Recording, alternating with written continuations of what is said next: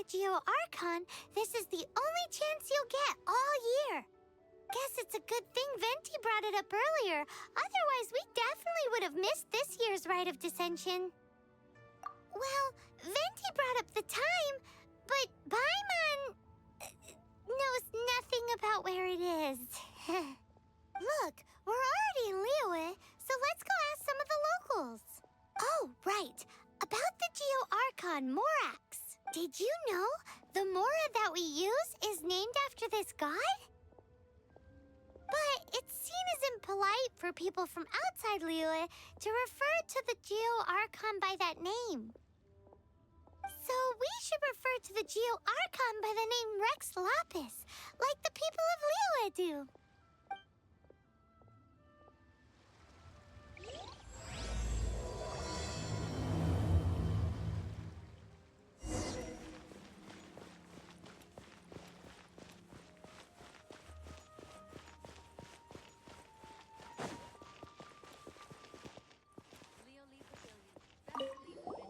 Rite of Dissension. Oh yeah, that reminds me. Isn't that today? Once a year, Rex Lapis bestows upon us his divine prediction, guiding us on how to run Liyue for the coming year. Last year, it was the Yuheng of the Liyue Qixing that was given the honor of asking for the divine prediction. Ooh, Mondstadt is to freedom as Liyue is to contracts. Liyue has a strong focus on business and trade. The Liyue Qixing, the 7 leaders of the 7 enterprises of Liyue, hold true control over Liyue. That's what foreigners always say. But true control over Liyue will always be held by Rex Lapis. The Qixing is comprised of mere mortals. Rex Lapis is a god. Mondstadt's god is nowhere to be seen, whilst our god is forever with us. Stay in Liyue long enough and you'll see. Given that you just left your godless city, it's time you experienced what it's like to be in a city whose god has walked with it through all of history.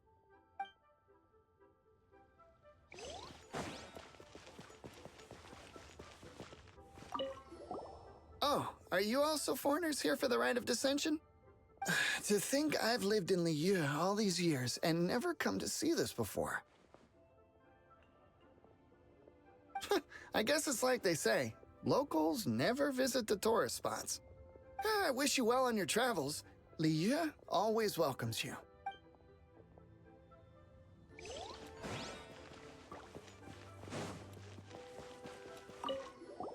You too wish to bear witness to the Rite of Dissension?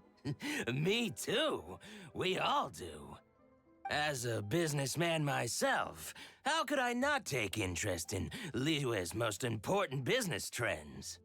The 17 predictions given last year made more than a few ripples throughout the industry. What's more, there's been a rumor going around that the Tianxue herself, Ningguang, has been acting secretly in the shadows. She wants the rocks created by Geovision holders to be exempt from taxation. Wow, that's some super professional legal stuff, that is.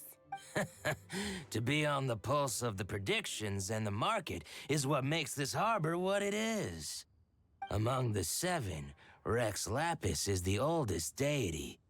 His keen sense of strategy is well trusted among his people. Understanding the predictions as soon as possible can make all the difference in making your fortune.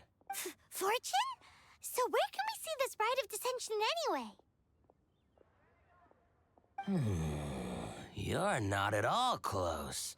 Not to mention that if I gave you directions, as foreigners, you'd get lost along the way. So better to head to Yujing Terrace, to the high ground. It's the highest place in the harbor. Sounds like the best place for trying to communicate with deities, no?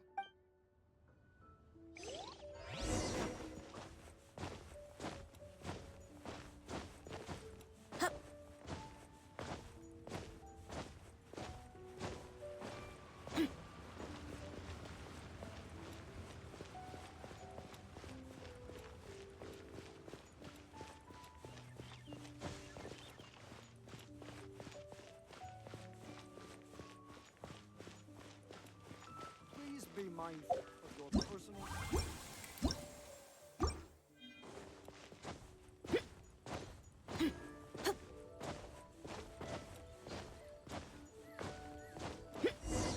Paimon heard that the best time to make a wish is today, during the Rite of Dissension. Wanna give it a try?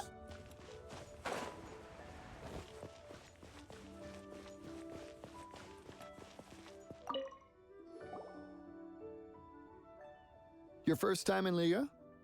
Actually, it's my first time to see the Rite of Dissension, too. Ah, look, that's Miss Ningguang of the Liu Xixing. Only those who have control in Liyue can preside over the Rite of Dissension. Oh yeah, not sure if you knew, but most of the Adepti appear in the form of various beasts. I heard that when attending these kinds of formal occasions, Rex Lapis himself appears as a celestial cross between two of Liyue's ancient mythical creatures. Ah, sorry, I shouldn't interrupt your wish. Please, take this.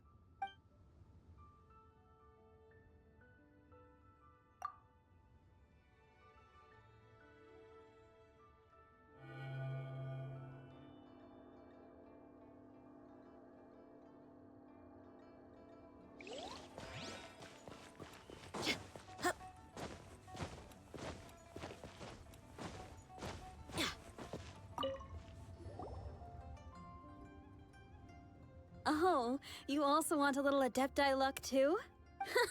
Seems you know a lot. Making a wish during this time is sure to get you the blessings of both the Adepti and Rex Lapis himself.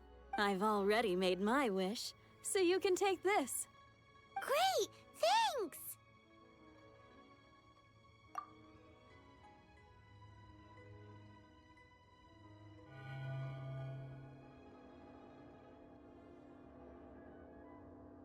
Great! Now that we're all done with the wishing, guess we can just wait here for things to get started. Who knows how long that Miss Ningguang lady is gonna take?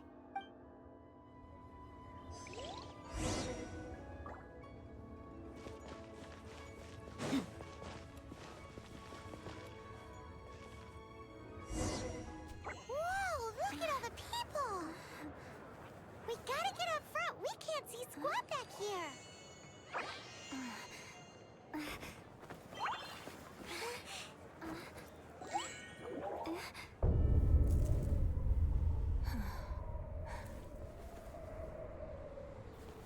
The hour is upon us.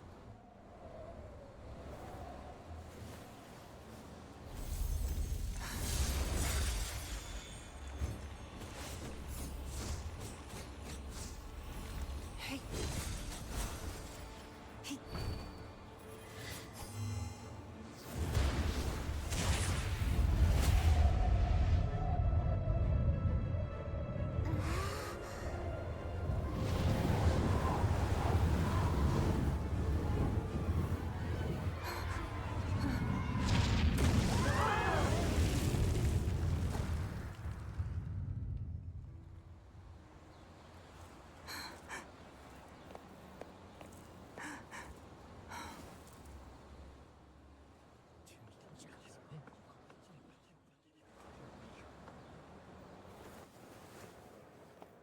Rex Lapis has been killed. Seal the exits.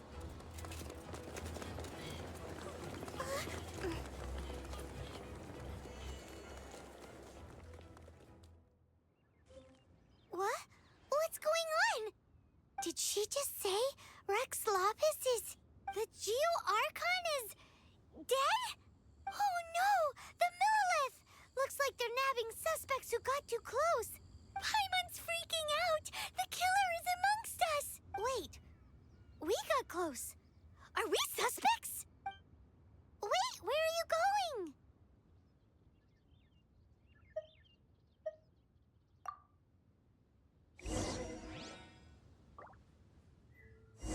Oh no! There's a whole bunch of soldiers out there too! Your identity! You may not be the killer, but we can't let them get you! But can we even get out of here safely?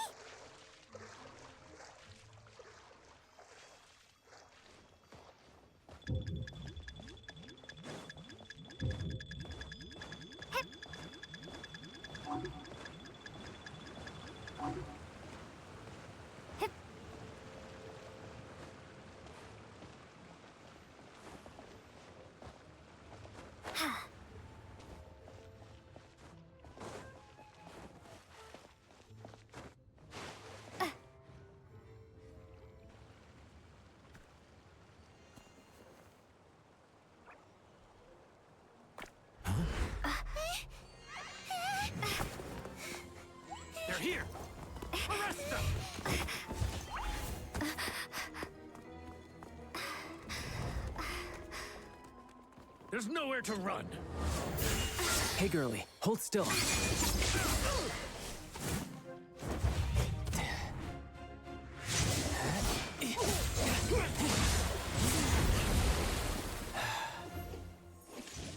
Stop! Stop! Come with me.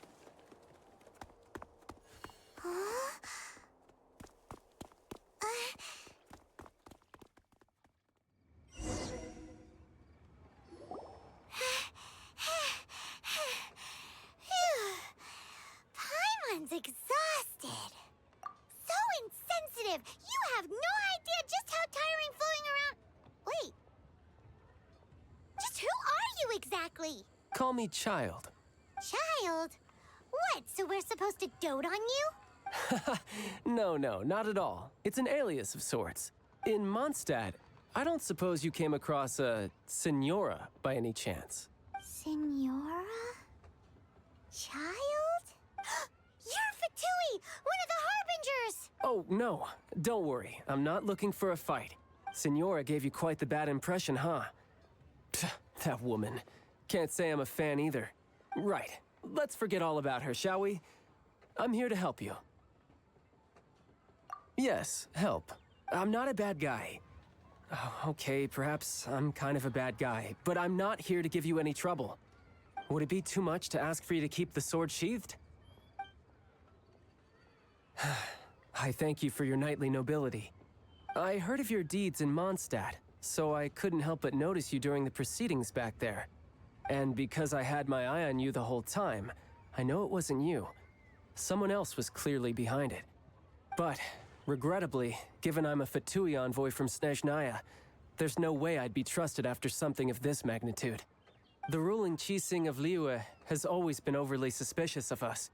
Well, can you honestly blame them?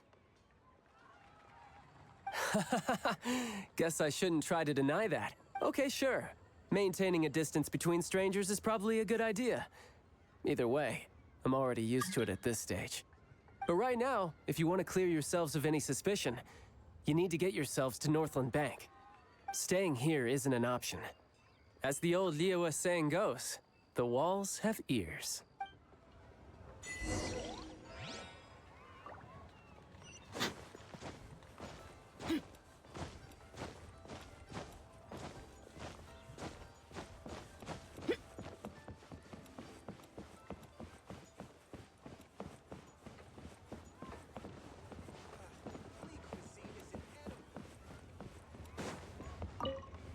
Northland Bank. Correct. This bank was opened here in Liyue by Snezhnaya.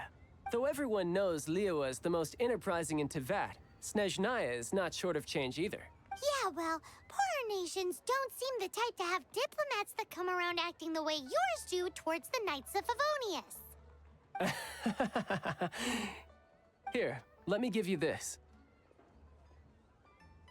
This is I'm not sure exactly. Sometimes all money can buy is things, and not a name for oneself. All I know is that it's a sigil. A sigil to keep the mighty and illuminated Adepti from bringing harm to you. Adepti? If you head north from the harbor, then west from Guili Plains, you will eventually reach a stone forest known as Jueyun Karst. The people of Liyue believe it to be the abode of the Adepti. Legend or not, they believe it. As such, offerings to the Adepti are made at its borders. Nobody dares venture in.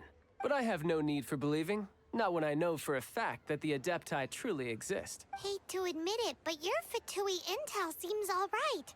But why would we go looking for Adepti anyway? Oh, my little friend. There are plenty of reasons mortals seek the blessings of Adepti. Money, health, love. But you will go for justice. Justice? The Qixing will already have dispatched the Millilith. They'll be seeking out the assassin from amongst the onlookers. But how could a mere mortal kill a god that can sweep aside entire armies? Rex Lapis never gave up his power as a god. This level of crude response is beyond what is called for. How suspicious. Your thinking is even more radical than my own, honorary knight. Even now, the Northland Bank wouldn't be able to hold the Millilith off for long. But the Adepti can clear you of any wrongdoing. Liyue was founded by the Geo-Archon and the Adepti. Of course, it was built by force. Look for them, and be faster than the Qixing's messengers, so you may give your version of events first. If there is anyone that can help you in Liyue now, it can only be the mighty and illuminated Adepti.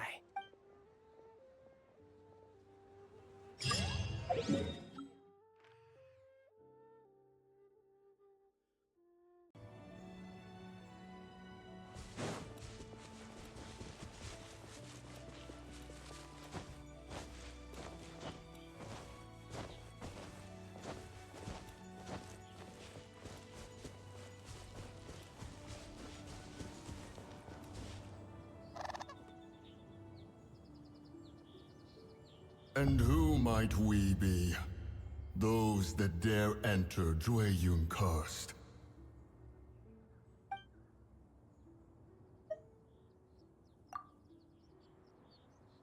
A sigil of permission. Many a season has passed since one was last in the presence of such an item. He before you is the mighty and illuminated Adeptus, Moon Carver. Speak, traveler. What business have you here? Actually, It's the assassin. They dared to flee here to Jueyun Karst. Sir, we've already stepped too far into Jueyun Karst ourselves. There's no choice. Apprehending the assassin is top priority. We must press on. Disturbing our borders. See them gone. Who goes there? Not too far now. Go! You're free now! From whence you came!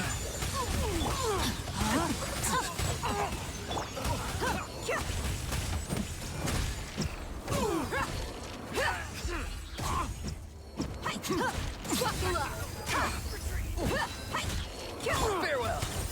To arms! Forth, my plan! Bested. Who goes there? Not too far now. Take the target alive! Time to act. One with my blade!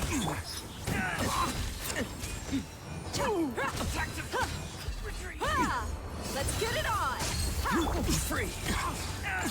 A touch of frost! Attack!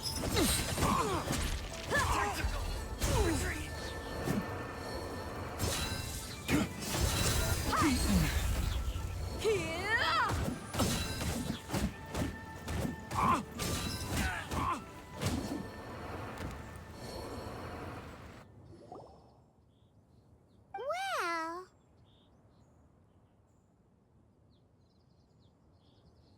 Preposterous. Preposterous! The Liyue Qixing. Utterly disappointing. How could someone possibly assassinate Rex Lapis during the rite of dissension? And then place suspicion upon the attendees? Traveler, of the unjust accusations placed upon you, one has become aware. The mind knows its answer.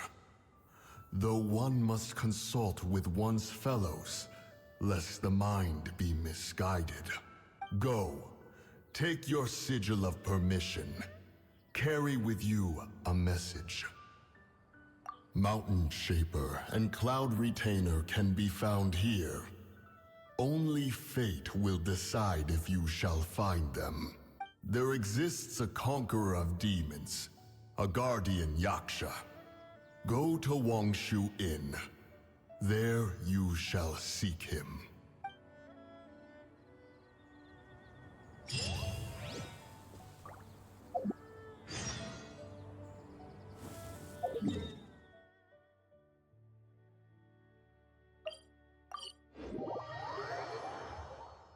oh, this seems to be Wangshu Inn.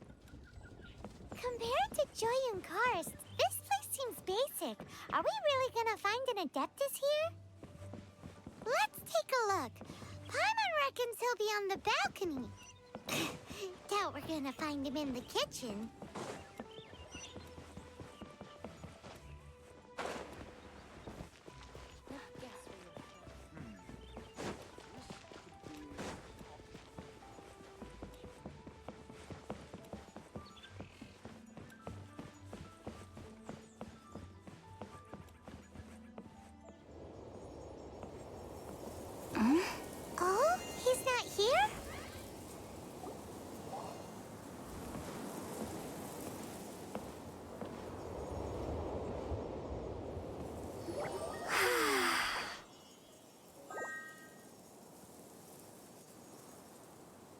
To the blind, everything may not be as it appears.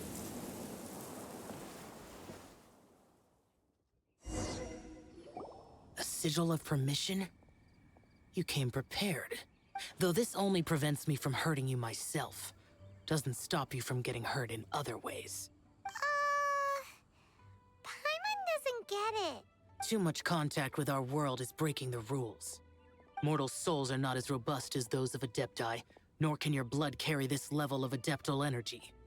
It's for your own good. Leave. Now. Wait a sec, we came here to... Paimon's peeved. All he does is think about himself. Paimon wants to give him an ugly nickname. But if you tick off an Adeptus, the only thing you'll probably ever find in treasure chests is cabbages. Blech. Guess we should go ask the boss lady of the inn about just how she manages to talk to Adepti.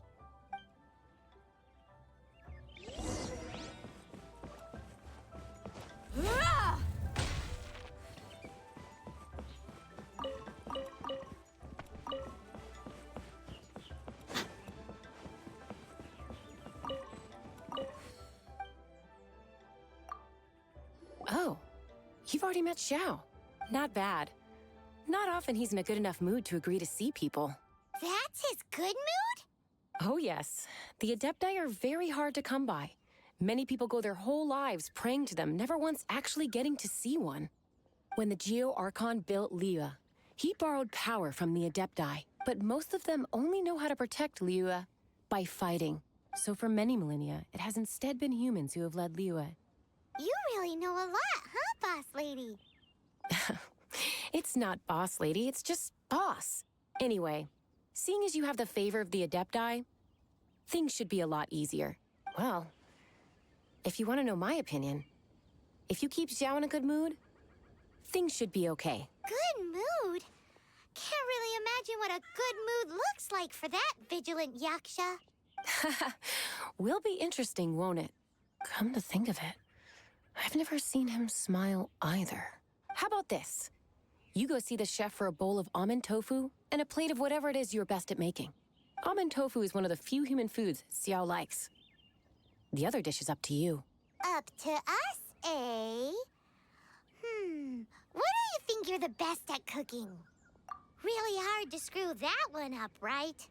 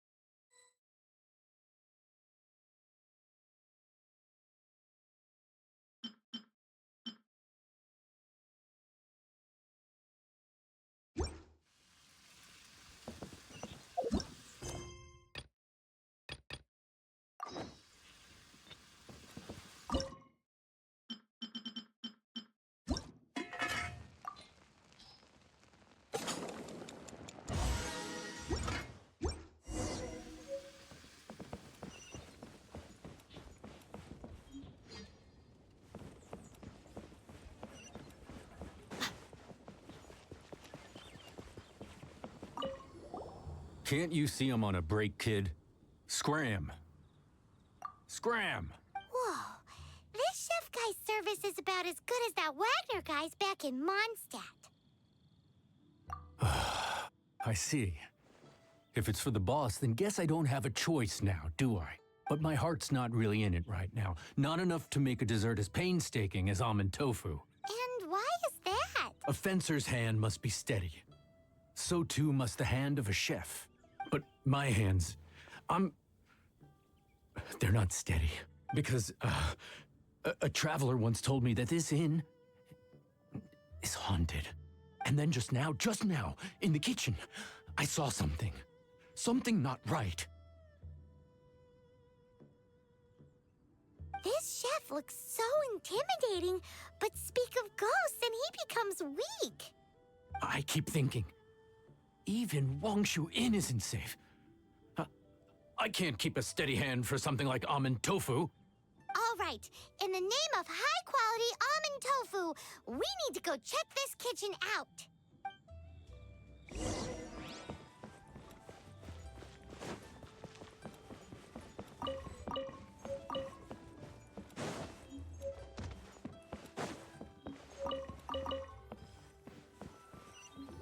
Doesn't seem to be anything.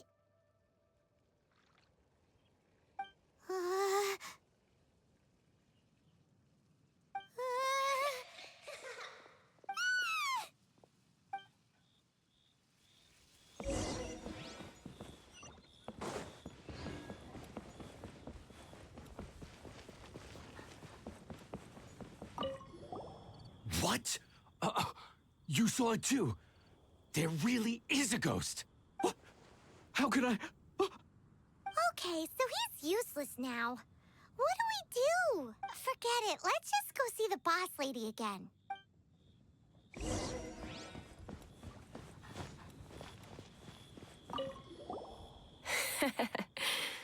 Scared of something so insignificant. Hard to believe he was once a notorious bandit. You don't seem that afraid of ghosts, boss lady. Gods and ghosts. I've seen it all before. Come to think of it, others don't seem to know there's an Adeptus here at the inn except for the boss lady. Shh. Say any more and you'll be divulging my little secret. Right. Best you two be off. Go see to it that that little ghost doesn't go scaring anybody else. Not that I'm ordering you around. It's like the Adeptus said. Mortal souls are not as robust as those of the Adepti. So as not to be harmed when dealing with the Adepti, you can start by practicing with that ghost. But how should we persuade the ghost? There is a calligraphy painting in the inn known as the Witness Sigil. It's been in circulation for over 1,000 years. Go take a look at it. Once you have, look for a place outside where you can see the exact same Witness Sigil formation.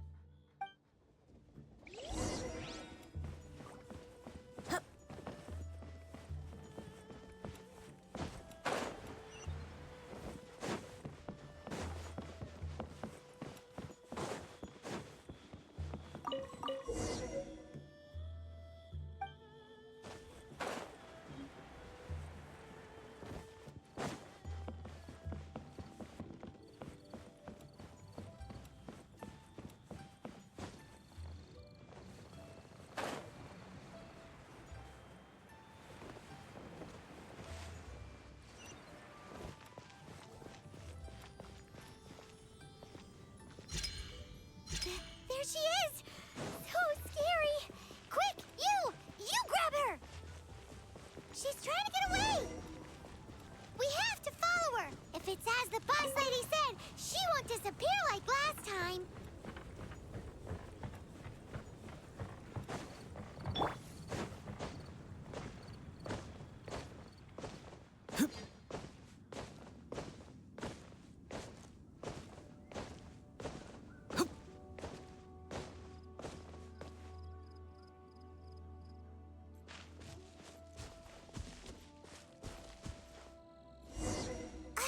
She doesn't know when to give up! This old decrepit ruin guard? Surely it's not possessed! Witness the power of good. You're dead meat!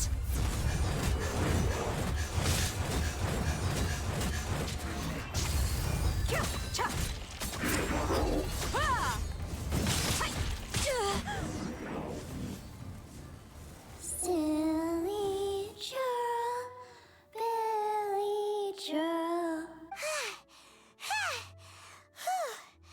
Finally caught you! Paimon's pooped. Silly Billy, Hilly churl. Haunting things isn't nice! Little girl, are you listening? Chilly churl, frilly churl. Now listen here, young lady! Oh. Okay. Dusky Ming won't tease the travelers at the inn anymore. Next time, you can come play with Dusky Ming. If you don't come and play, Dusky Ming will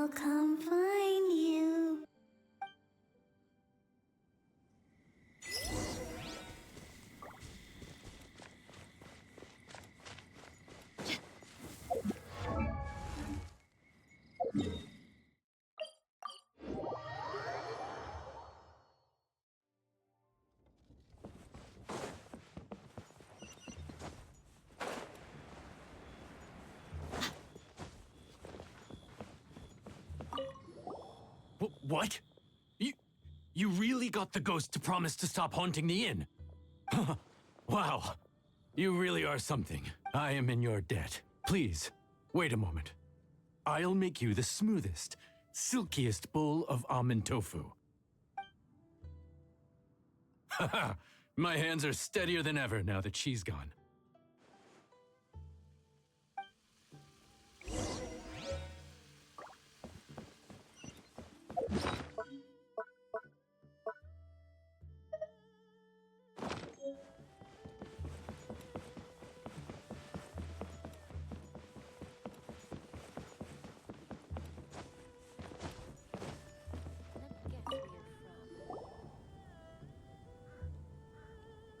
You two, again. Wait, don't go disappearing again!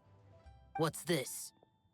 It's your favorite, almond tofu, as well as this distant traveler's best dish, a satisfying salad. Quick, tell him everything before he finishes eating. Rex Lapis. How could this be? I can't imagine it. Though times have changed, I've never imagined a Liyue without him. The ruling Qixing. Just what role have they played in this? I will seek Mooncarver, Mountain Shaper, and Cloud Retainer. It is time they too made their decisions. Adepti do not turn on their responsibilities. I have my reasons to not want to be tainted by the mortal realm, but responsibilities are responsibilities. Our god is the god of contracts, after all. Wait, Paimon still has one last question. That Dusky Ming, she's... When conquering demons, on occasion, you can come across spirits who have never hurt anyone, yet are also not yet able to be moved on. So I asked the innkeeper and the boss if they could keep her here for a time. So really, Wang Shuin was looking after her. Really keeping a wide range of business going, huh? Howdy. Please, head straight on in.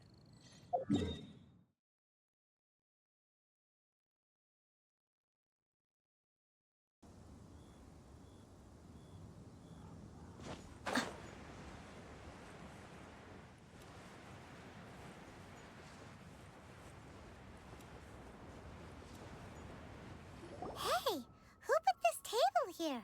They've even set it ready for dinner. There's a wine jug and everything.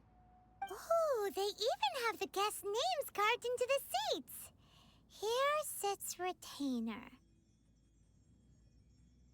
Here sits Guizhong. Here sits Rex. Maybe Rex is short for Rex Lapis. But Paimon has no idea about Guizhong. As for Retainer... That's it! When Mooncarver was going through the names of his Adepti buddies, he said there was one called Cloud Retainer. So this must be where Cloud Retainer and the other Adepti have their dinner parties. How about we cook up some extra special dishes for the Adepti? We're sure to get Cloud Retainer's attention that way. But what do Adepti even eat anyway? Paimon has no idea. People must make offerings here all the time. Guess all we can do is look around the area for any leftovers. Maybe that'll give us some ideas. Do you think maybe it's at all possible that the Adepti might like to try some sticky honey roast?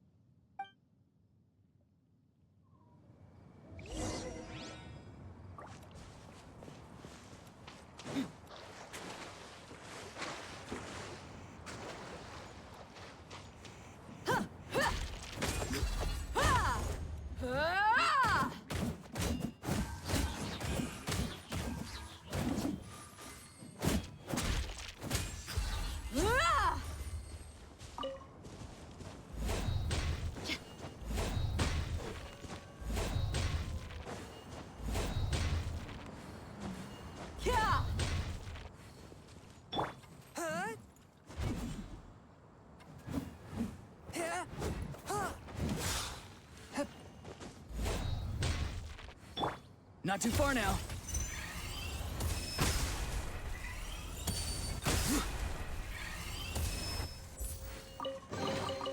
Your passion for treasure hunt. Let's get it on! Ah!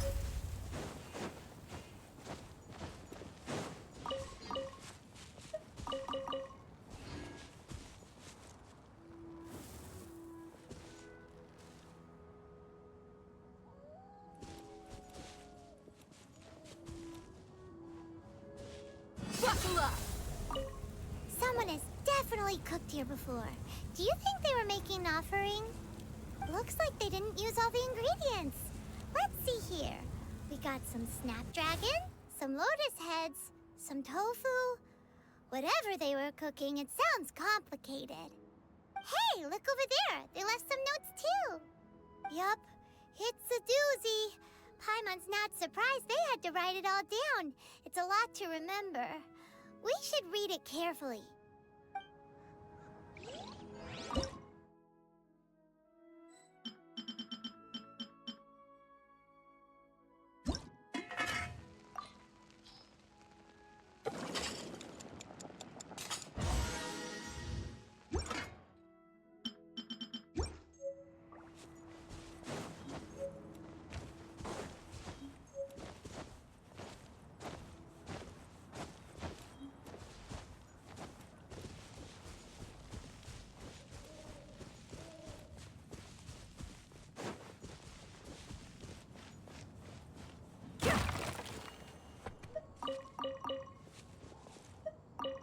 It's very clean here. Whoever cooked here last obviously likes to keep things neat and tidy. Paimon bets they were making an offering to the Adepti. Looks like we got us some matsutake and some raw meat. And what do you know? The recipe is right here. This chef was a super organized person.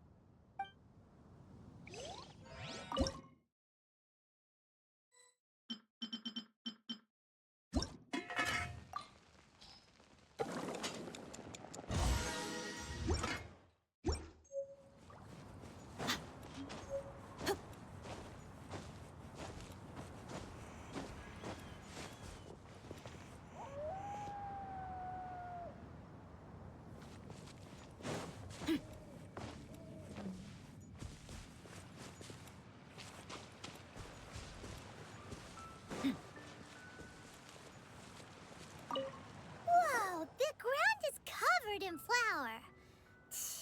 What a messy chef. Seems there's meat in this pot, but Paimon can't tell which kind. Do you think whoever cooked this made it as an offering to the Adepti? Paimon can't quite imagine an offering made of flour and meat. Huh? Our messy chef dropped a piece of paper on the floor. Ew, and there's a huge footprint on it too. But footprint aside, maybe it has something to do with this mystery dish. Let's get it on!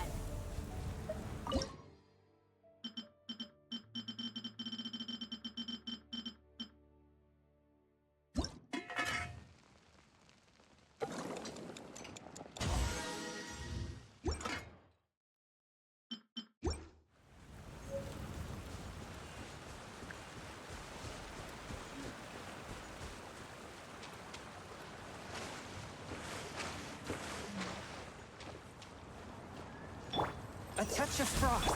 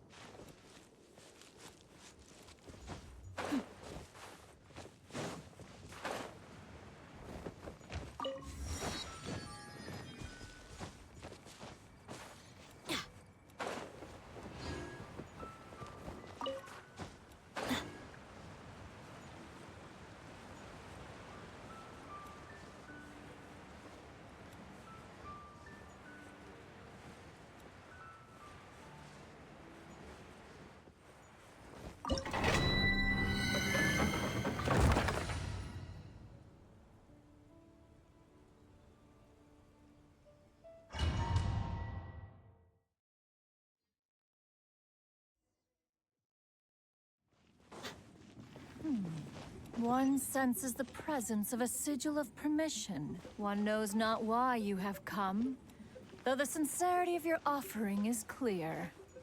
Hence, you shall be granted an opportunity. Find your way through mine abode, and you shall receive an audience with the Adeptus whom you seek.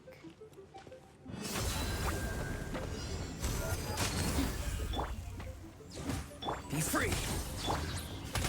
No, my sword!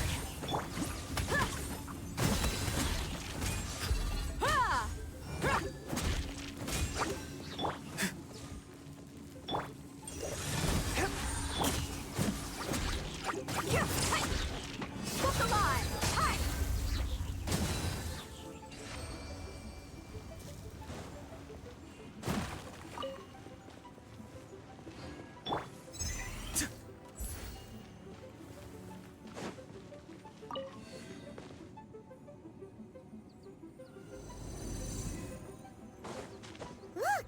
That platform is moving! So that's what this button is for!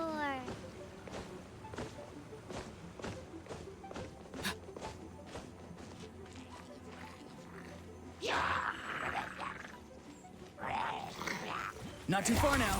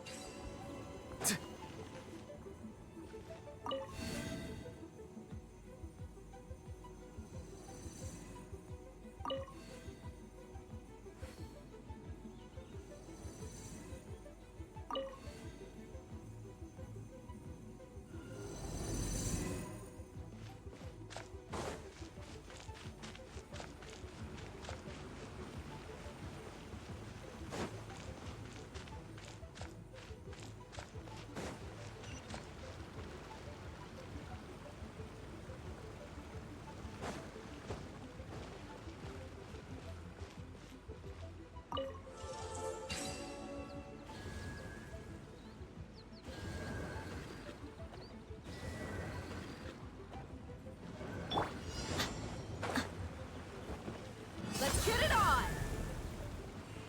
Simon thinks that you're doing this all wrong. Try activating the mechanisms again, but pay more attention this time.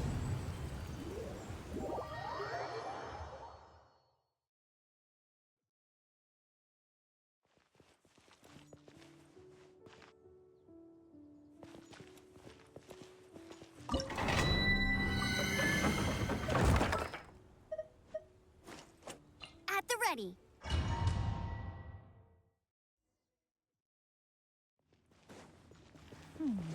One senses the presence of a sigil of permission. One knows not why you have come, though the sincerity of your offering is clear. Hence, you shall be granted an opportunity. Find your way through mine abode, and you shall receive an audience with the Adeptus whom you seek.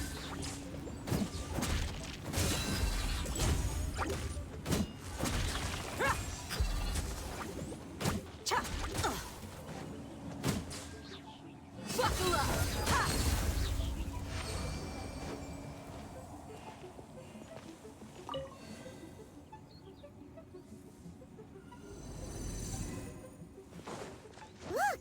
That platform is moving! So that's what this button is for!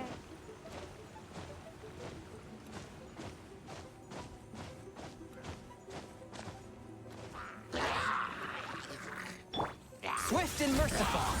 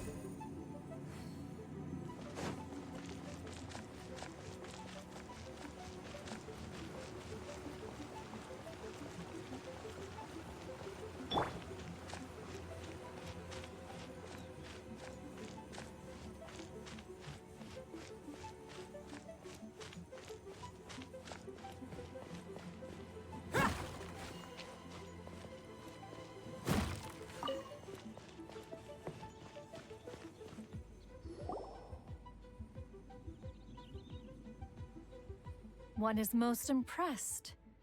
The path that leads through this abode defies those of ordinary abilities. The one before you is the Adeptus Cloud Retainer. Now speak of the matter which brings you here. You surmise correctly. In fact, even Gui Zhang and Rex Lapis themselves found one's technological accomplishments to be worthy of commendation. This place is huge, and there are so many mechanisms. Do you really have this whole place to yourself? What's it even for? Did you build it as your private mechanism workshop or something? It's just like the stories say. The Adepti leave the human world, find somewhere to go be a hermit, and then they research and invent all these amazing things. One is simply not partial to the tedium of social interaction, and wished to find some peace and quiet. Find it one did. Shortly after which, you arrived bearing your sigil of permission. But enough. State the matter which brings you here at once. You have disturbed the tranquility of this place for long enough. Rex Lapis. Assassinated? How can this be? Such a heinous crime! Who would dare? The notion is so preposterous as to be unbelievable. One shall have to verify the truth of the matter independently. Perhaps one shall quash Liyue first, then convene with the other Adepti. Wait, what? Did you just say squash Liyue Harbor? Are you seriously gonna wipe out the whole city? Only a response of sufficient magnitude can negate the possibility of further incidents. It is as you say. We have protected Liyue Harbor under the leadership of Rex Lapis for 37 centuries. But in the face of this coup, by nefarious actors, exceptional measures must be taken. Yikes! Quick, you gotta think of something. She wants to squash Liyue flat, and it doesn't seem like she's bluffing. Exactly what Paimon was gonna say. We made all that delicious food and gave every last bit of it to you. We were hoping you might help Liyue out, not wipe Liyue out. Or at least let's, discuss it first. Can't hurt for you to get a second opinion. Contract? A cruel irony that you should appeal to the notion after the merciless murder of the god of contracts himself. The people of Liyue seem quite content to dispense with their contracts. They are quite adept at taking that which is composed of black and white and turning it gray. Nevertheless, since you come here in the name of contracts, far be it from one to abandon one's own contractual obligations. Least of all when you come bearing a sigil of permission. Rex Lapis infused these sigils with adeptal power when he first cast them. That power once aided humans in battle. Most of the sigil's power has long since worn off. It is but a keepsake now. This keepsake cannot be taken as proof of your trustworthiness. One must investigate the claims that you make independently. This, no doubt, is Mooncarver's very reason for summoning us. Your audience with the Adeptus before you is now concluded. Leave at once.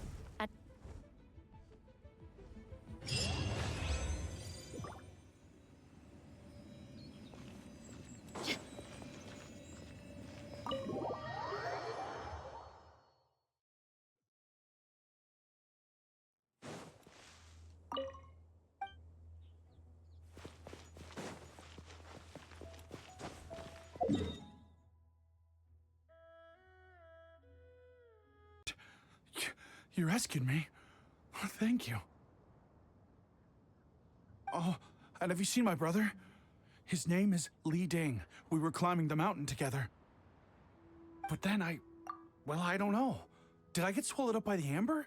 I think I must have been knocked out. I just hope he didn't get trapped in amber too. All right then, I won't bother you anymore. Thanks again. I'm going to find my brother now. I really hope he's okay.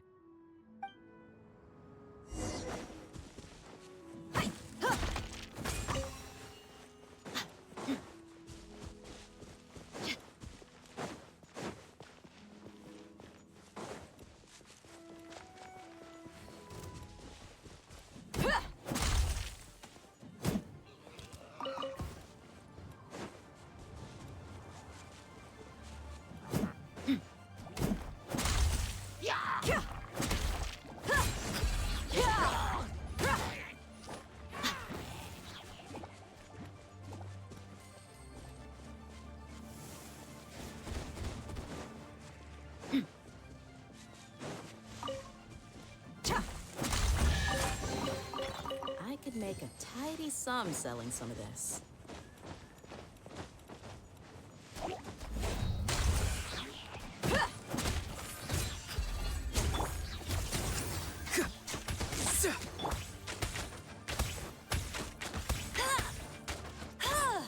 Rain outlines your fate.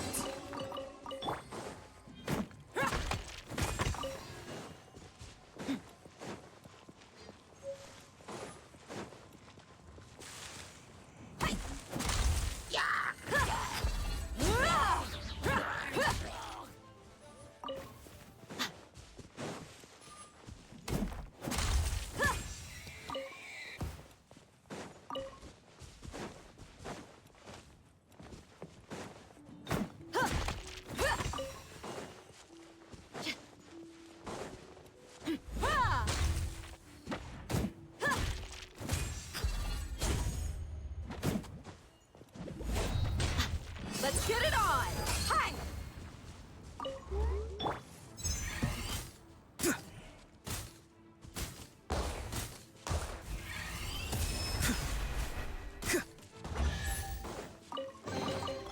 Your passion for treasure hunting is turning these chests into an endangered species.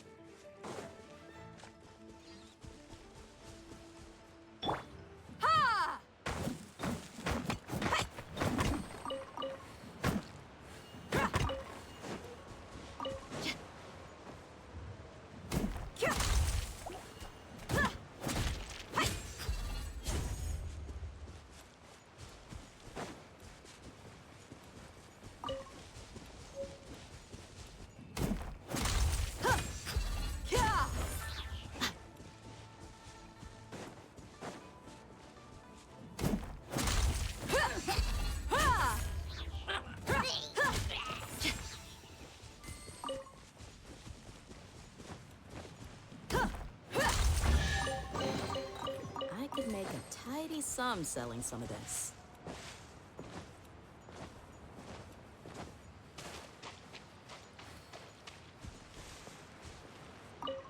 My brother told me everything. Thank you both so much for rescuing him. Our family has nothing to live on. We heard tell of treasures hidden in the amber of Mount Hulao. And with nowhere else to turn, we came looking for them.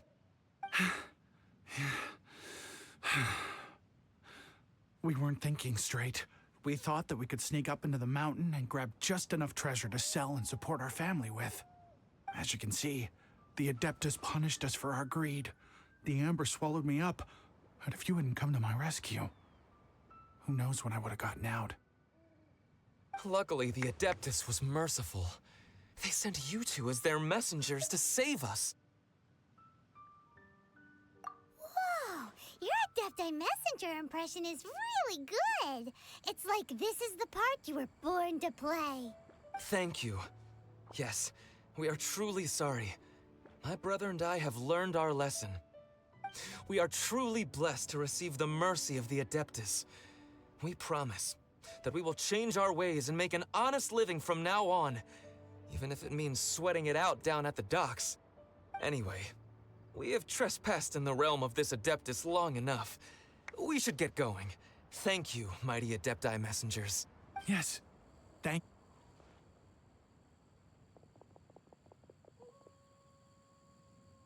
Boy, it'd be super helpful if we actually were Adepti messengers. 'Cause it seems like this Adeptus has got a real temper problem. But it's not like we've done anything wrong, so... Who dares trespass on my mountain? Who?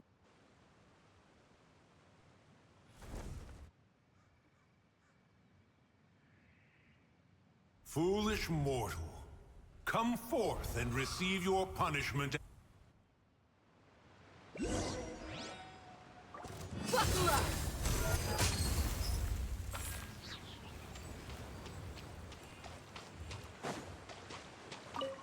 You intrude upon the sanctity of Mount Hulao. You destroy the amber of my mountain.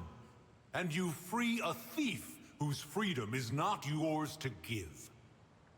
The thief's ignorance was an affront to the Adepti, but your actions are an abomination of the highest order. Wait! We can explain! Mooncarver trusted a mere mortal as his messenger? Is this a sigil of permission? One is surprised to find such things still exist in the mortal realm. In the beginning, Rex Lapis cast them for the mortals with his own hand. Few were made then, and thousands of years on, fewer still remain. Speak. One shall listen to the matter which brings you here. Then one shall verify the truth thereof. You would be wise to speak the truth, for Liyue is not so far from here that one would be easily deceived.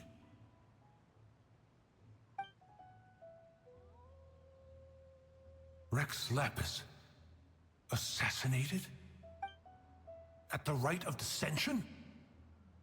What mortal in Liyue, nay, in all the world, would conspire to commit such foul treason? Or perhaps the more pertinent question is, what power in this world could aspire to achieve it? Rex Lapis charged the Adepti with the protection of Liyue, and we have always honored this duty. As the people have prospered, so have we gradually withdrawn into the mountains. Indeed, this was a gesture of goodwill towards humanity. But now, alas, Rex Lapis, gone. Traveler, of the matter you have relayed, one has become aware. One now knows why Mooncarver has sent for us. Once one has dealt with certain matters here that require my attention, one shall convene with the other Adepti.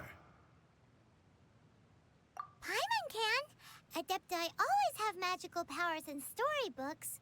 Seems it's true in real life too. You know, like how grass is actually Adepti hair, and rivers are actually Adepti saliva. There must be something similar going on with the amber. Your nonsense knows no bounds. This amber is produced by a flower that one has planted here, called the karst crawler. The majority of the plant is hidden underground. When stepped on, it produces amber to trap the invader. After taking up residence here, one planted many karst crawlers to ensure that the tranquility of the mountain would remain undisturbed. Over the years, they have helped to prevent many disturbances. But in the process, they have also trapped many curious things. Oh, so the amber is alive? Correct. Thus, one may not leave this place in its current state, for fear of the risk to innocent lives in one's absence. One will depart as soon as one has attended to this matter. One trusts that the manner of your departure will be swifter in nature.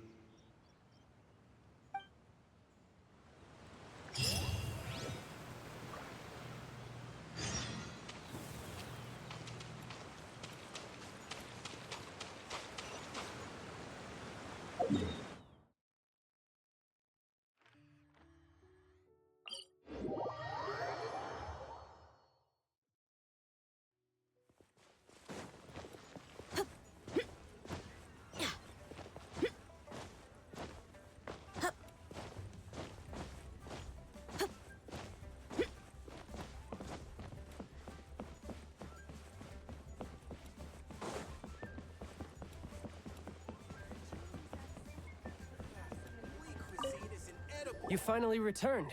How was your journey to Jueyun Karst? I see. Huh. Moon Carver, Mountain Shaper, Cloud Retainer, Conqueror of Demons. Some of these names have never come up in the intel the Fatui gets hold of. As a returning gift, I too have information for you. Regarding the Archon's passing, the Liyue Qixing's response really has given me food for thought. They've announced that, as the true killer has not yet been found, they are not allowing anyone to pay their respects to the Exuvia. They've even gone so far as to try and cut off information. But with the rite of dissension and all, even the Qixing isn't able to keep a lid on things. Exuvia? It's common knowledge in Liyue that Rex Lapis is also an Adeptus. The Geo-Archon is also the god of contracts, and is also known as the Exuvia, prime of the Adepti. The mighty and illuminated Adepti of today all signed contracts to protect Liyue way back then. Guess that explains why they're all so focused on Liyue's well-being. Naturally, they both have the responsibility and the aptitude for the job. If the ruling Qixing became unable to perform their duty properly, the Adepti have the right to take corrective action. The Geo-Archon's spirit has risen, so why would the Qixing hide his vessel? Truly suspicious. Oh, right! He's the whole reason we came here! If the Liyue Qixing has locked up Exuvia and won't let anyone near, then our quest to find the Seven is already over! Oh? You're trying to find the Seven? And just why might that be, pray tell? Nice answer. A knight that gets duped by the Fatui would really be no knight at all now, would they? But I can help you with that too, you know. Really?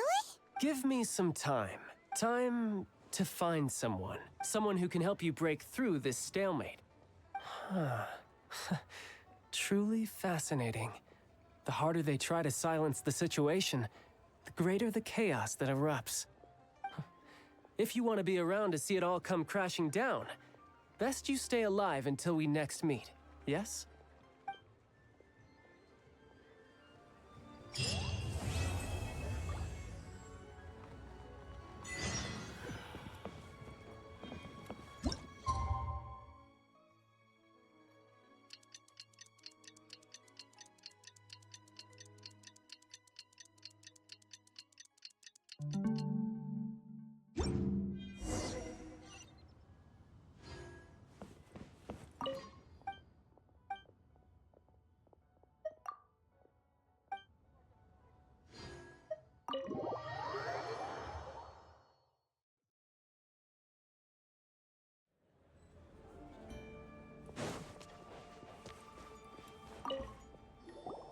Welcome, friend of child, and congratulations on the first day of your illustrious career with the Fatui. You sound remarkably sure of yourself. Remember, we are mere mortals. Our ideas are fluid like water. Only the Tsaritsa truly has a will as solid as the permafrost. But back to the matter at hand. Child tells me that he has upheld his end of your agreement. What agreement? Oh, the thing about him helping us find a guy? Correct. Child promised he would find someone to break the stalemate. And the Harbingers do not break their promises lightly. Ah, where is that guy anyway? Child is currently at Lioli Pavilion. Oh, Paimon knows this one. There are two styles of cooking in Liyue, known as Li style and Yue style. They have been competing for centuries, but neither has emerged as the clear winner. The flagship restaurant of the Li style is the Lioli Pavilion. The owner especially chose to open the restaurant at Feiyuan Slope so they could compete face-to-face with the Shinue Kiosk, which is the flagship restaurant of the Yue style. Don't talk to Paimon like that! Anyway, Paimon's hungry. Let's get moving.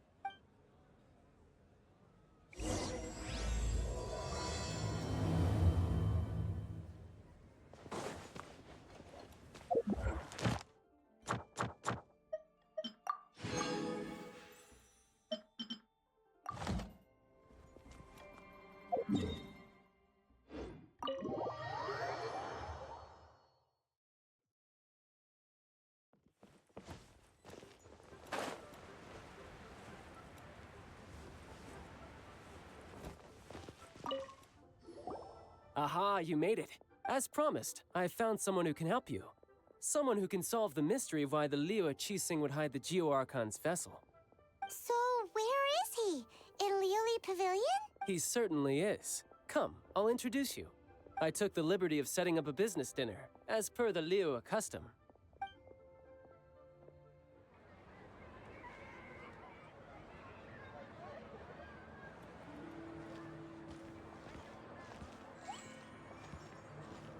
Welcome back, sir. You honor us with your patronage. Mr. Zhongli is awaiting your arrival in the room you booked.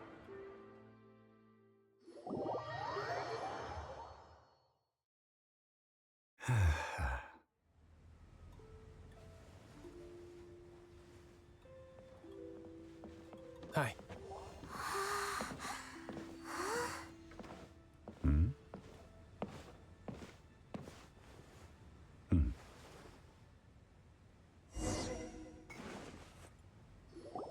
Allow me to introduce Mr. Zhong Li, consultant to an organization known as Wang Sheng, and a trusted associate of the Fatui.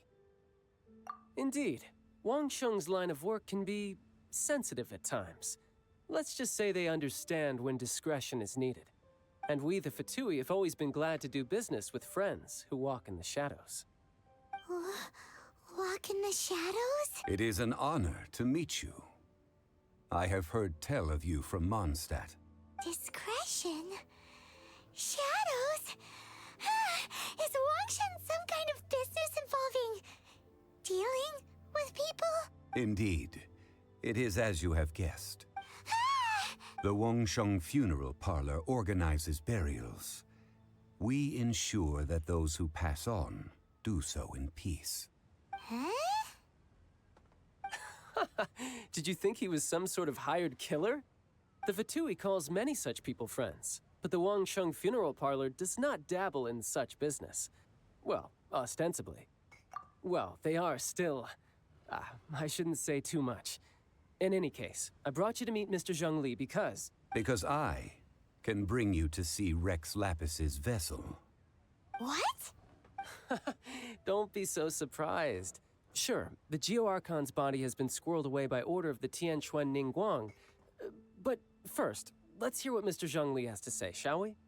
Rex Lapis may be the prime of Adepti, but he is ultimately an Adeptus. Many Adepti have left us over the millennia. This is the inexorable trend. The times have changed. You must have felt it too when you were at Jueyun Karst.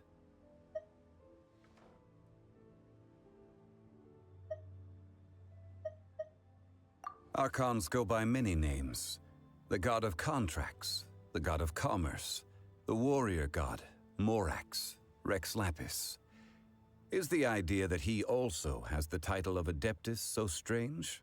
As you have seen, the time of the Adepti is ending, and the time of mankind is slowly dawning. In years past, Liyue's tradition was that a huge memorial service be held to mark the passing of every Adeptus. But this time, the Qixing have made no attempt whatsoever to respect this tradition. It is sacrilege.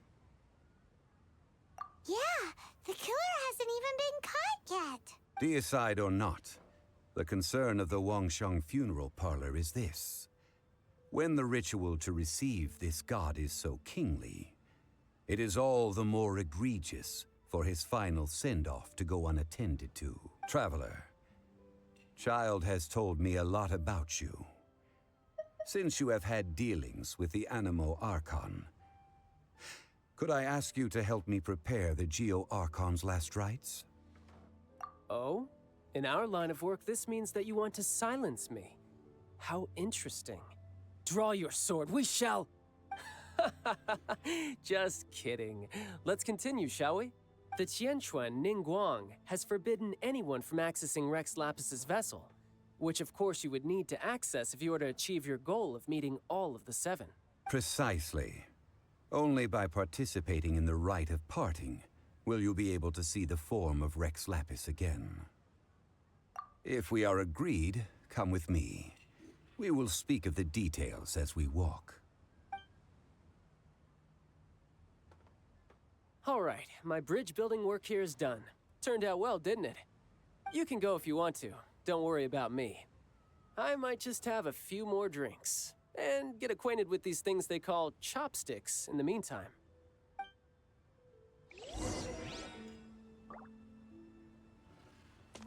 My, chopsticks truly are difficult to use.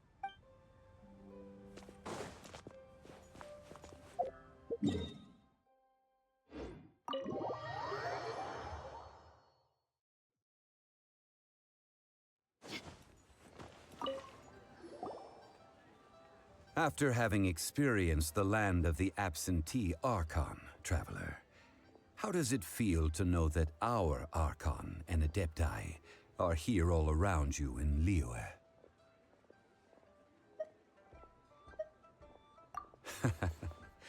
I see. So you're that sort of person. It's not a bad thing. But I suppose you have yet to experience the substance of Liyue's 3,700 years of divinity. Organizing the rite of parting should prove to be an enlightening part of your travels. Liyue is the most prosperous of the 7 nations, defended by deities and ruled by the Qixing. As such, the diplomatic maneuverings of the Fatui have gained no purchase here. Ningguang of the Qixing has always been on her guard against the Fatui. That is in all likelihood why Child wants to make use of the Wangsheng funeral parlor's connections. Huh. What would Child get out of us doing the rite of parting anyway? I neither know nor do I wish to know.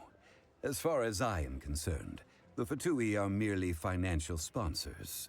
I only wish for Liyue's traditions to endure. These are the advance funds that Child has provided. If you use them up, you can go to him to apply for any subsequent funding. Wow! Well then, let us be off. The first step in our preparations shall be to obtain some prized Noctilucous jade worthy of a deity.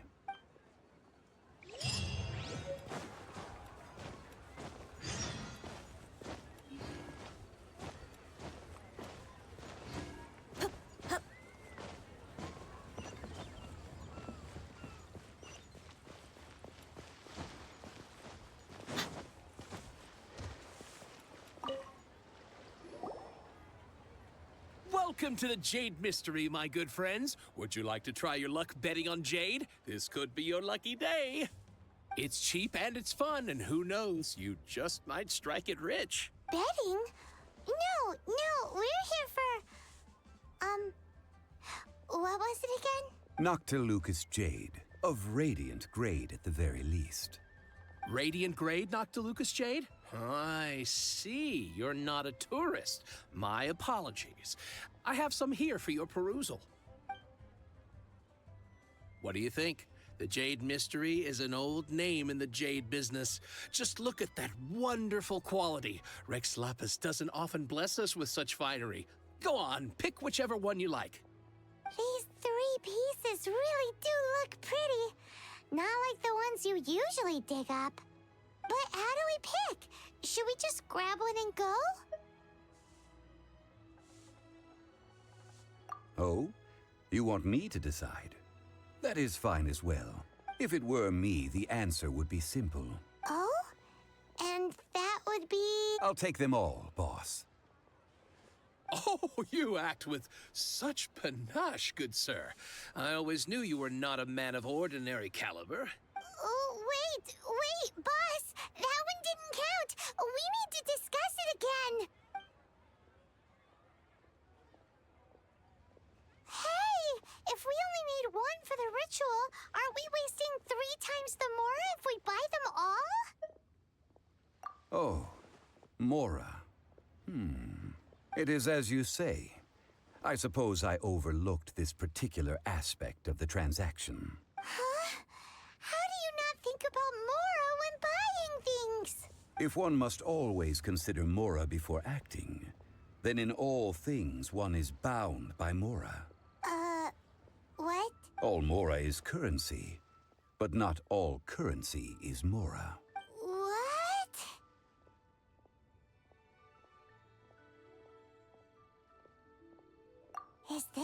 the rich live? Well, he knows a lot about big money, but not a lot about big savings. No need to waver. Even when I am constrained by Mora, I have ways of working around my limitations. Evaluating the quality of Noctilucous jade is indeed very tricky.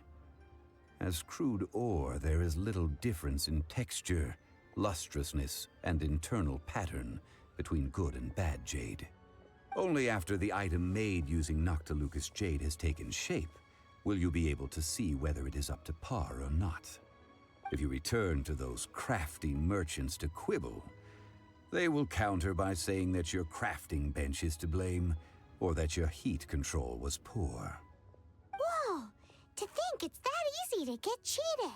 But there is a way to truly evaluate this jade, and a true insider would know it. A fool sees the pointer and misses the moon. What does that mean? If you point at the moon with your finger, a wise man knows that you are pointing at the moon, while a fool will only see the finger. The patterns, the facade, these are all the finger. Noctilucous jade is a mystical stone used to light up the darkness, and so its brightness is the important thing. It is the moon. Noctilucous jade of excellent quality would have superior pyroaffinity. In other words, the bluer and brighter the luster of the ore under high temperature, the higher its quality. I have imparted the priceless secrets of the jade trade to you. Now, all that's left is to put it into practice. Priceless, huh? Paimon's just said that we might never be able to use it again. We're back to buy some rocks, boss. But can you let us burn them first? Burn them? You can't do that, my friends. If you were to do so, what would I have to sell? That would... well... fine. As you wish, then. How about this? I can take a small sample of all three. I'll take a bit of a loss. We'll count it as a friendly gesture. Don't worry. I know the rules. As long as we can prove that it is good jade, you will not take a loss.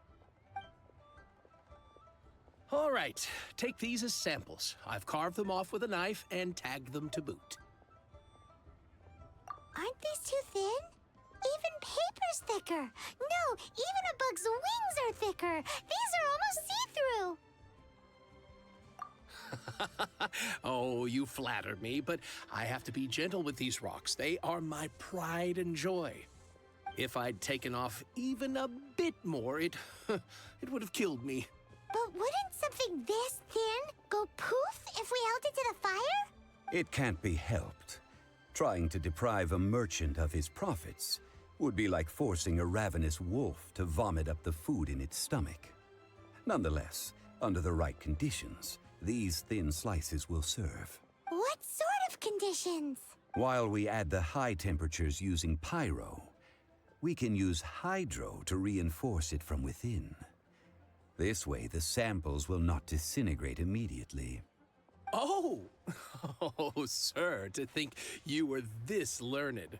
Thank you for your understanding. Strictly speaking, asking for samples when we have not yet agreed to purchase the goods is unfair. Trade in Liyue must be based upon fairness. Well, guess we just need to find a place to try this out.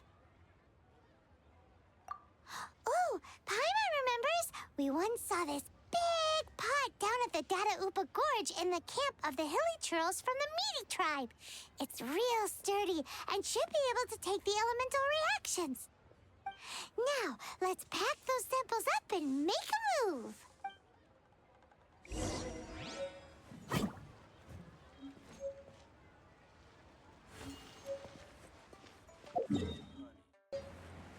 That's the pot! It looks like the hilly trolls are still using it. It's a bit impolite, but we gotta cut the line. Go, go, Barry! Look alive!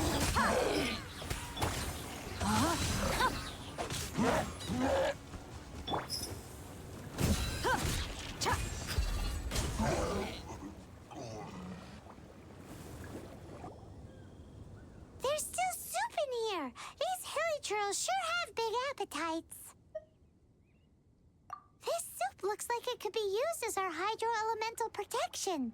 Let's fire it up and begin our experiment. We're ready to go. Paimon will help remember which one of the three is which. Use pyro to keep making the pot hotter until we get the results we need. Mr. Zhongli said that the shinier and bluer the ore gets, the better it is, so pay close attention.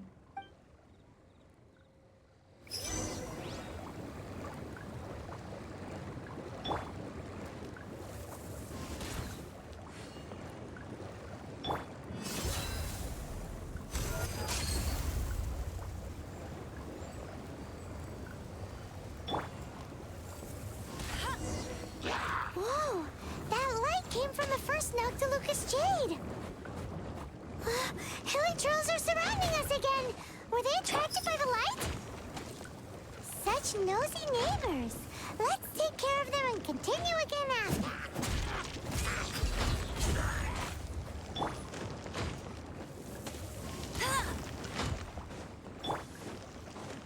Be free!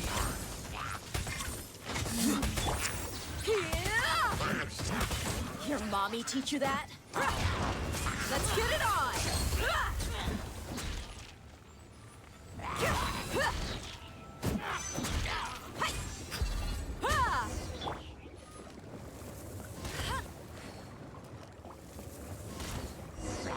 That light came from the second Noctilucous Jade, didn't it? More Hilichurls? They don't give up, do they? Looks like they're mad that we ruined their food!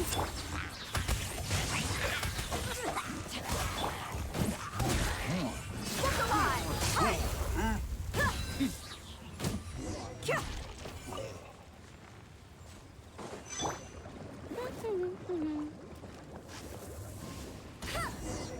Oh, that's bright! Too bright! That was the third Noctilucous Jade, wasn't it? It was so much shinier than the rest. Let's go with that one. Let's head back to the Jade Mystery to buy some jade, shall we?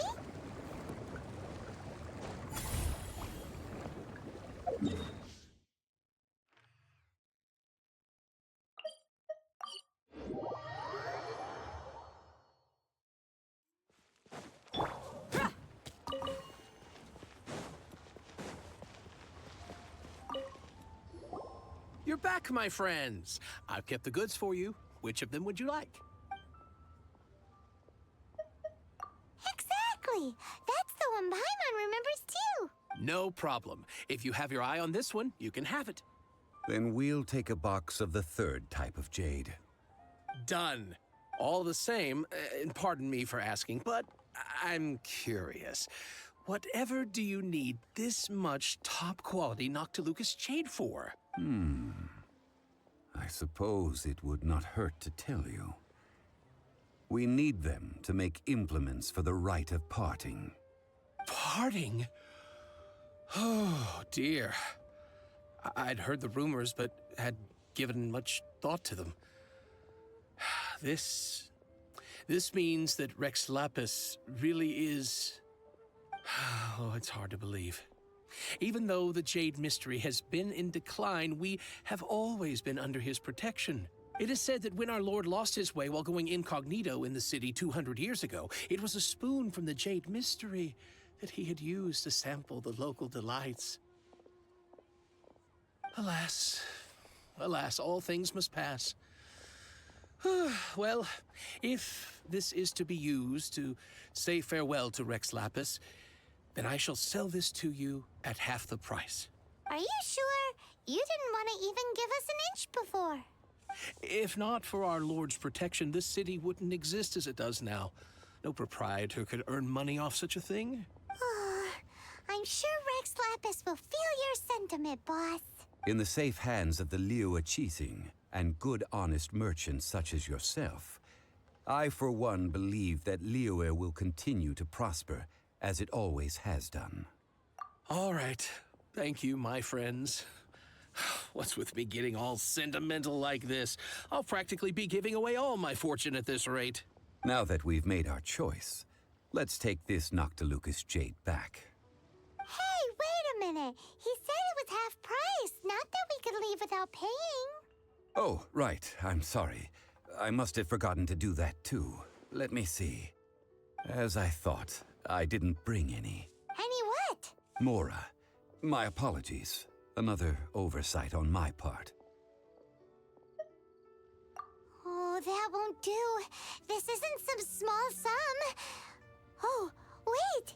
Didn't Child give us some advanced funds earlier? That's a relief. Have a look, boss. Is it enough? It's fine. Just enough for half price. Though, to be honest, it'd be all right even if the sum wasn't quite enough. Well, it's settled then. Let's take this jade to Yujing Terrace. That's where we plan to hold the rite. Look at you bossing everyone around. You didn't cough up a single mora.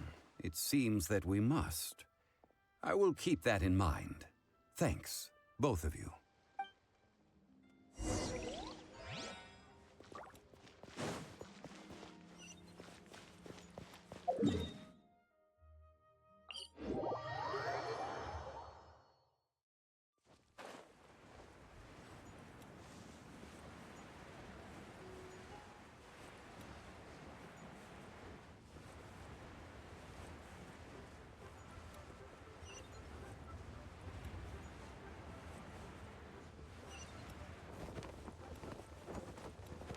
Yeah!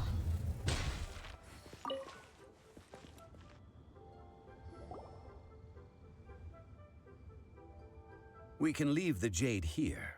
I have already called for a jewelsmith to shape them into the implements that we will need. Ah, yes. I have yet to go and see Child. So, as for the jewelsmith's remuneration... Guess we can't do anything else. Also, is this where we're doing the rite of parting? Yes. I have already rented this location, and have begun making preparations for the rite.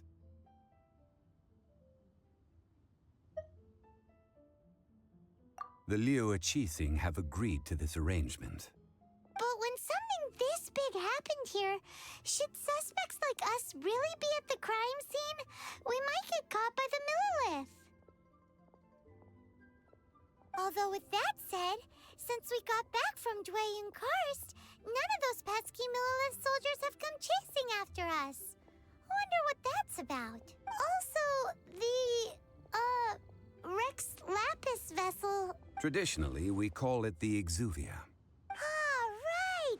That's what it was called. You seem to know everything, Mr. Zhongli. So, was this Exuvia hidden away by the Qixing? I mean, we haven't even figured out who the murderer is. One must think that they already have someone in mind. Or perhaps they already know. Surely they must have found all the evidence that there is to find here. These things are for the authorities in Yujing Terrace to consider. Trying to help would probably only add to their troubles. Before the rite is conducted, the Exuvia will be kept temporarily in the Golden House. Golden House? The only mint in Liyue, which is to say the only mint in Tevat. All the mora that flows throughout the world is minted there. Wow! Oh, no! Paimon wasn't thinking about anything bad. Paimon thinks it suits Morax. But why do you know this, Mr. Zhongli? Since the rite of parting has the approval of the Qixing, it is a semi-official event. As such, there is already some limited information available. Perhaps each has their motives. But this is the capital of commerce. A little exploitation once in a while is not unacceptable. In Liyue, where the god of contracts reigns, only contracts may not be betrayed. I, for one, have no issue with little maneuvers outside their remit. Well then, we should go and prepare the perfumes used in the rite. Perfumes? Where'll we get those? Do we buy them? No. Perfumes used to honor the gods must be freshly decocted. The quality of the silk flowers we require is also special. Silk flower petals contain a fibrous material of good quality, often used in brocade making. Its scent, however, is most elegant, and is especially suited for solemn events, like giving offerings to gods and adepti. It's time for Zhongli's lectures on high society again.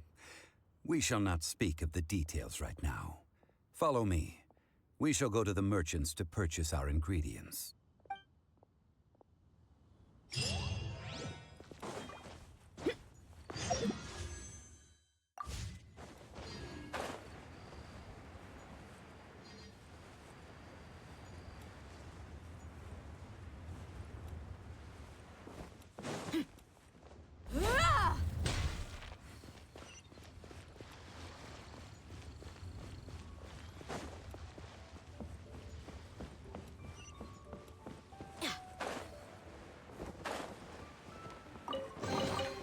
Well, how about that?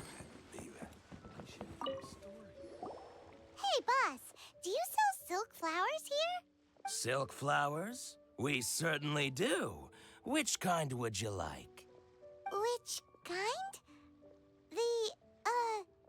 The good kind? The best kind? Remind Paimon what kinds there are again? Ugh, you ignorant shoppers. Always coming in here with your stupid questions. Golden House Maiden, Valley Weaver, and Fate's Yearning. One of each to start with, if you don't mind. My goodness, this gentleman is quite the connoisseur. You two must be his servants. Please refrain from any further attempts to contribute. Now then, please peruse at your leisure. Do let me know if you have any further thoughts. Silk flowers exhibit different properties based on how their environmental conditions differ from their ancestral habitat. Nevertheless, these are fine specimens, excellently preserved. Just look at the abundant foliage here, and these stamens, glamorous as a maiden of the Golden House. This strain is an evergreen, and mostly grows under complex hydrological conditions. By contrast, this variety thrives in any dark, damp location, often in large clusters. Morphologically, it is distinguished by the profusion of petals and densely packed stamens, though its powerful scent gives it away just as easily. Lastly, this strain is quite the recluse. Unlike its exuberant cousins, flowers and foliage are minimal, and when in season, it has a subtle yet enduring scent. It was first discovered by the ancients when they scaled the mountains in search of the Adepti. Silk flowers have all but disappeared from the wild today due to geographical changes over Liyue's history. Most are not grown by horticulturalists. Wow, a true connoisseur. Most of that was news even to me. I possess but a smattering of trivial knowledge. My traveler friend is the one to watch. They are on track to set foot in every corner of the world. Oh, Mr. Zhongli, you're way too humble. So, which silk flower did you want anyway? I'll take them all, boss. Again? How can I put this? When purchasing opera tickets, it is natural to decide based on which singer has the most melodious voice. The same logic applies when purchasing a pet bird. But this silk flower purchase is not an analogous case. The same logic does not apply. Perhaps you don't know. Tradition states that we should decoct perfume from different subspecies of silk flower when making an offering to a statue of the Seven. Rex Lapis will then make his own choice between the scents. Like several other tedious and complicated traditions, this one has become simplified over time. But this is the only rite of parting to take place for one of the Seven in 3,700 years. As such, I do think we should honor tradition down to the last detail in this case. Now that's settled, a question. Do you have any Mora on you? You forgot to bring money again? Zhongli. If I may interject, did I hear you say that these flowers are to be an offering to the Lord of Geo himself? Yes, in a sense.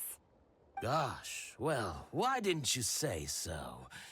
I heard the awful news about what happened at this year's Rite of Dissension. It would be bad luck to say it out loud, but I've been worried about our dear Lord ever since. I'm worried that everything I've heard is true. Since these flowers will be used to glorify our Lord, they're free of charge. Just don't forget to pass on my regards. Are you serious? Why wouldn't I be? I would be nobody if not for Rex Lapis. If he hadn't written those poems in praise of my wares, they'd only be worth a fraction of what I can sell them for today. Huh. So much folklore here revolves around Liyue's deity making cameo appearances in support of local businesses. Thank you, boss.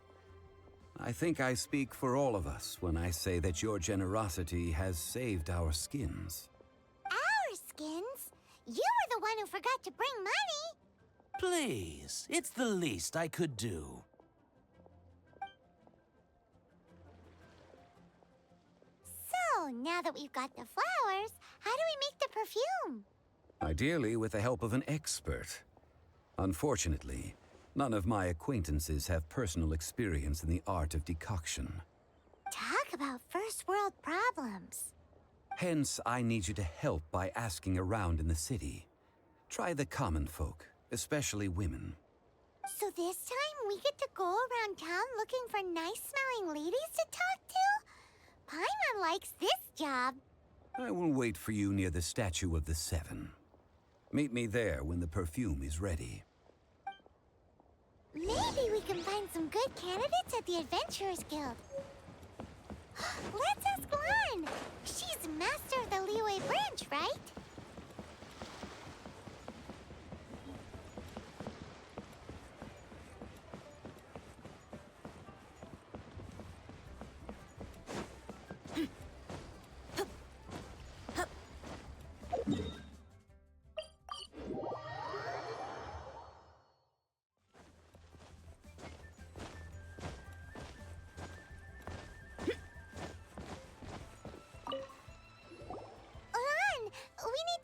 For a favor. I stopped accepting commissions a long time ago. Sorry, you two, but you'll just have to ask another adventurer. Oh, it's not that kind of favor. It's just a teeny tiny thing. Wow. Just wow. I'm just going to assume that you're either joking or being sarcastic. To be fair, I put a lot of effort into my appearance for someone who spends all their time in the great outdoors. But I smell great? Don't be ridiculous. Well, Paimon thinks you smell amazing. So come on, Lan. What's your secret if not perfume? Now that you mention it, yes, there is something. What is that scent? Oh, it must be from the Genshin flowers I picked on the way back. I forgot I still had them with me. Aha! The truth is out. Lan's got a soft spot for wildflowers. No, they were for medicinal use only. Anyway, this is a pointless conversation. If you want to know about perfume, try talking to Qiming. The fortune teller, right? Paimon remembers she smells pretty good. Thanks, Lan. See you around.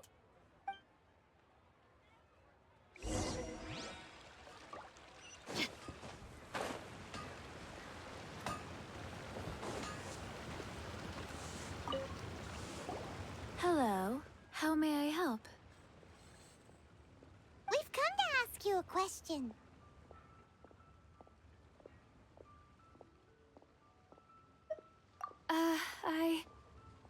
Sorry, you caught me off guard. Most people aren't so direct. I think we need more time to get to know each other. We just wanted to know what perfume you normally use. Oh, well, I don't actually use any. That said, some of the cosmetics I use are scented.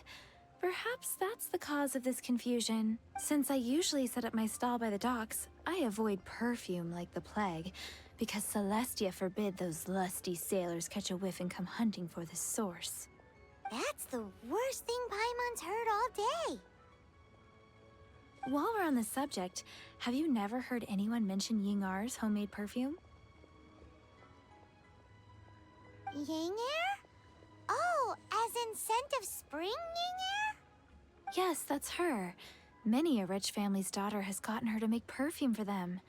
Apparently, her homemade product is better than anything you'll find on the market. Great! This is just the intel we need. Finally, we're getting somewhere.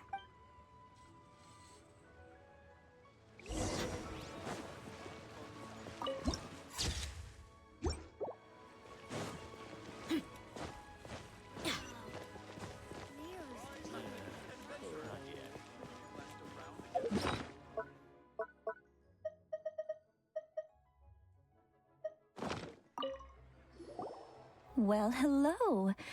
You found me at last. I've been waiting for you. What? How did you know we were coming? Oh, I heard a rumor about a couple who were snooping around town looking for a sweet-smelling lady. Actually, I was starting to worry you wouldn't find me. This is the ultimate test of my appeal, after all. Snooping around? Why are you making it out like we're bad people? What can I say? People love to talk. Maybe you ought to be more discreet in the future if you don't want word to get around. Relax. I know why you're here. You want to get your hand on my homemade perfume, don't you? What kind would you like?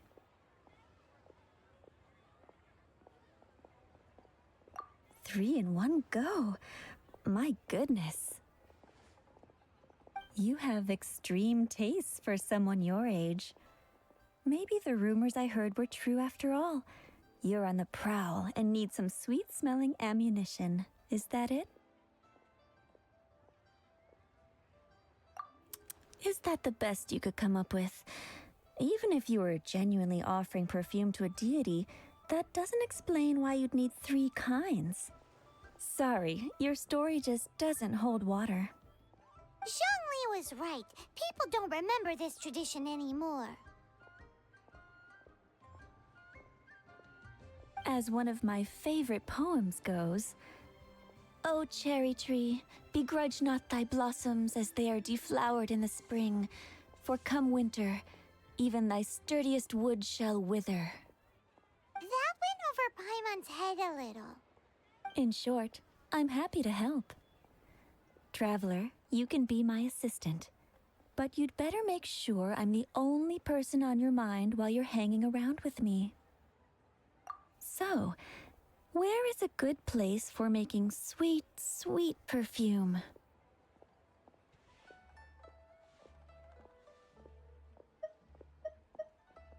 You mean Wanmin Restaurant? Good choice. Let's go.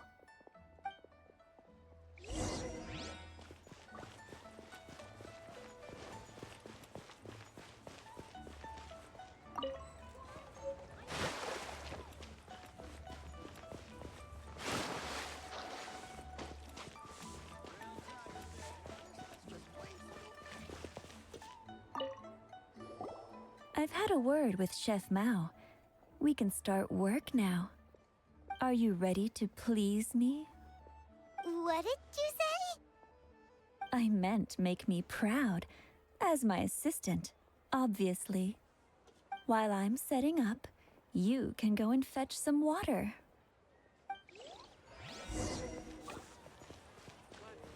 Wow. Leo's Try something new. Keep and tasty chop suey.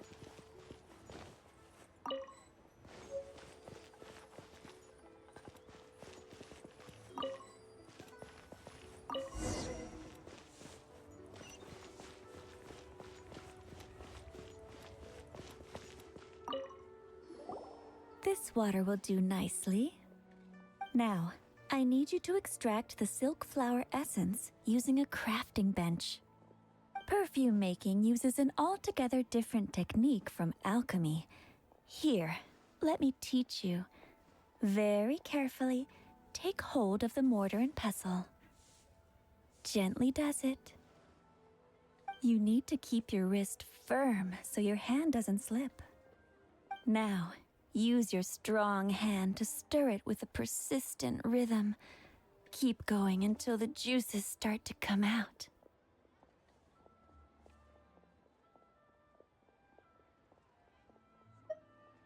Ooh, you're a natural, like a fish to water. Now, take these and try it out on your own using a nearby crafting bench. Don't forget to do all three. They look visually identical during the essence extraction process, but I will put them into separate containers when the perfume is ready.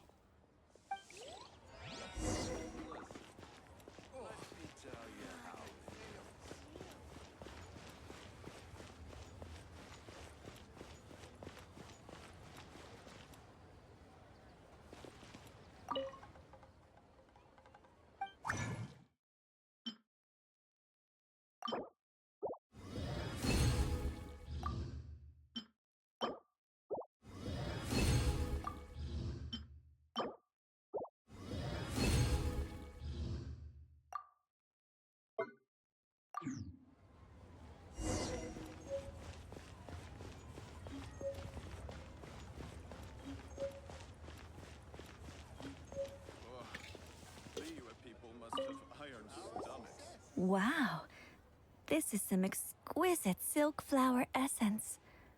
On to the next stage, the most important one of all. The essence is placed into water and simmered over low heat until most of the water has boiled off. You must take care to control the heat during this process. If the temperature goes too high, it will affect the scent. So please, focus on controlling the heat. This is the final step. Don't waste a drop of that essence now. We want all of it in there.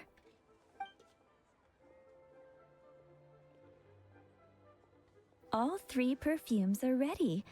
And you, my friend, were a wonderful assistant. A testament to the lengths you will go to for romance. It's so rare to see nowadays. Anyway, shall I give you a brief overview of each scent? It might just help you match the right scent to the right occasion. Paimon wants to hear this. The first one is sweet as candy, straight out of a fairy tale. Younger women will love it.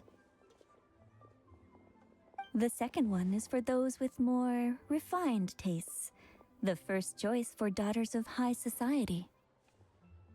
Finally, the third one has a soft but lingering scent, like a mist that captures the last light of dusk. Mature women adore this one. All clear? Don't get the McGood. Be sure to come visit if you ever need help with anything, okay?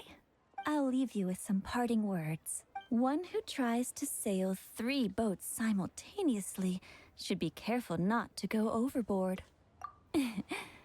Come and hang out with me at Scent of Spring sometime, okay? Let's take these 3 perfumes over to the Statue of the Seven. Mr. Zhongli's probably been waiting a while.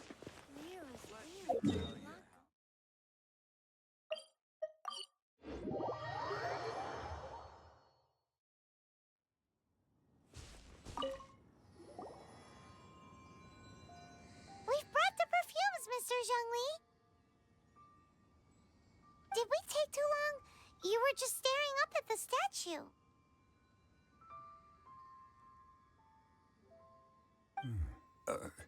Oh, you're back. Don't worry, I haven't waited long. Compared to the watch that Rex Lapis's statues have kept over Liyue, this was but a brief moment. Well, how can a person compete with a statue? That is true. Well, have you brought the perfumes? 3 sets, and not 1 less. Thank you both. Let us offer them up. This is the first kind of perfume. Miss Yinger said that it's sweet as a dream, and it's liked by younger ladies. This is the second kind. It's got an elegant smell, and the daughters of high society love it.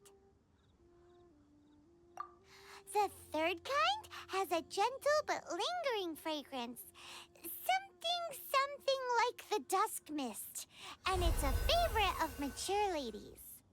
Oh, what was that?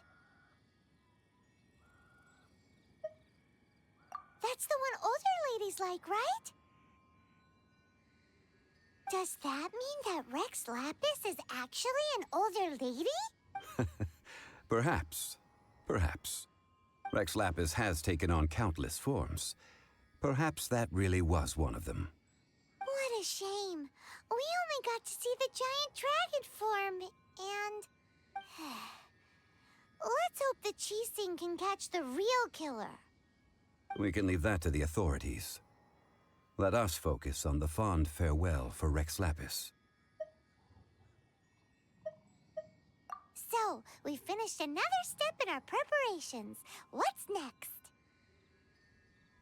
Next, I would like the two of you to help me borrow the cleansing bell.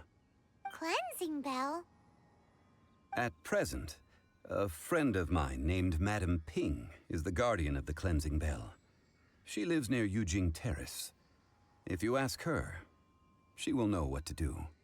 Sure, but aren't you going to come with us? Ah, I have certain reasons why I cannot be there in person. Please, do this for me. Man, why's he gotta be so secretive this time?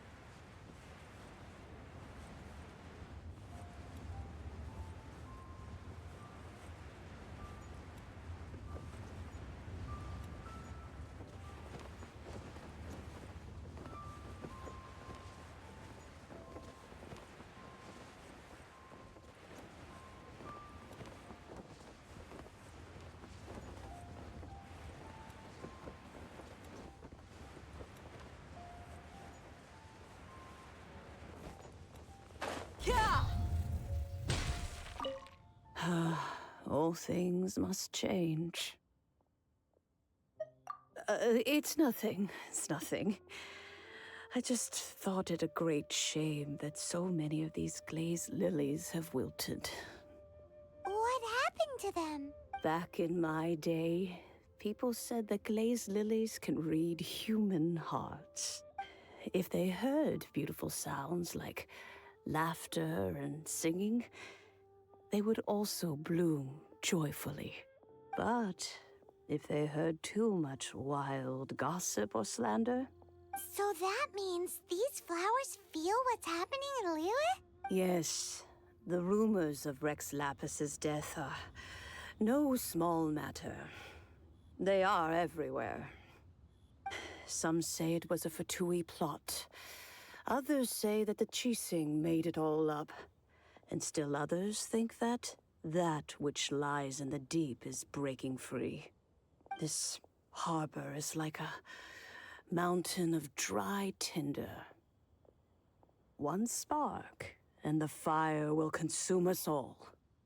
Well, I shall say no more. This old woman's grown too old and naggy. Did you have something to say, youngster? Ah, that old trinket. I remember it being here with me, but I've grown old. I can't quite recall where it is exactly. An old friend of mine used to wear it on his person. Back when I was young, he saw me gazing at it often and gave it to me. But he told me then that if someone should come to borrow that bell, I should not be loath to part with it. It has been many years, and who knows how many times someone has come to borrow this bell. Still, though, I can't recall when it started. It's been a long time since anyone has come to borrow it. Oh, these old bones are so slow to look for things. I doubt you can wait that long. That's right, Granny. We'll follow you back home and search for it ourselves. And, we can help with chores if you have any too. All right, children. There is no need to worry. I didn't place the bell very far away. Do you live near here, Granny? Whoa, but this is Eugene Terrace. It's gotta be expensive. Oh, an old lady like me can't afford to buy a place in this city. See this ceramic teapot? My entire household is in here. How does that work?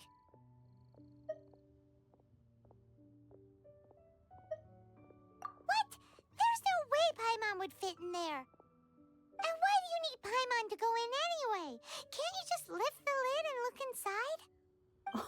Oh, youngsters. I simply mean that the bell is somewhere inside this teapot, and you are quite welcome to borrow it. If you can find it. Please be mindful.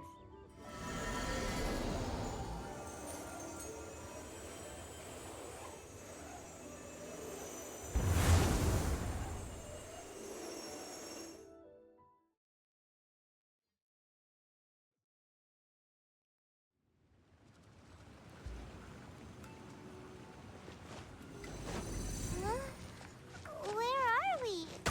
What just happened? Youngsters, this is where this old woman keeps all her things.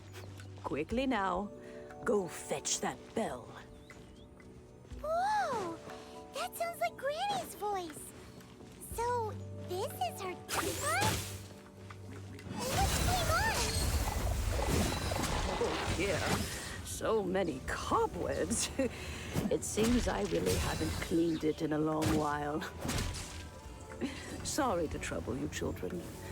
Please help an old lady clean up.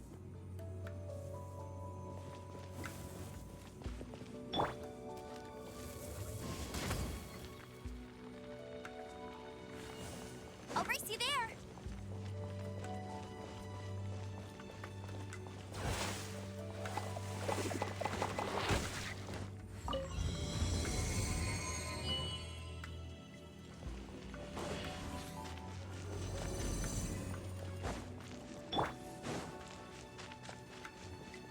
Did you notice? The cobwebs were made of elemental energy. How long has it been since Granny last left this place?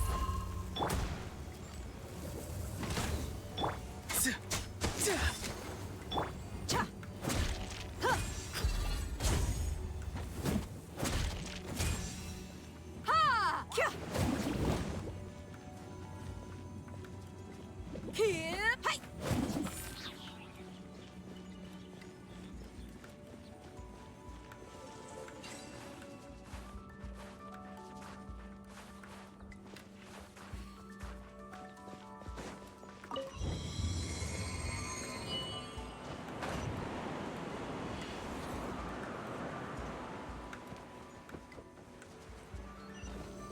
You know, with such a special teapot and the cleansing bell, do you think this old granny could also be an adeptus?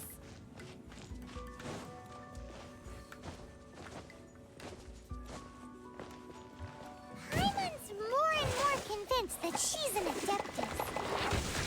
But don't they all live in Chilyun Karst? Why would she stay in the city?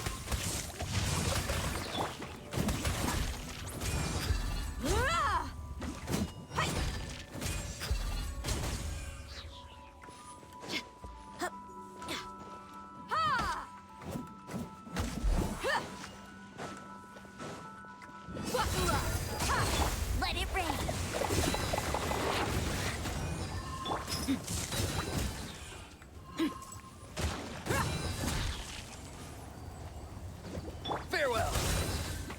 No, my soul! Ah!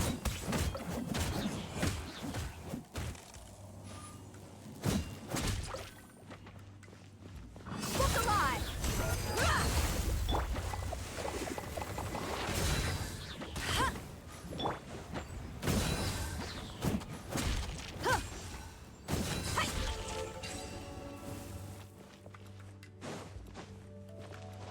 Huh!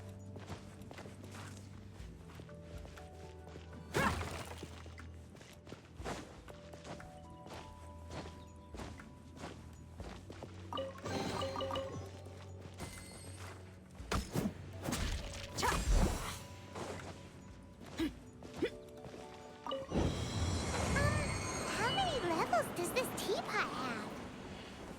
It would be nice if we had one of these too. Or at least we wouldn't have to camp outside.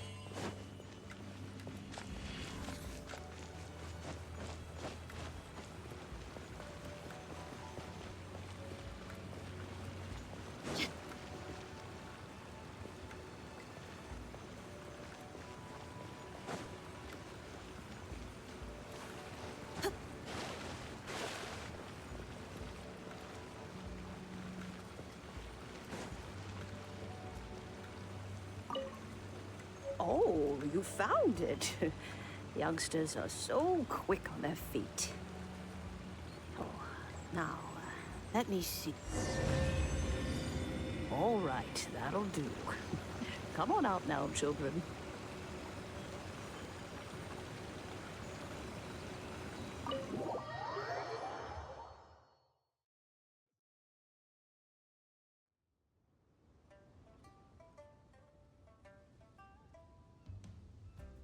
Oh, in and out in no time. You youngsters really are quick. An Adeptus. Oh, I haven't heard anyone say those words in earnest for a long time. As to whether I am one or not, child, surely you already understand. Paimon kinda knows what you mean, but is also kinda confused. Are you really giving us the bell just like that, Granny? Don't you think it's weird? Something's just happened to Rex Lapis and then we come running up asking for it? Oh, don't be silly. Liyue Harbor has been through a great deal in its history. In that time, it has seen the departure of countless Adepti. But no matter what, we have always performed the rite of parting first before any other matters. To cry, "Catch the murderer," at the top of one's lungs, but ignore the rite of parting. That, to me, is what is wrong-headed.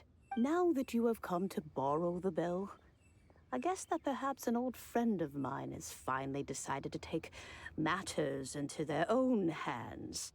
So, why would I be unwilling to lend you the bell? Hey! It belongs to Granny! We're supposed to return what we borrow! Oh, let you keep it. You really are a frank child. If you want it, you can keep it. But this bell gets homesick sometimes. Who knows? It might find its way back into these old hands. Well, you must have things to do. Since you have the bell, you should return.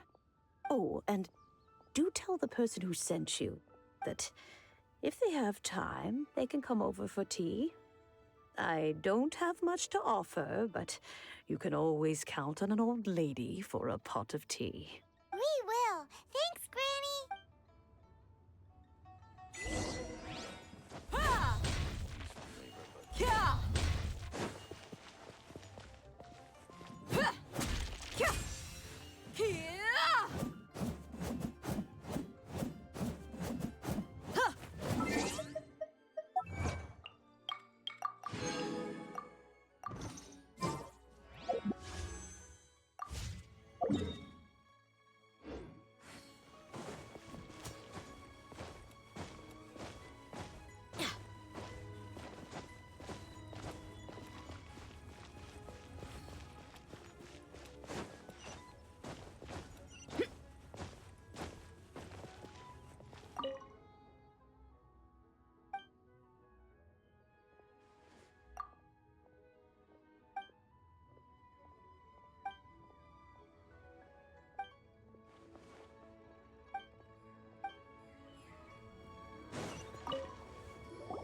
Indeed, this is the cleansing bell. It's in good condition. Let's place the perfume we've prepared inside.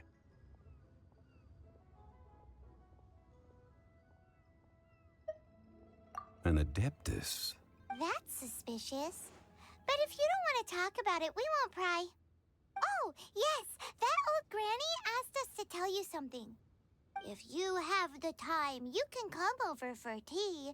I don't have much to offer, but you can always count on an old lady for a pot of tea. That tone does not suit you. Still, her teapot is indeed very good. There are none better for brewing tea. When a suitable time arrives, I'll bring a spot of fine tea and pay her a visit. So what's the next step in our preparations? Next, we need to purchase kites. Ooh, Paimon loves kites! Are you taking us kite flying? Is this our break time? No. Kites are children's toys, yes. But they also play various symbolic roles in Liyue's rituals. I will explain it to you. But our next course of action should probably be to purchase the kites first. Oh, sure. Curiouser and curiouser.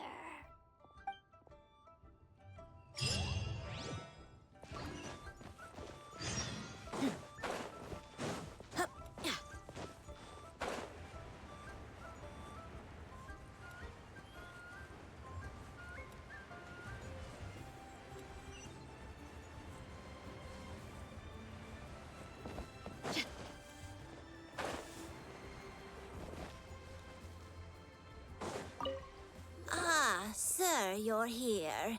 The 7 kites you asked for have been made to order. Would you like to take them now? Yes, thank you.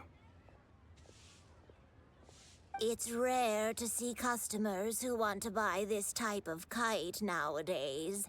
In the early days, we used to get orders from people of all walks of life.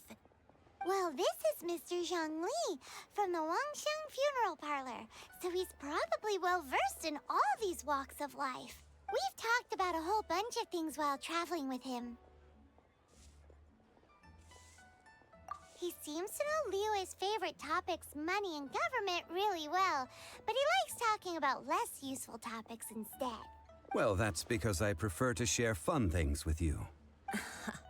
Children's toys are very fun things, that's for sure. I enjoy watching the children at play as much as anyone else, but there is more to it than that. Finely crafted toys are well loved by children, but this craft itself has been honed over thousands of years, and there is meaning behind that. I have made kites in Liyue for 40 years, and I am intimately familiar with the forms passed down from my ancestors. The meaning of these 7 kites is far from banal. Indeed. These are decorations used in the rite of parting. The 7 kites represent the 7. I took the liberty of coloring outside the lines when doing the insignia of the Animo Archon. As for the kite that honors the Geo Archon, one must follow the contract given right down to the last letter. These patterns are ancient, and you can also find them in the Golden House. Ah, Paimon's heard that name before. Huh? The design of this kite displays a firm grasp on the cyclicality and eternity so dear to the Electro Archon. These markings of tree and leaf pay due honor to wisdom and the passage of time. All this on a single kite. Truly astonishing. Justice flows across the surface of the waters. War rages like a flame. As does that which the Cryo Archon once... Yes. These details are masterfully done. The compliments of a learned man truly are pleasant. Well then, Granny Shan, I shall take these back with me. As for the payment... Well, allow me.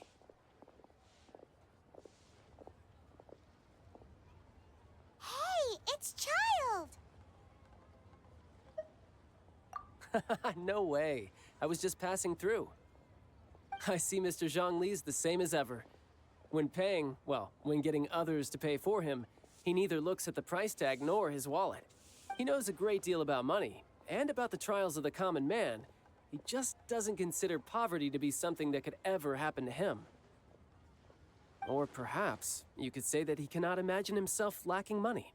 How has he not died of hunger yet?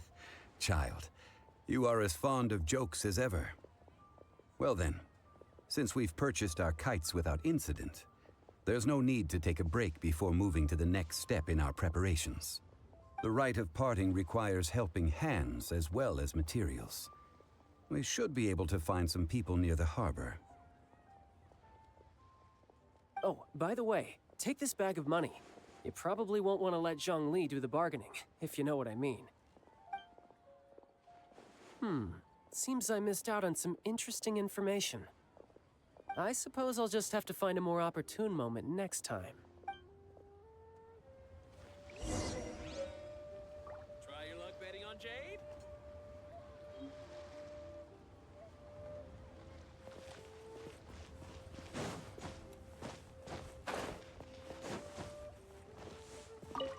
Hiring help?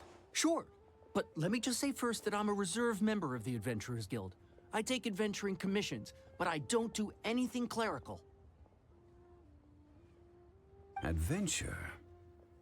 Venturing into the mountains to capture a few crystal flies seems adventurous enough.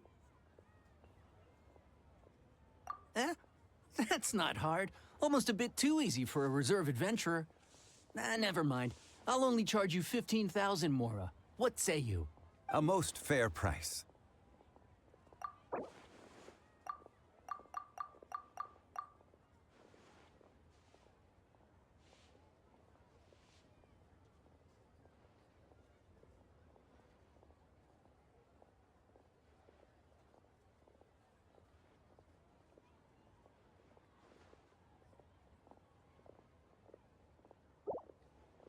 Five geocrystal flies.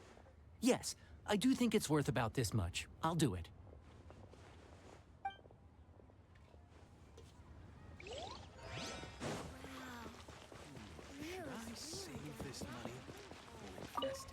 A full day of odd jobs at Yujing Terrace. No problem. 25,000 per day. A fair trade, yes? Whoa, that's expensive. Could you give us a bit of a discount on account of the whole Hero of Mondstadt thing? Hero of Mondstadt? Never heard of them. Well, you may never have heard of this hero, but it seems you've heard of Mora nonetheless. Thus, I will simply pay the whole sum.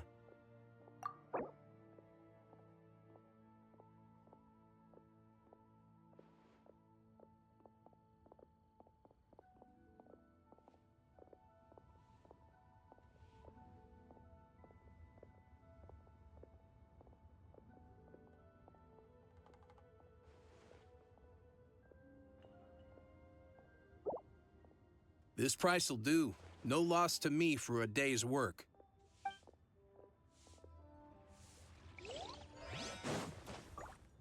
Adventurer, think you can last a round against me?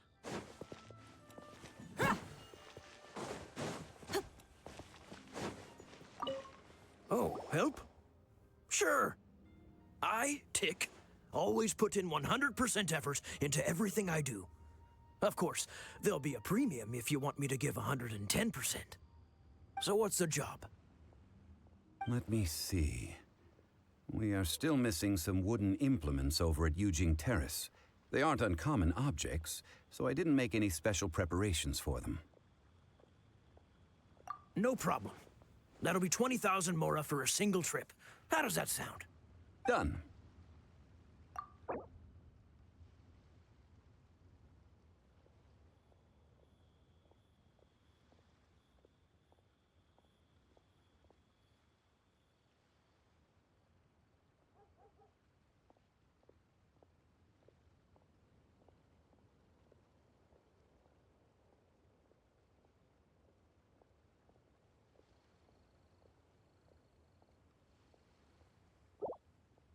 Let me think. Deal. This price is reasonable. I'll hop right to it. Hey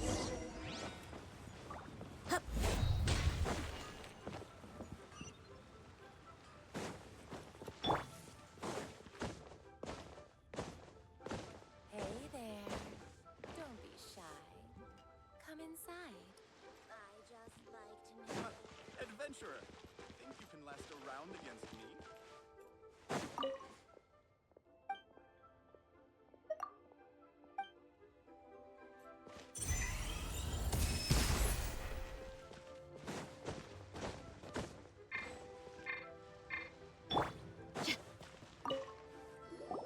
All finished then? Splendid. Any leftover cash is yours to keep. A favor for the Fatui should never go unrewarded. You think you can buy us off with some loose change? No way! Paimon demands to know when the next payment is coming. Well, how does this sound? You give me the information I need, and maybe I'll leave the Northland Bank's vaults open and unattended for half an hour. What info do you need? Huh. Does that mean you know what he's after? Yikes! You're right! Signora! You both need to calm down. I don't know what's gotten into you.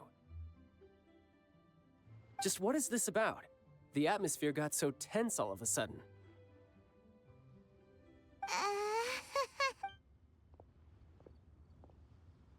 Next, we need some everlasting incense. For this, we need to go to Boo Boo Pharmacy, the finest pharmacy in all of... Is everything okay? Everything is fine. I was just informing them that they need not return the surplus Mora. Now, if you'll excuse me, I must be going. Paimon definitely felt like Child wasn't happy with us just now.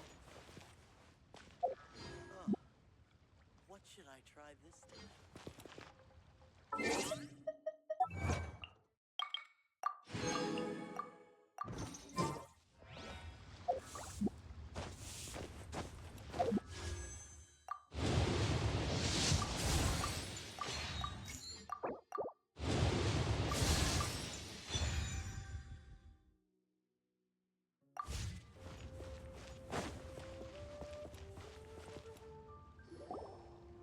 Huh.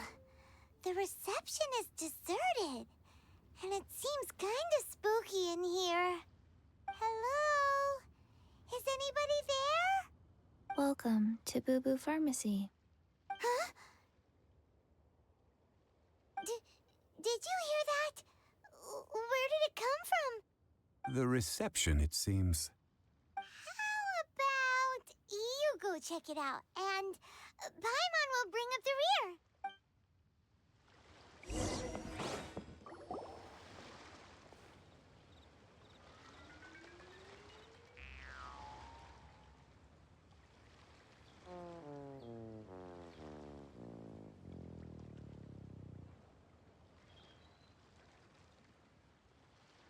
Oh, there you are.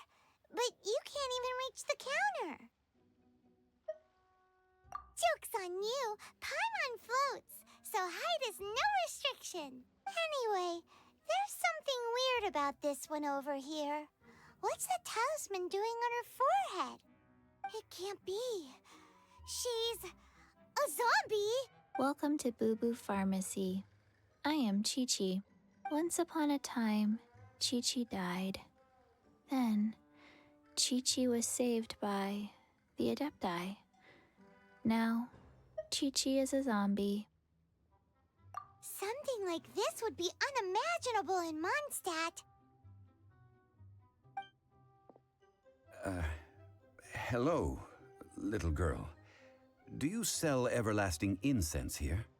Excuse me, sir. Did you bring your prescription? Surely no prescription is needed to purchase everlasting incense. It's not a controlled substance. Chi-Chi can get your medicine, but only if you show Chi-Chi your prescription. These are Chi-Chi's orders from Chi-Chi. I'm afraid that she's probably right. It's to do with her orders. Zombies are limited to acting within the confines of their orders. And somehow in this case, the zombie issues her own orders to herself. My dear Chi-Chi, we didn't bring a prescription, I'm afraid. But we do hope that you can still help us find some everlasting incense. Okay then. How did you manage that? But Chi-Chi helps you. You help Chi-Chi. Only fair. Since when do customers need to do favors for customer service staff? Never mind. Just think of it as a peer-to-peer transaction. That way everybody wins. Sometimes in Liyue, the art of the deal is simply about victory via mental gymnastics. Go to Mount Tianheng, find the Guizhong Ballista, and hunt a cocoa goat. Please and thank you. Guizhong Ballista. I have heard of this device before. It's a kind of crossbow turret, installed on Mount Qinheng by an adeptus in the distant past. An early mechanical device. Located in Qinheng Pass, it was designed to automatically fire at large monsters, protecting Liyue from external threats. Mr. Zhongli really knows Liyue inside out. Apparently not quite.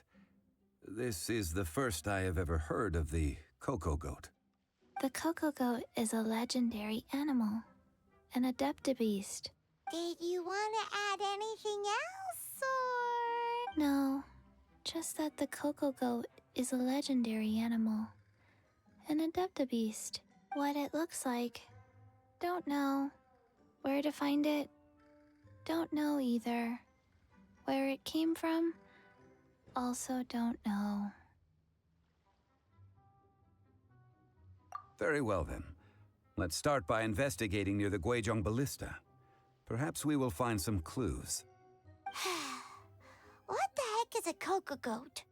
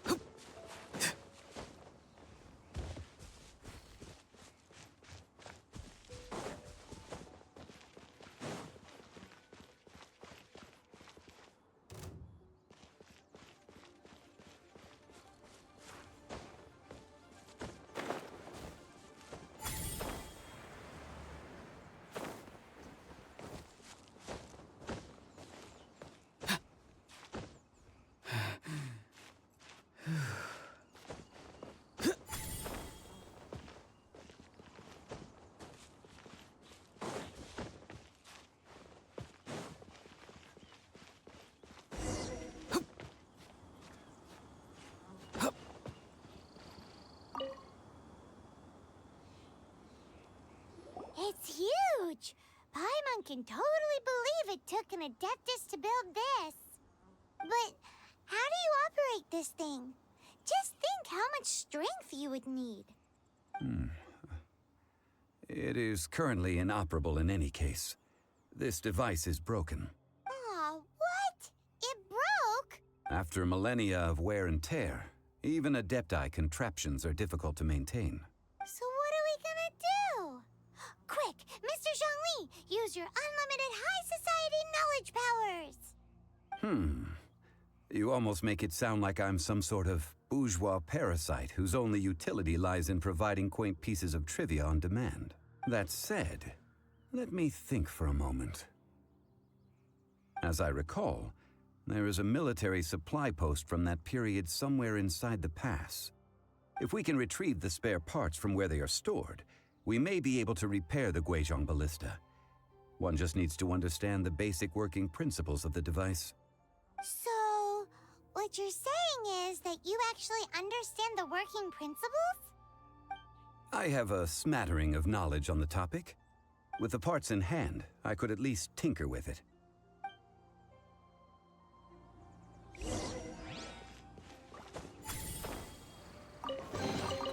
Careful. Some sort... Where is that supply post? Here, post...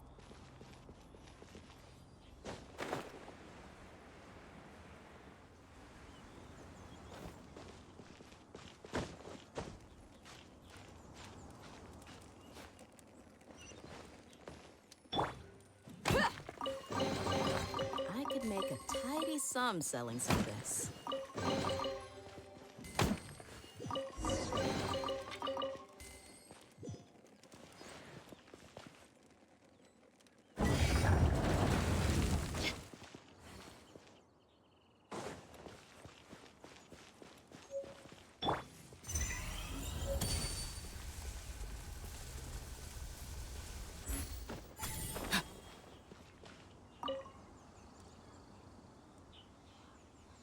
Ah, these parts look useful.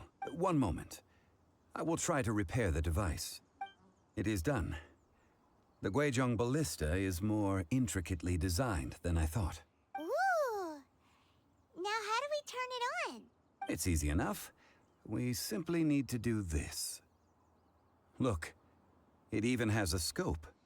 Over here we have... nothing. And over there... more nothing. Hey!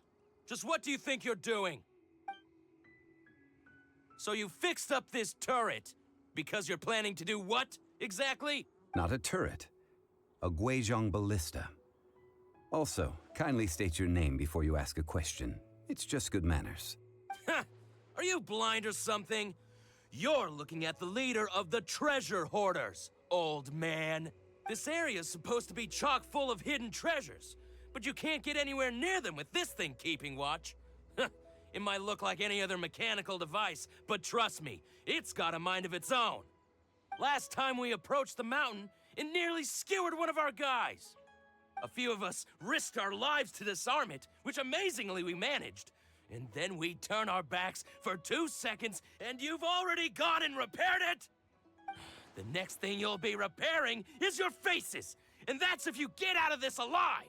Tut tut. Vandalizing the legacy of an Adeptus for selfish gain. Disgraceful behavior. It is not we who need reprimanding, but you.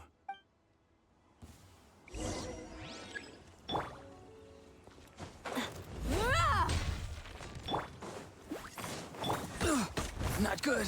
Not... Ring cutter.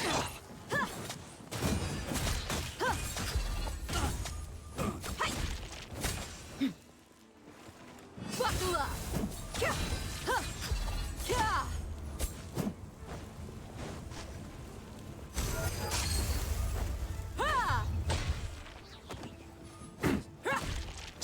Rain outlines your fate.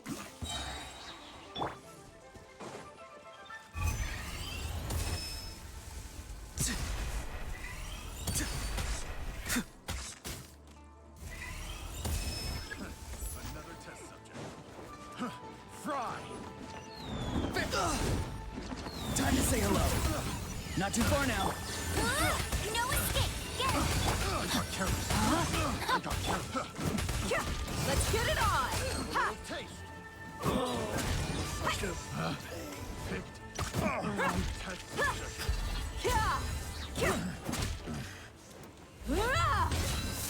Ha!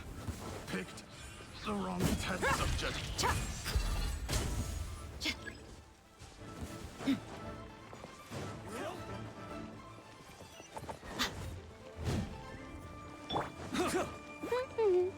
Farewell! Body of rain outlines your fate. Buckle up!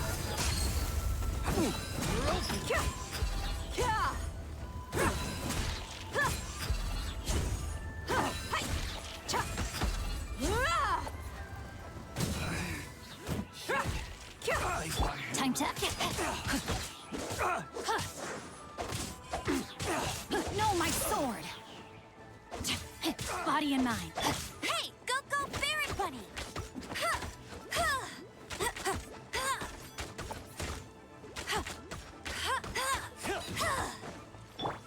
Not too far now. Time to...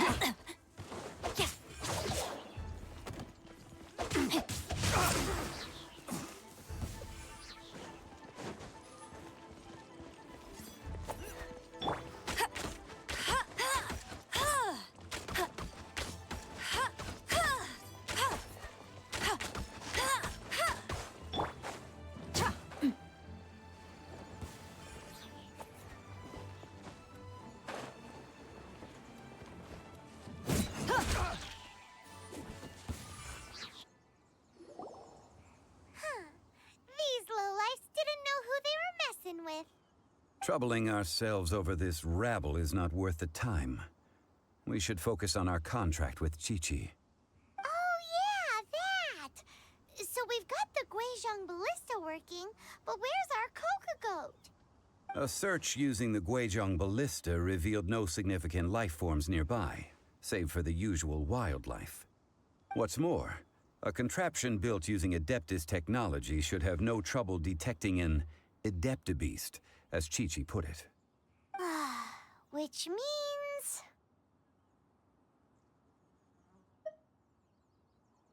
Paimon wouldn't go that far. We did something positive, right? We won't solve anything while standing here and racking our brains. Let's return to Boo Boo Pharmacy, explain that we could not find a Coco Goat, and review our next step. Good idea. We did our best, and that's what counts.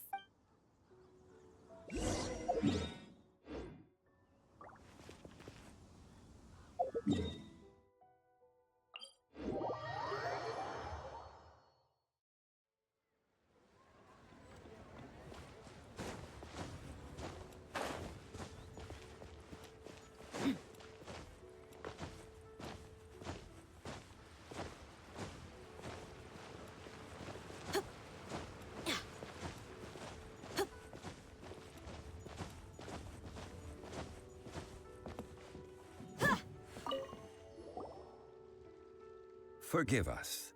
We were unable to fulfill our end of the contract. We found no trace of the Coco Goat Adeptibeast of which you speak. What a disappointment.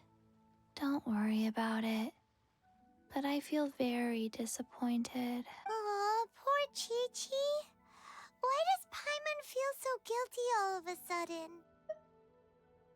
Cocoa goat milk is tasty. So tasty.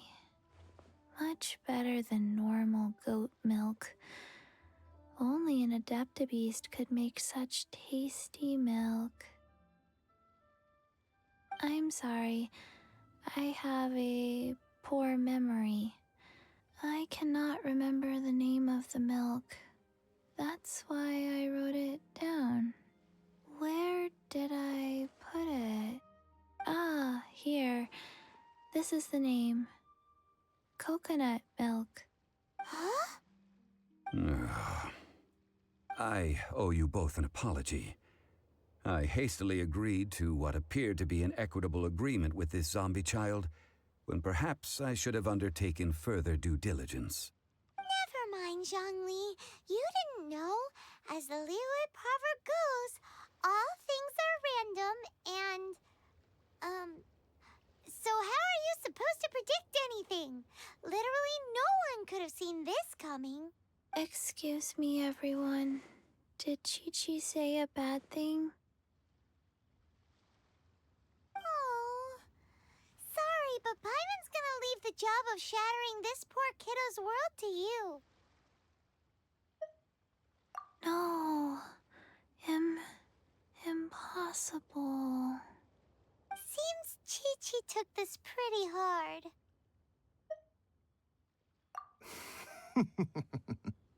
Someone learnt a valuable life lesson today, then. Thank you all for looking after my little Chi-Chi.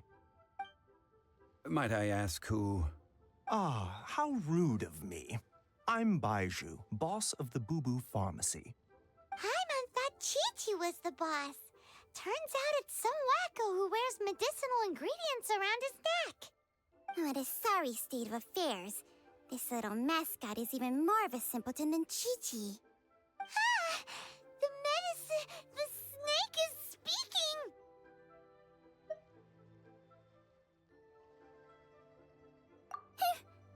prefer to stay silent, but faced with strangers, I must speak, lest you mistake me for an escapee from the medicine cabinet, for I am a living, breathing serpent. Don't mind Chung Sheng. She's a good girl, really. As for you three, communal chaos causing with Chi-Chi aside, what business brings you here? Do you sell everlasting incense in this fine establishment? Everlasting incense? Why, of course we do. Whew, at last, things are finally starting to come together. 3 million mora. Top quality. Guaranteed. Aw, too bad the Chising have taken it over for now. Security will be tighter than usual. 3 million. An innocuous number in and of itself, though practically speaking, it could be a hard sum to come by. It's a crazy number. We'd never be able to make that much mora. And as for Mr. Zhang Li, he's around 3 million short. This is correct. What are we gonna do? Is this the part where we go crawling back to child?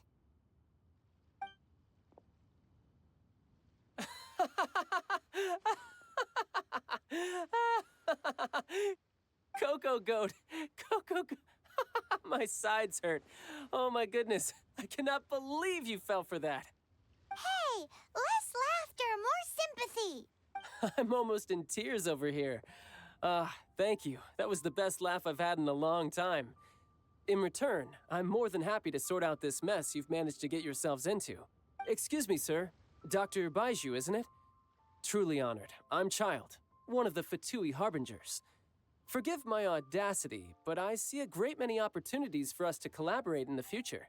If Boo Boo Pharmacy needed a stable supply of, say, coconut milk, the Fatui could help by setting up a robust and speedy distribution network. Strange. I knew the Fatui infiltrated businesses with seductive deals, but so much fuss over coconut milk? Coconut milk. Baiju, quick. Chi-Chi wants coconut milk. Ah, yes, of course, Chi-Chi. Anything you want. Thank you, child. I look forward to a successful collaboration in the future. I can give you a discount on that everlasting incense, too. Let's say 2,990,000 mora. That's like 0 difference from 3 million. 2,990,000. Also an innocuous number in and of itself, though practically speaking, it is a whole 10,000 less than the original sum of 3 million. Well, now that this is settled, we must head back to Yujing Terrace. Mr. Child, Dr. Baiju, little Miss Chi-Chi, see you soon.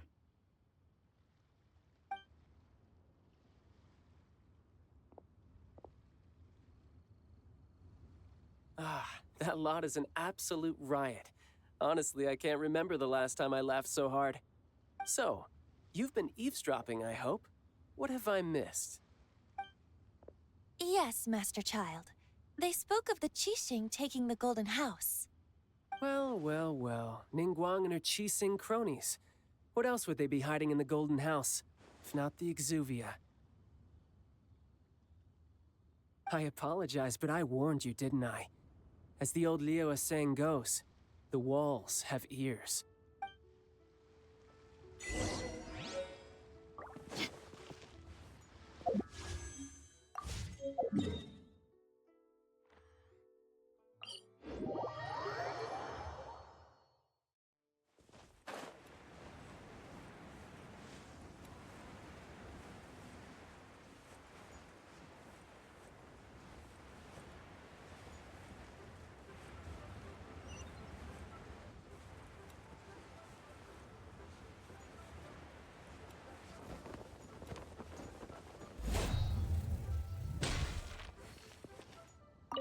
Well, as it stands, we've hired helpers, and we've acquired the everlasting incense. The completion of our preparations is not far off. Whew, finally! Well, traveler, have you gained anything from our adventure so far? Odd.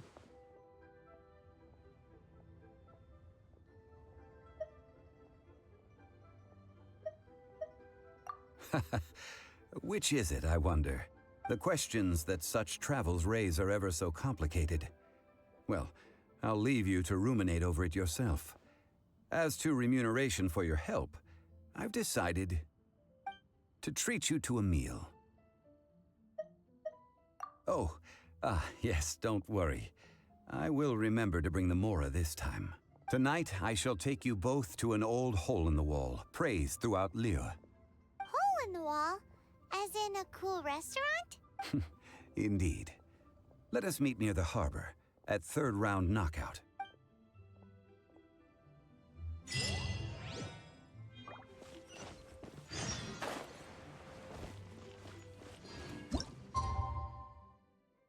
Let me tell you how it is.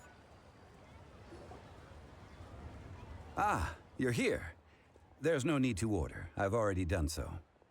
Third round knockout is not for lightweights, like those taverns in Mondstadt. Here, the owner does not take such unorthodox orders as fruit juice. I ordered some wine-fermented sweet rice balls for you, if that counts. If it is to your liking, dear customers, I shall continue the tale of Lady Ningguang's Jade Chamber. Hey, there's even a storyteller here! Great atmosphere! Besides fine wine, the excellent ambiance is the reason why this place is so well loved. But when I say ambiance, I refer to a different sort from the one the Tevat travel guide uses to judge other establishments. As you all know, high above the land of Liyue lies a pavilion in the clouds, a palace in the mist. What does it mean to have all-seeing eyes? This, my friends, Lady Ningguang's masterwork that bridges earth and sky.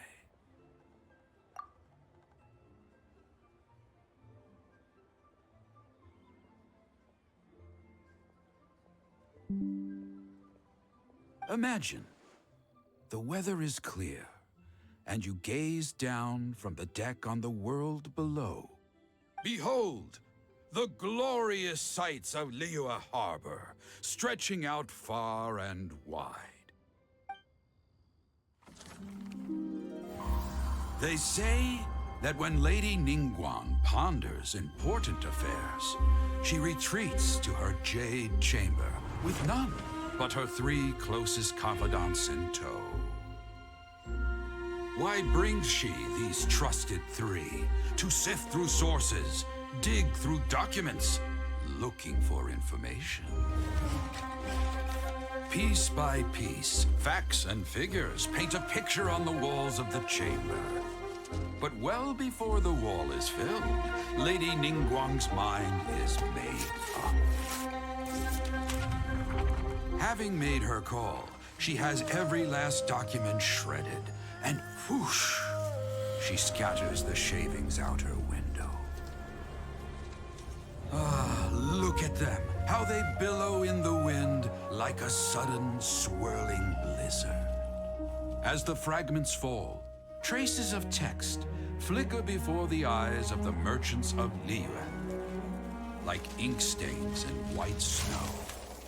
The saying goes, the rarest treasures in the land are the words brought by the paper snow. For the words of the Tianquan have the power to move mountains, and all throughout the land know it.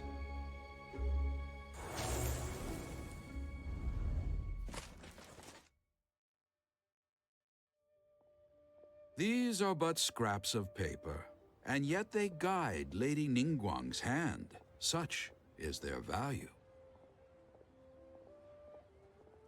Merely grasping 1 or 2 of them will surely gift you a fragment of her wisdom, enough to stay a step or 2 ahead of your peers. Tianquan Ningguang.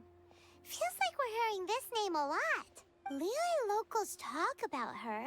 The Fatui hate her.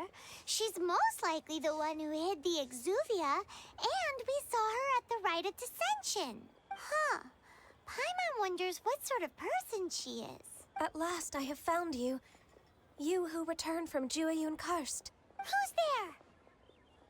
Wait, I am not with the Millelith, nor am I here to claim your bounty. However, I am an emissary of the Liyue Qixing. My name is Ganyu, secretary at the Yue High Pavilion, and I have come specifically to meet you. Well, in concrete terms, I am the corporate secretary for the Qixing. At the moment, I am serving as Lady Ningguang's special emissary. Ningguang sent you? We were literally just talking about her. My apologies, you who have returned from Jueyun Karst. I am duty-bound and cannot extend my courtesy to you in full. But I have with me a letter from Lady Ningguang. She extends a formal invitation to you in her capacity as Tianquan. She invites you to her palace in the sky.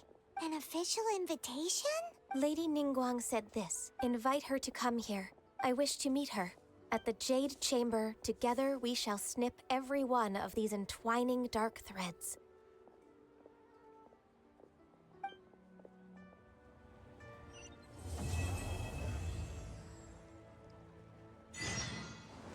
And with that, the emissary who called herself Ganyu just disappeared. But we've received an invitation from the Liyue Qixing. Paimon still can't believe it. We'll be meeting people that have way more money than Paimon could ever count. We should be on our best manners. An invitation to visit the Jade Chamber is a rare honor indeed. You'd best be on your way now. But don't forget about the rite of parting. Once you've finished at the Jade Chamber, meet me at Dihua Marsh. Don't worry, we won't forget. Dihua Marsh. We'll see you there.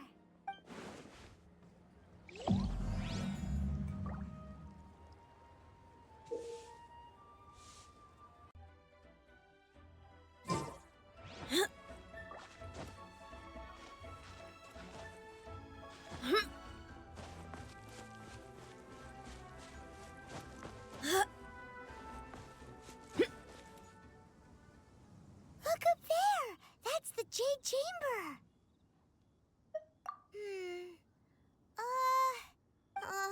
This is bad. Paimon's supposed to be your guide, but Paimon doesn't know where the way up to the Jade Chamber is. Well, since we want to go to the Jade Chamber, heading to its location on the map is the sensible thing to do. Let's look around. There has to be a way up there nearby.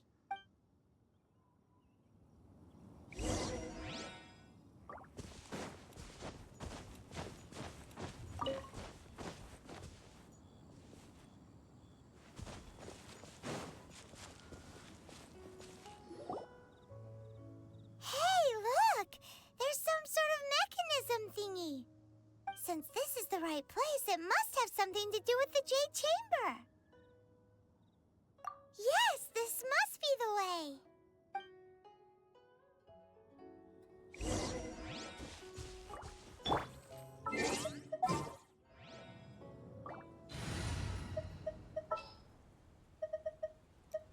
My experiment.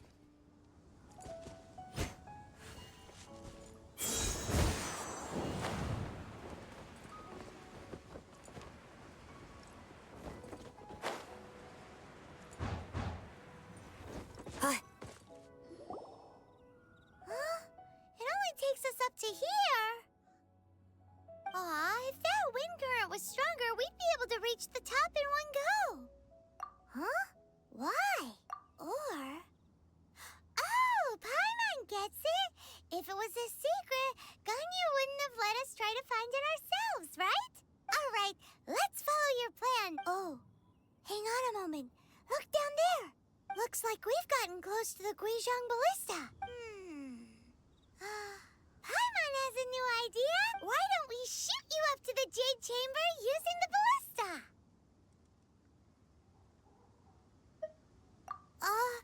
No. Paimon may have just forgotten to think about the safety measures. Oh, that's right. Now that you mention it, we could use the Guizhong Ballista to see if there's another way up nearby.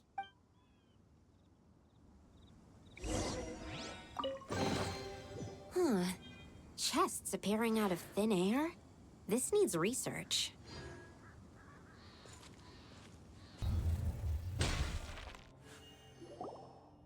Halt! Who trespasses on these hallowed grounds? Exactly. What are you talking about? We're invited guests. What makes you think you can treat us like this? No. Wait. Maybe this was Ningguang's plan all along. She pretended to invite us to the Jade Chamber, but set up a Millilith ambush here to arrest us. Now Paimon's mad. You, over there. This is a trick, isn't it? How shameless. What? We're just on guard duty. What do you mean, shameless? What nonsense! Seize these suspicious intruders at once! Well, here they come. Line them up and knock them down.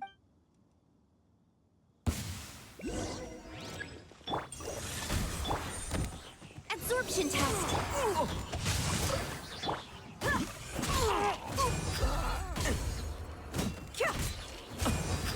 To arms! Take the target alive! Stay clear! A touch of frost. No, my sword!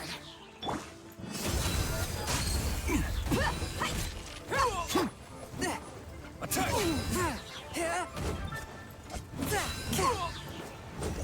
Lithic Triad! Animal test 63 away!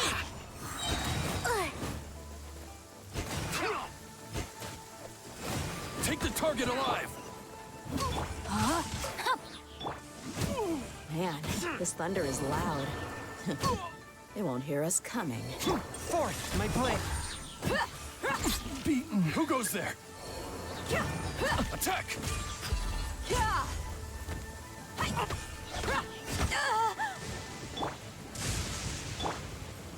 Submit for judgment! A touch of frost.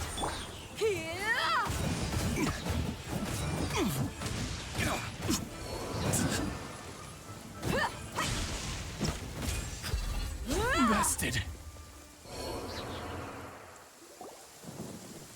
Stop! What's all this about? Lady Kuching, these two strange people suddenly appeared. They seem to have designs on the Guizhong Ballista. Who are you calling strange? You want to go to the Jade Chamber? Who are you? We're invited guests here to look for the Liu Qixing. Who are you? Well, as it happens, I am one of the Liu Qixing. Who? I'm Kuching, the Yuhong of the Qixing. I know of you, traveler. You're Ningguang's guest, yes? Didn't expect to meet you here in the mountains. Wow. Paimon didn't think we'd meet some super rich big shot out here in the middle of nowhere either. The Guizhong Ballista in Tianhang Pass has long been in disrepair, and yet it was fixed in a single night. I came here to investigate that occurrence. These Millilith are just here to guard the scene, not to arrest anyone. So this was all a misunderstanding? Paimon never would have thought. Anyway, for a mortal to be able to repair an Adepti mechanism is quite the mystery, even to the Qixing. That was... Huh? Oh, right. So, Lady Yuhong, might you have any idea why Lady Tianquan invited us to go to the Jade Chamber? Just call me Kuching. I'd say that Ningguang's purpose is to request that the Savior of Mondstadt take a more neutral stance. Or at least, to not wholly side with the Adepti. We're not taking sides. We spoke with the Adepti. They want to protect Liyue as well. When you say protect, you mean their sanctimonious arrogance, don't you? Huh? You are mortals, and thus, under their protection. There was no way they would have regarded you as someone with the ability to assassinate a god. Naturally, they would also regard Ningguang's locking down the area, questioning the citizenry, and pursuit of the assassin to be pointless work. Perhaps they even wonder if there might be a cover-up. I'll say it plain. They're underestimating us. Well, you've got a point there. person from Liyue who doesn't respect the gods or the Adepti. Should I respect the shallow sense of time and condescension to mortals that has caused them to delay in moving against us Qixing? Forget it. I shouldn't speak of them this way. This skepticism is mine alone, and Ningguang does not share it. Either way, I will admit that the actions of the Adepti this time were quite restrained. Rex Lapis's death is indeed an extraordinary circumstance. But to think that they would call for a council of Adepti rather than come down here directly? How surprisingly civilized of them. Well, for Ningguang, that woman would talk anything and everything out if she could. But I doubt we can do that here. The time of the Adepti is long past. If even the Liyue Qixing don't want to face that truth, then what future is there for Liyue? Another super bold statement. I'll stop here. Honestly, I hadn't intended to say so much. But you're a good listener, Traveler. You should both be off to the Jade Chamber. Don't be late now. Ningguang's schedule is packed to the gills all the way to next year. The cream of Liyue's mercantile crop, I'll see ascending to the Jade Chamber as the greatest honor.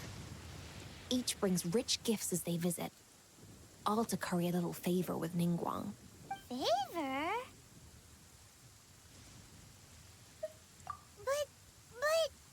Wait, that's right. Greeting gifts are a staple of Liyue's culture. We need to get one.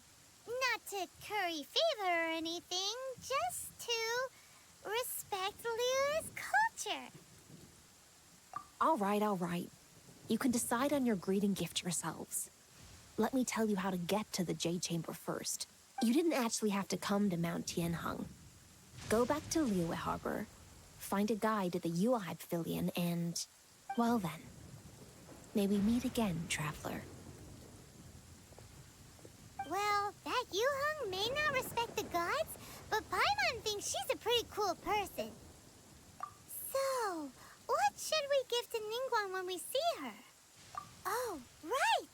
Paimon dreamed of an amazing snack last night. Sugar-frosted slime!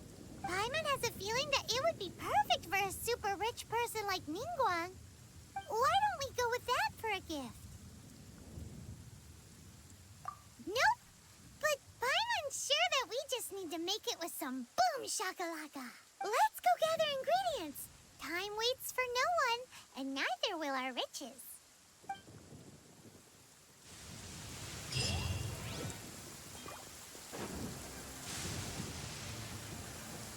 Ooh, look at that slime. It looks crystal clear and very delicious. That's the one.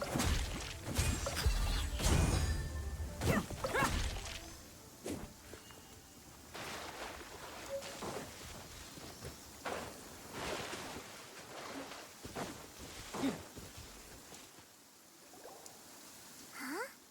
Is it just Paimon? Or is there a sweet fragrance in the air? Huh? Did you hear that? It seemed like it came from those ruins over there. Uh-oh. It looks like the treasure hoarders have locked someone inside.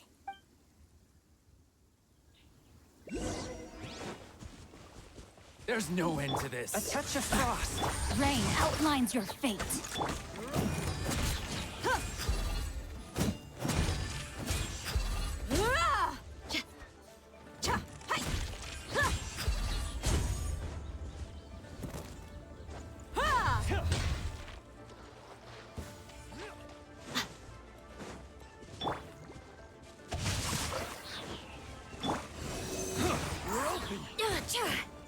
Forth, my blade.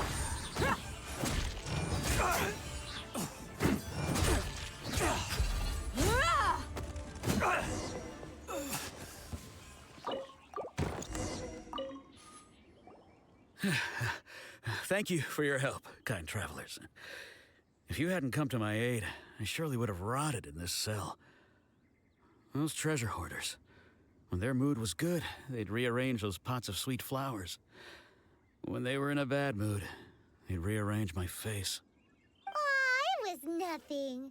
No need to thank us all at once or anything. I understand. Don't worry. I will compensate you both. Don't say that. I only escaped this predicament because of you. I'm Meng Dan, a supplier for Mingxing jewelry in Liyue Harbor. I often walk around these mountains in search of antiques. I never expected that those treasure hoarders would have their eyes on the same ruins that I had. Before I knew it, they'd caught and imprisoned me. Is there anything that you lack? Antiques, treasure, various knickknacks, you name it. Well, as long as you want what I have to offer, of course. Wait a moment. Actually, we are looking for something. Oh? And what might that be? Do you have a box that can store presents? We'd like a pretty one. The kind that you can use to store snacks. Of course we do. How can one sell antiques without gift boxes? At Mingxing Jewelry, we have the best gift wrapping service in the 7 nations. Now just give me a moment and I'll let the boss know. You can go see her whenever you require that box. Great! Paimon Sugar Frosted Slime now comes in a beautiful package.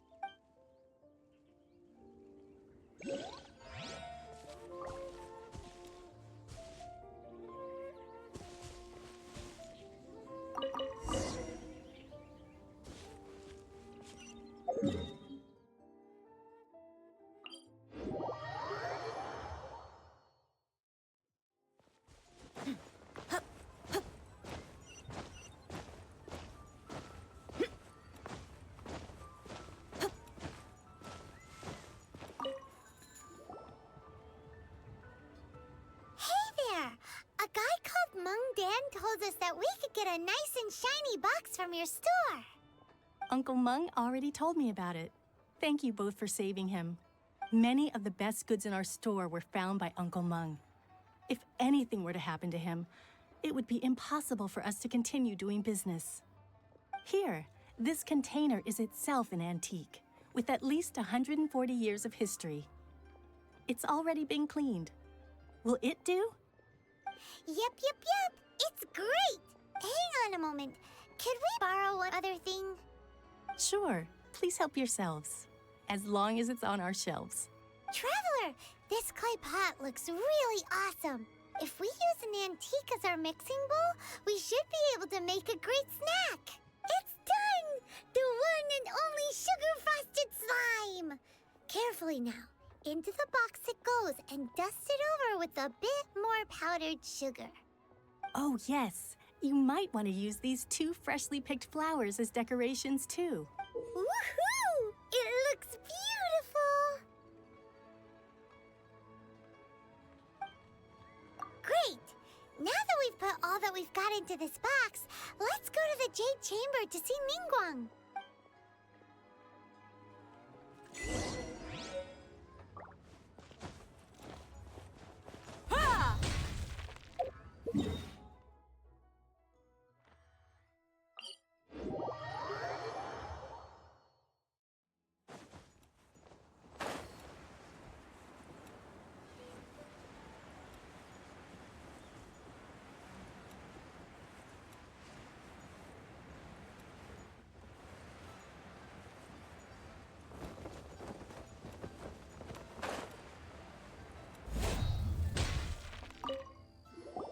According to Kuching, this is what we should say. Excuse me, do you sell the moon here? Yes. How many would you like? It's not convenient to speak of numbers here. Ah, well said. Please, use this to ascend to the chamber. Yes, speaking of which, are you two the guests that Lady Ningguang has arranged to meet with today? Yep. And yet the code they used was not the one for guests, but for the Yuheng. What's going on here?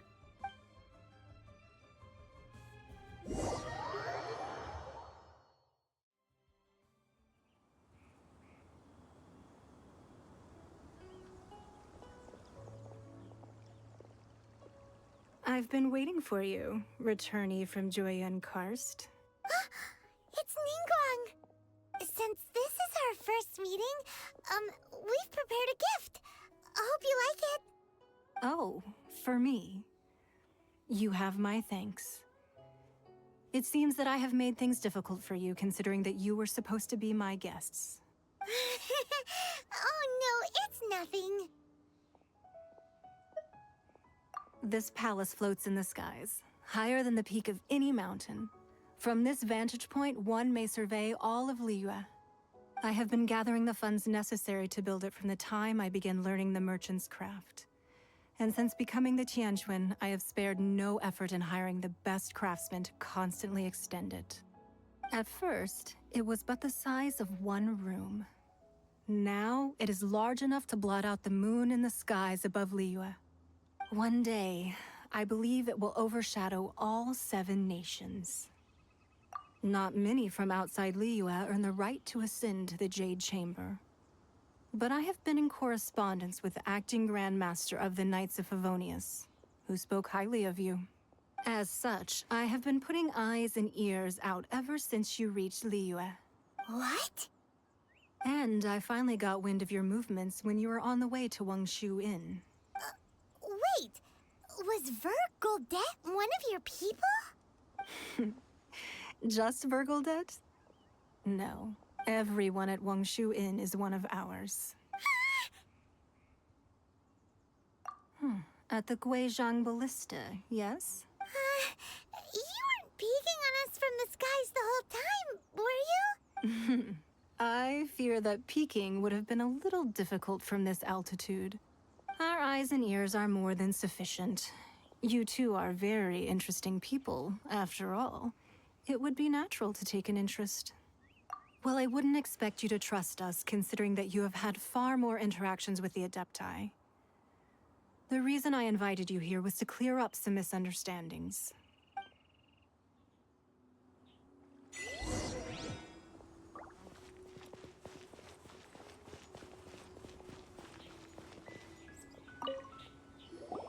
I believe that you've heard of the Archon War.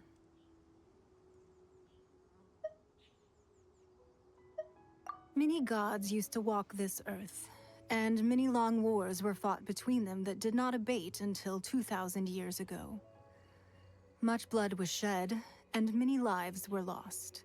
In the end, only 7 victors remained standing in Tevat. They built cities and nations on the corpses of the vanquished, and thus began the era of the 7.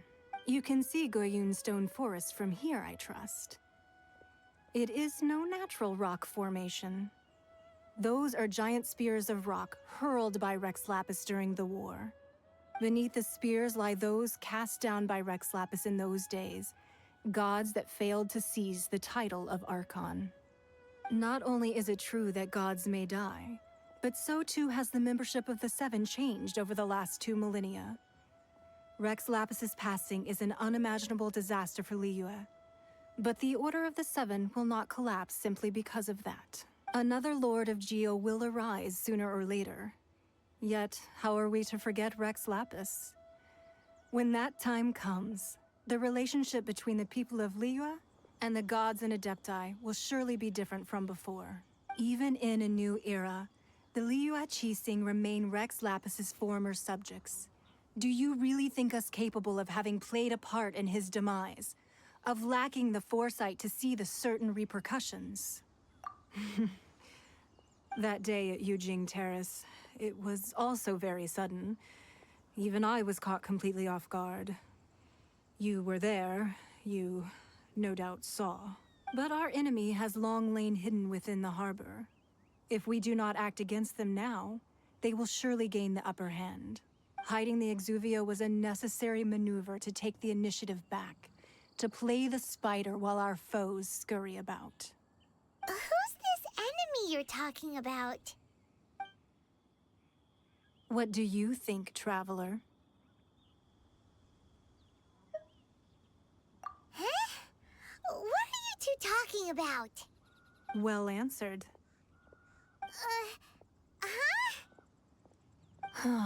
The scenery out here is fine indeed, but the wind is a little strong. Our preparations to receive guests within are complete, so please, this way.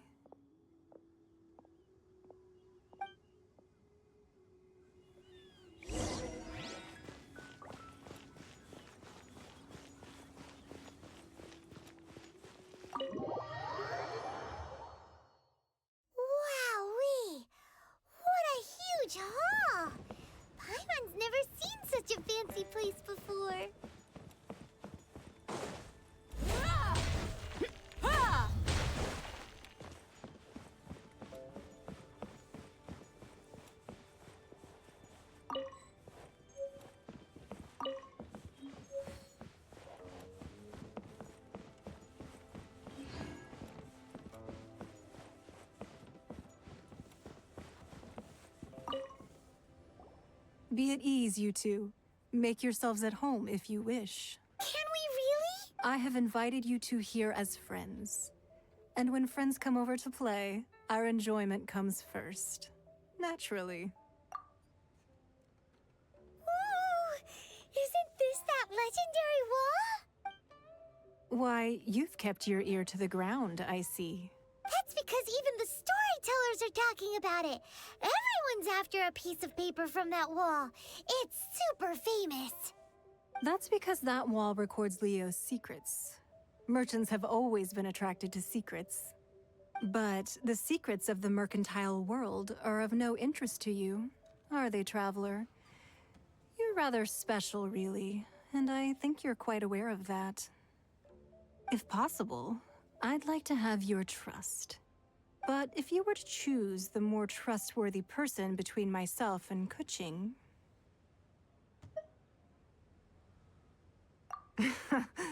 You'd pick Kuching? Nah, I had a feeling. I originally thought her a bit too hard-headed. With someone of her character on the Qixing, I've had some extra messes to clean up behind the scenes. But after she said those words, the time of the Adepti has long passed. If even the Liyue Qixing don't want to face that truth, then what future is there for Liyue? Well, I must say that quite a few of my doubts have been dispelled. I won't deny that Rex Lapis's passing seems advantageous to us. But for Liyue's sake, we cannot allow ourselves to be shackled by rumors of our usurpation of power. Indeed. It seems that you understood what I meant to say from the very beginning. I called for the gag order and for the Exuvia to be hidden to temporarily stabilize the situation, and also to prevent something similar to the incident in Mondstadt. With Rex Lapis's death, the Fatui have busied themselves with many clandestine actions beyond their diplomatic remit. As the Tianquan, one responsible for Liyue, I cannot be too concerned with appearances when opposing them. Allowing the rite of parting to take place was also meant to buy some time for us to take control of Liyue's administration. It's exactly as Zhongli said. The Qixing only provided the venue for the rite so they could use us for their own ends. Wait, that's right. Speaking of ends, could I say one other thing? Of course.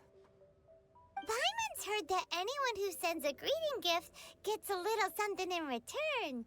So, does that include us? It's all right. I like direct people. Well, we have made quite a bit of trouble for you recently. How about this? You can pick any one object here as you please, and you may take it with you. Yay!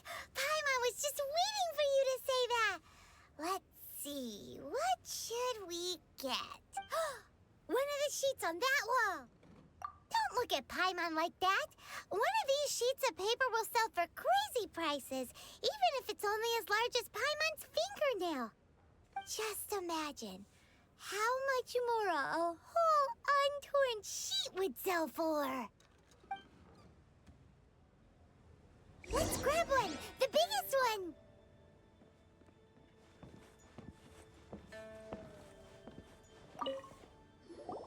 Huh? Well, that was an easy search. The biggest sheet is right up there in the most obvious spot. Let's go with that one. La la la la la. Let's see what's written on it. Huh?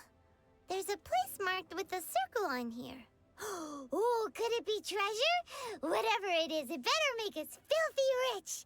Let's see what's written over here. Sigil of permission, something, something, Fatui, research, copy. Aw, that doesn't sound like treasure at all. This piece of paper shows that a Qixing spy discovered traces of classified Fatui research on the Sigil of Permission.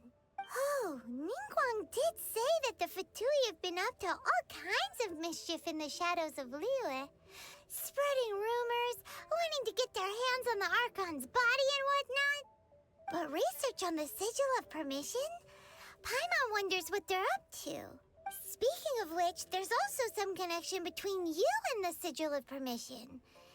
Seems there's still more for us to find out. Oh, you really think so?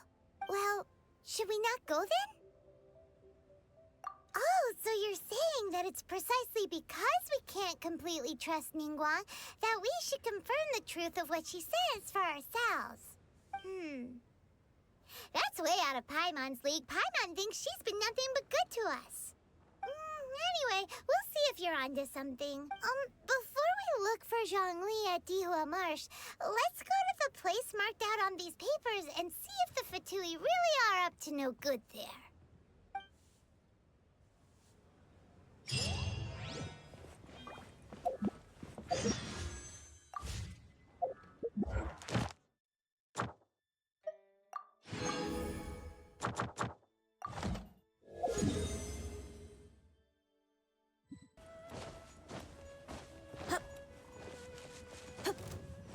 There really were Fatui at the location written down on this piece of paper. And they look really mad at us, too.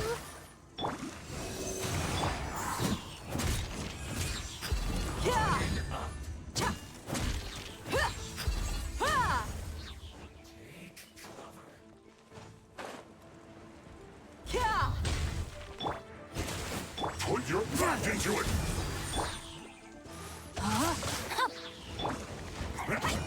Go on! Give me a go! My work. Finished.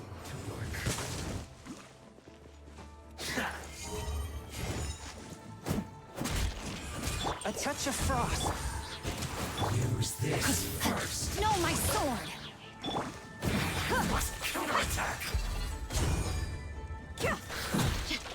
The lonely get frostbite. No, you're not going to. Absorption test! Swift and merciful. Witness the power.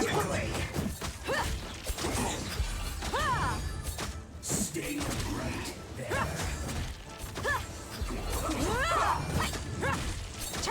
Look alive! Stay clear! A touch of frost. This is bad.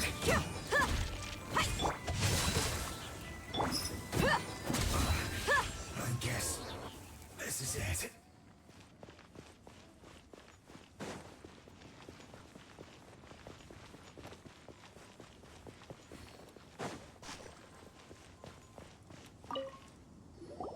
There are so many talismans here. And some stacks of blank paper, too. What are they for? Paimon's seen this pattern before. But where? Oh, Paimon knows! It looks just like the sigil of permission the child gave you. But how did a relic of the Adepti end up in the hands of someone like Child? Suspicious. Oh, that's right. Cloud Retainer said that when the Lord of Geo created the Sigil of Permission, it wasn't to be used as some old relic. Talismans like that were once used in the Archon War to channel divine powers. Maybe the Fatui are copying the Sigil of Permission in hopes of achieving a similar effect. Being able to channel divine power in battle? Whew, that sounds pretty dangerous. And the plot thickens. We'll need to keep an eye on Child, that's for sure. Alright, that's enough sticking around here. We gotta go meet up with Zhongli soon. The last stop on our rite of parting preparations tour is Dihua Marsh. Let's go! Paimon hates being late.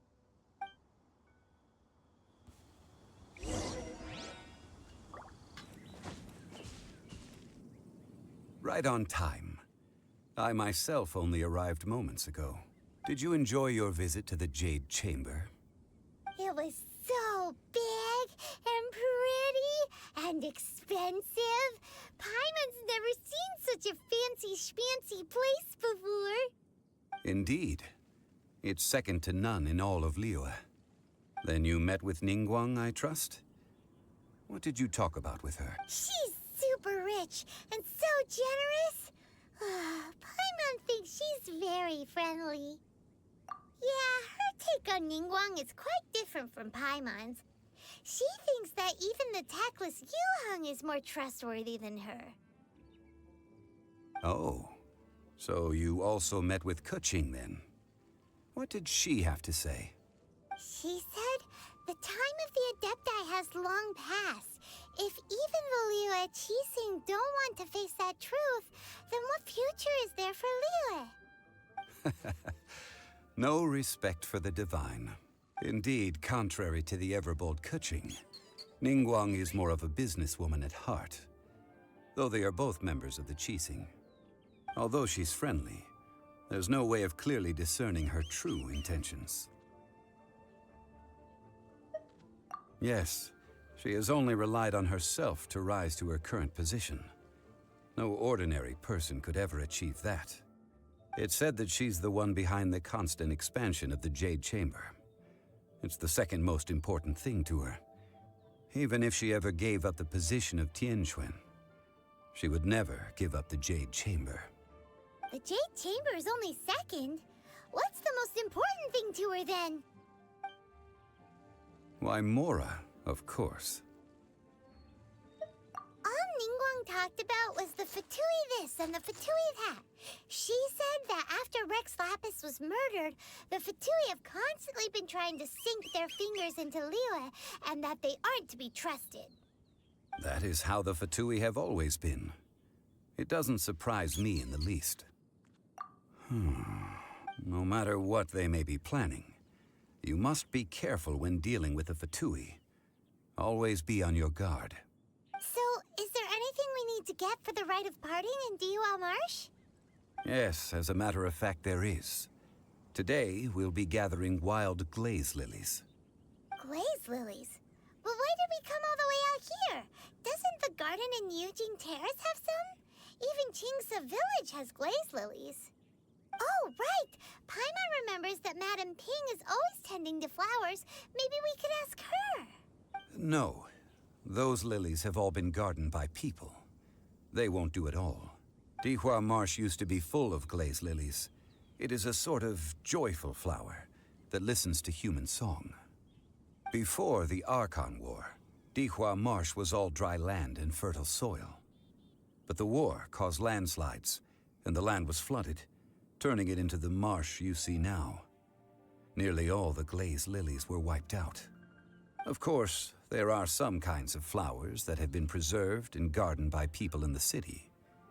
But very few people know that glaze lilies may still be found in the wild. Wild glaze lilies have the strongest fragrance. If we want to follow the true tradition of the rite of parting, we must grind up the wild lilies and place the powder in a censer of everlasting incense. But I'll need your assistance in gathering these flowers.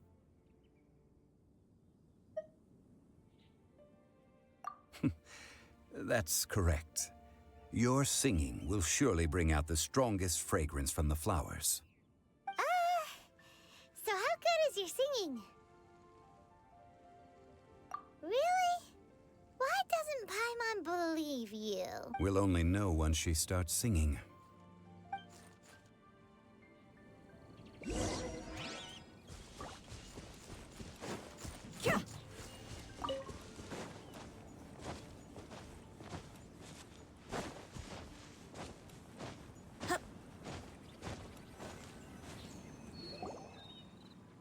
It's time to sing whenever you're ready. Da da da da da da da da da da da. What happened? These flowers are jumping. They look really angry. Is it because you sang a song for Mondstadt that they don't understand here in Liyue? Stay clear! Look alive!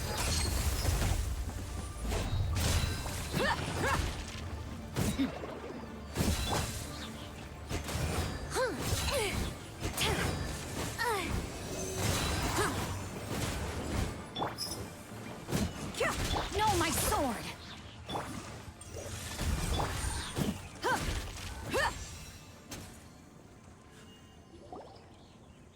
Those weren't glaze lilies. Glaze lilies wouldn't hit people. This little monster is known as a whopper flower. Strange. These petals look interesting.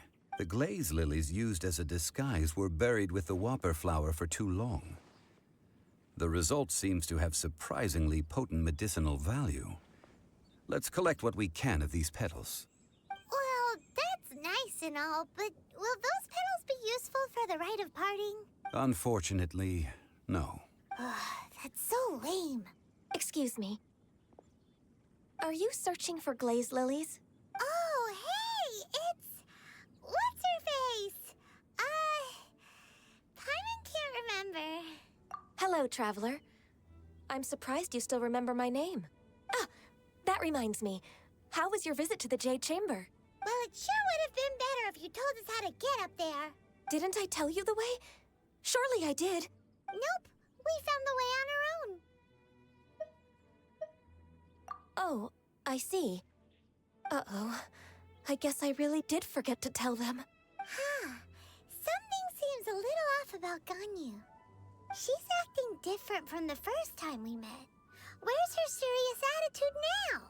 Ah, well, I met you at that time as an emissary of the Tianquan. But now, I am simply out on a stroll to see the flowers. You came all the way out here to see the flowers? Why not just enjoy the gardens of the city? Yujing Terrace is where Rex Lapis parted from this world. If I strolled through those lonely gardens now, I wouldn't be able to bear it. Whenever my duties take me near Yujing Terrace these days, I draw the windows to block my view of the gardens. Oh, sorry. We shouldn't have brought it up. No, it's quite all right. I just haven't processed my emotions yet. When the Archon War came to its end 2,000 years ago, the first iteration of the Seven would gather in Liyue and drink with Rex Lapis. But 5 of those original 7 had already passed before Rex Lapis. It's truly a changing of the guard. Yes, now that the spirit of Rex Lapis has returned to the heavens, only Barbados of Mondstadt remains of the first 7. The other 5, including Inazuma's Raiden Shogun, are no longer the same friends from 2,000 years ago. Of the current 7 Archons, the youngest is Sumeru's god of Dendro. She is merely 500 years old, whereas Rex Lapis was more than 6,000 years old at the time of his passing. This means that Liyue had been under Rex Lapis's rule from the moment it was first founded 3,700 years ago.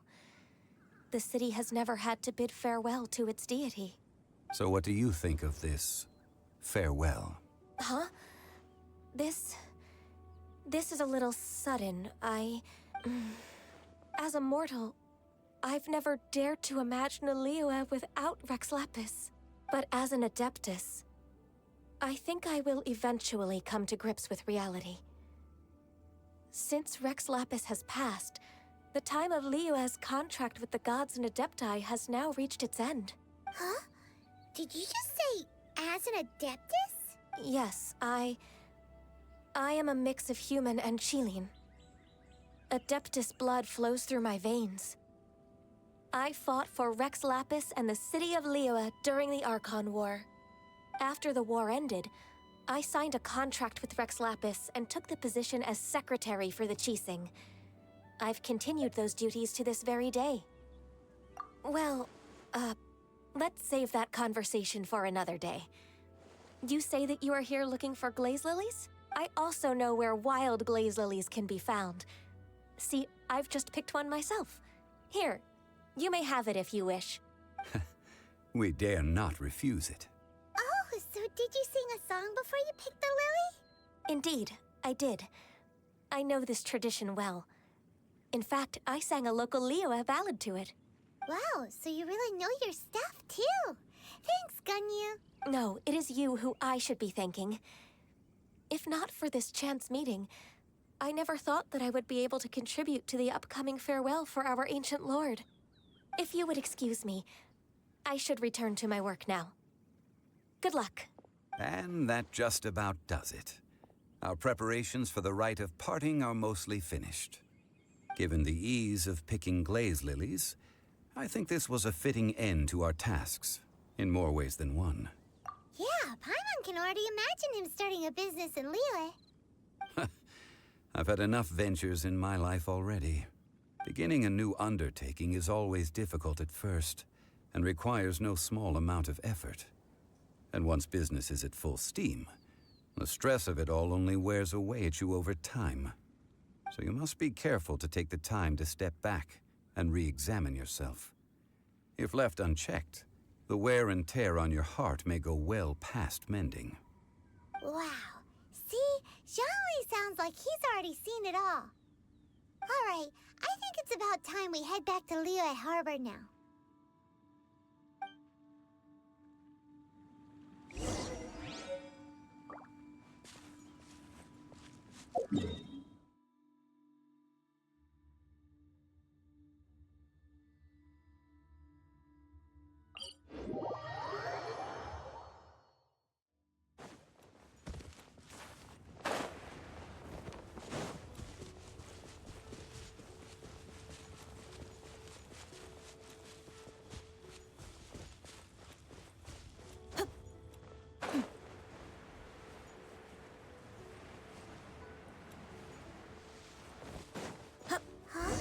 What happened? The city gate is swarming with Millilith and the Fatui? This atmosphere is highly abnormal. It seems as though something big has happened. We should ask around a little, just to be safe. Ah, you're the consultant to Wangsheng Funeral Parlor.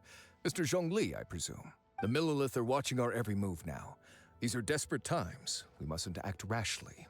Desperate times? The Adepti of Joyun Karst are finally on the move. Do they intend to exercise force? Most likely. I've heard that some members of the Qixing have already gone to meet them. Well, I say meet, but it's more like they're attempting to stall the Adepti outside the city. However, both sides were quite obstinate and hit an impasse. It seems inevitable, given the current situation. The Adepti do not acknowledge the Qixing. They only acknowledge the contracts of the Geo-Archon. If the two sides come to blows, Liyue Harbor will be in no position to stop them. Surely the Liyue Qixing are not the sort to give in so easily.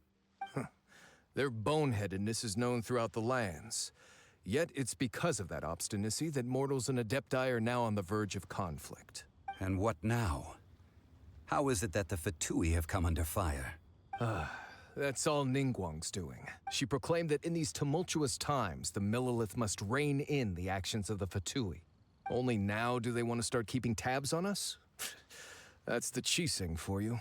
Anyway, Mr. Zhongli, you're one of Child's close associates. Please understand that your actions will reflect on us. Don't let anyone catch you off guard. It looks like things are about to boil over in Liyue Harbor. Do you intend to use your neutral identity as an intermediary between both sides? Or will you use your sword to turn the balance? Neither path is an easy one. Oh, by the way, Mr. Zhongli, we've heard that the Wangsheng Funeral Parlor has also been caught up in all of this. They're currently squaring off with the authorities at the gates. Things are taking a turn for the worse. I'm afraid I must leave now to handle things back at Wangsheng Funeral Parlor. I hope that Master Hu has been able to keep things under control for the moment. Consider your next course of action carefully, Traveler. If you're trying to prevent an explosion, it may be wisest to look for the fuse first. Having connections with the Fatui seems to be quite the double-edged sword. So what does Zhongli mean by looking for the fuse?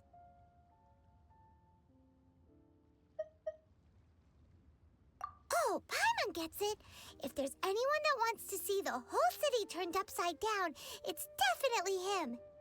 He must be waiting for the moment when no one is watching to do something really bad. But where could we find him now? Where would he go at a time like this?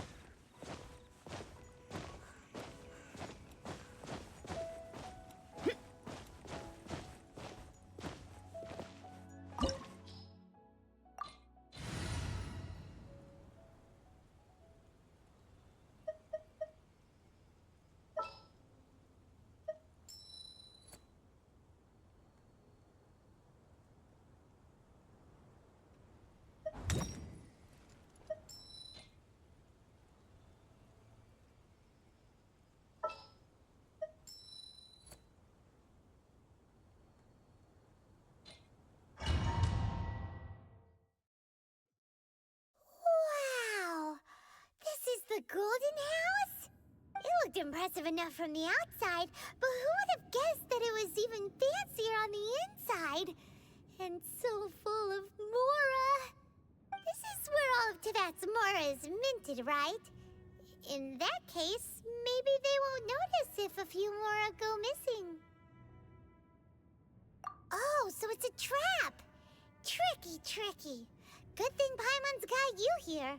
But even if we can't take any, we can still have a closer look, right? Or better yet, take a nap on top of a mountain of Mora. It's like a dream come true.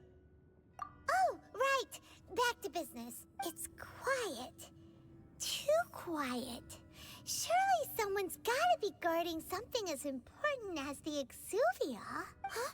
Look! What happened here? Uh-oh. Paimon smells trouble. Quick! We have to go make sure that the Exuvia is all right.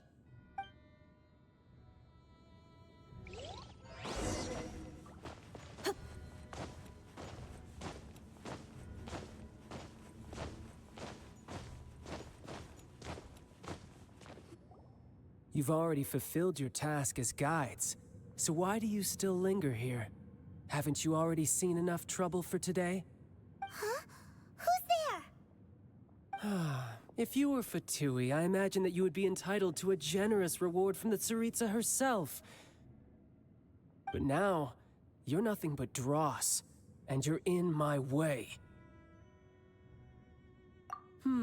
Where should I start? Well, I've never been one to beat around the bush, you know. But who could have possibly guessed that the god of Geo would mysteriously perish the very moment I arrived in Liyue, and that the Exuvia would subsequently be hidden away? If it weren't for that lovely little rite of parting ceremony you put together, it would have taken me a whole lot longer to get the information I needed. Stopping the Mora mints, hiding away the Exuvia. The Chising are really pulling out all the stops this time. So you've been planning to take the Gnosis from inside the Exuvia all along? As one of the 11 Fatui Harbingers, it's my duty to see the will of the Tsaritsa fulfilled. She will get that which she desires. I'm not asking for your blessing, and there's nothing you can do to stop me anyway. The time for discussion and diplomacy has already passed. I mean, if it were up to me, I would have skipped that stage to begin with. But I'm willing to do as the Tsaritsa deems fit. Either way, we now come to my favorite part. A simple pleasure, and one that I am oh so delighted to be sharing with you. The battle. Battle? So you're the type that goes looking for trouble, huh? You could say that. When Signora offended the deities outside the cathedral in Mondstadt, she swiftly left the scene once her mission was accomplished. Instead of confronting you directly, she chose to rely on the snow and ice to make her escape. She wouldn't want the knights to come running towards the sound of battle now, would she? When she faces a worthy opponent, she will prioritize her mission, weigh the outcomes, and consider the consequences of her actions. But as for me, the greatest pleasure of being a Harbinger lies in crossing blades with strong opponents. We won't let what happened in Mondstadt ever happen again! Oh, so you intend to fight me? Good. I won't kill you, Traveler. I'll just play along, to feel the thrill of battle. Besides, you could never defeat me, not even in your wildest dreams. But hey, try to relish the fight anyway, because if you ask me, without that, what else is there? Fighting talk, I love it! Now let's see you live up to it. This chance is hard to come by, so show me all you've got. So very few ever get the chance to square off with a Fatui Harbinger. So come now, amuse me, and don't you dare disappoint.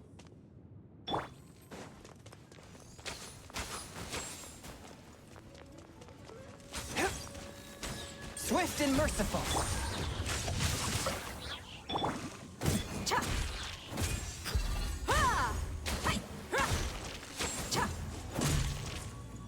Cowering already?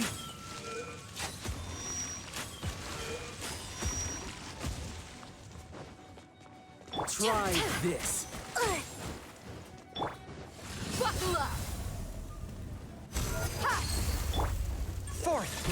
So Rain quick to outlines flee. your fate. Animal Tech 6308! You're wide open.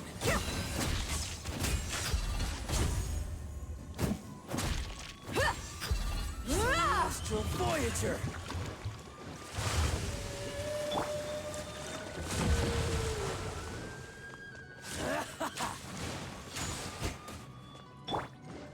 No, my sword! Let's get it on!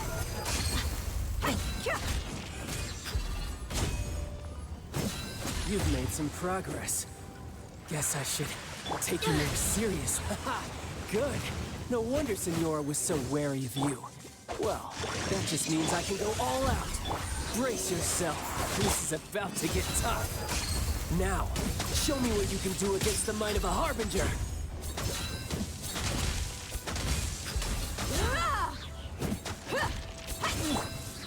Don't break my glasses! Something else catch your eye? Stand clear! Rain outlines your hood. I let my guard You've down. got some skills. Swift and merciful. Let's get it on! I'll crush you.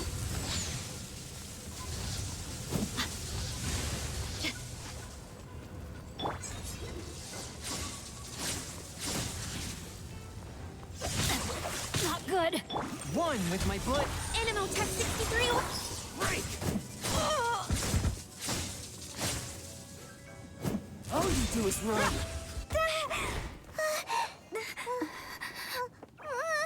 Not bad. Your swordsmanship is quite impressive. But that's about as far as you'll get.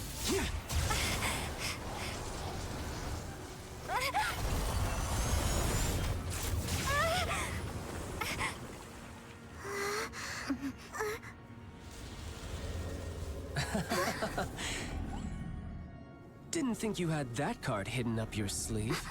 You were just playing us to get close to the Exuvia! Oh, quiet down. Stop acting like some wide-eyed recruit. You've seen this world. You of all people should know. This should have been expected!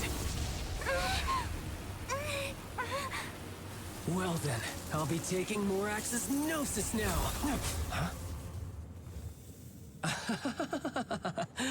I see. Well, this is most unexpected. You beat me to it, didn't you?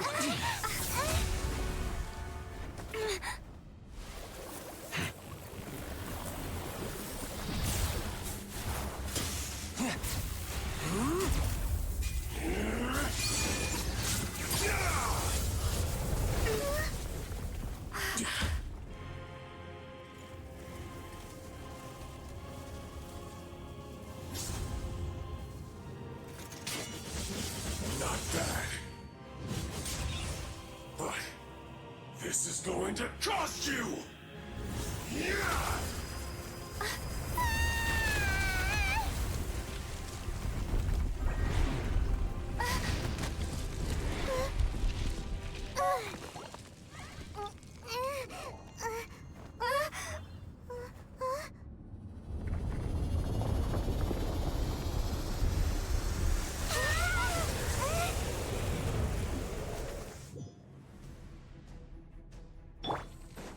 You got to the Gnosis ahead of me, didn't you? Did you simply move faster? Or did you leak the information with the Golden Golden House to me on purpose? No matter. Hand the Gnosis over now. Don't make me take it from you. Will you take it?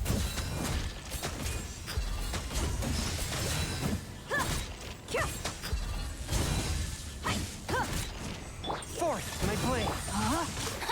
Absorption test!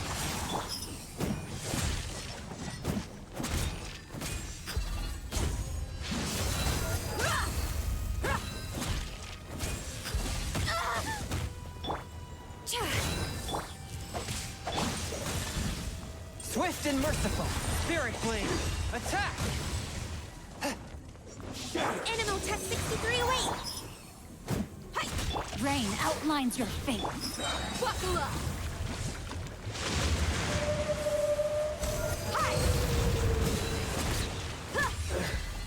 Some you win, and some you lose.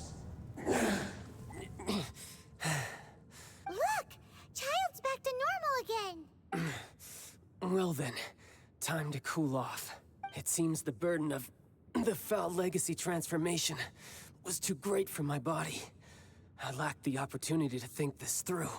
And now that I consider the matter more carefully, you never had any chance of beating me to the Gnosis. You had no connection to the Gnosis, no matter where it had been taken. That's what we've been trying to tell you! We didn't take it! Your show of ability today far surpasses that of Signora's initial assessment of you in Mondstadt. Tell me, how could that be? You already know the answer, don't you? I can see it in your eyes. But if that is a secret you wish to keep, I guess I'll just have to curb my curiosity. This battle has already left me satisfied. Anyone who strives as I do to grow stronger shall be called a friend, even if our friendship can only be shown in battle against one another. Pretty sure that's not the normal way to make friends. Unfortunately, I must bring this amiable conversation to an end. My quest still beckons. Given that the Gnosis wasn't taken by anyone, then we must look once again to the beginning. Perhaps it was never in the Exuvia to begin with. In fact, it might be that the Exuvia was just a diversion of sorts. What? So you mean that... Yes, it appears so. Interesting to say the least. It seems that the guardian deity of the capital of commerce is also well versed in little maneuvers beyond the boundaries of contracts. As such, we must now look to our backup plan. Backup plan? I had hoped it would never come to this, for the weak will be swept away in the process. The truth is, the world belongs to those who pursue strength. I seldom willingly involve myself with the weak.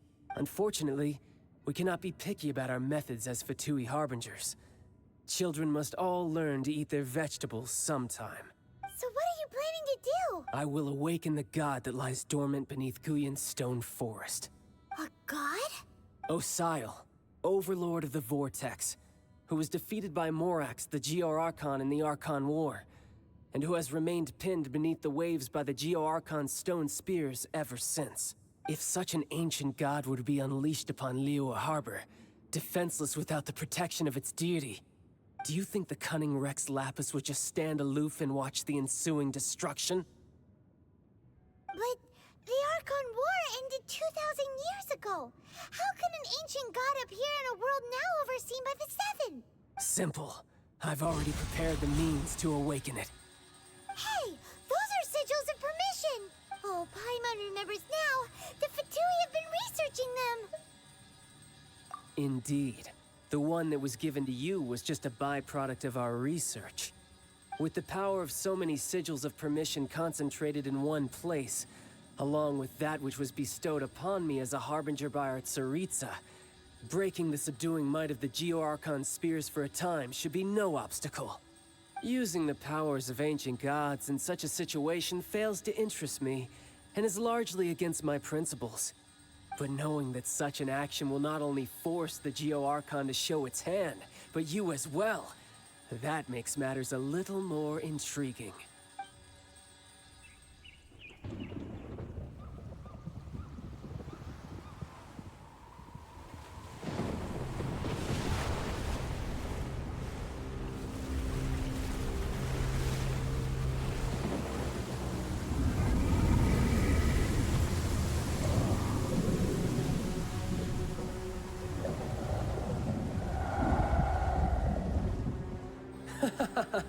Let's see. Will the nation that has lost its deity be swallowed up by an ancient malice once more? If you wish to drown together with the people of Liyue, you're free to stay and enjoy the show. Huh? He's already gone. That guy is fast. What's going on?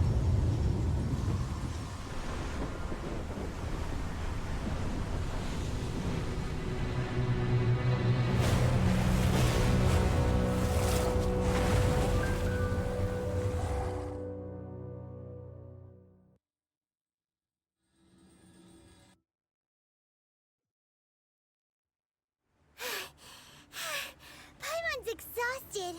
If we hadn't happened to see the Jade Chamber flying over just as we came out of the Golden House, we really wouldn't have known which way to go. Did we make it in time? Is the Overlord of the Vortex still in the sea? It hasn't destroyed Liyue yet, has it? What are you doing here? Huh?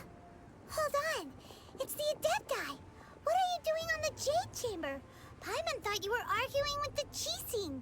Is the fighting over? Faced with a calamity of such magnitude, we have agreed to put our differences aside for now and unite against this common enemy. Oh, Paimon gets it. So how do you plan to defend Liyue? Just seeing this Overlord of the Vortex guy puts a pit in Paimon's tummy, even from all the way out here. It's not just you. We've got new Millilith recruits who can't even stand at attention without shaking. The force of an ancient god's presence seems to be too much for ordinary people to handle. Which is why we must stop that monster before it gets any closer to Liyue Harbor.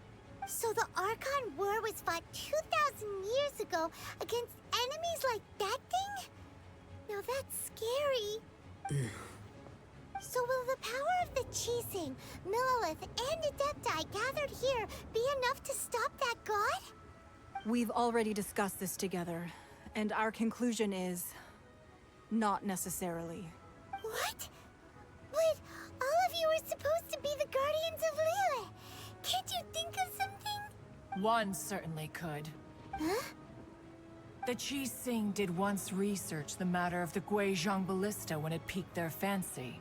And as fate would have it, one who did craft the Guizhong Ballista with one's own hands is here. For what could you mortals ever learn of Adepti mechanisms? Yet, it would take one, but a little tinkering to turn this ballista into an engine of war beyond your wildest thoughts. I suppose this is one blessing from the Adepti that we should be thankful for. So be it. We shall use the upgraded Guizhong Ballista to fight off that god. All the Adepti here can lend their strength to man it. We haven't a moment to spare. Our battle begins now. Yep.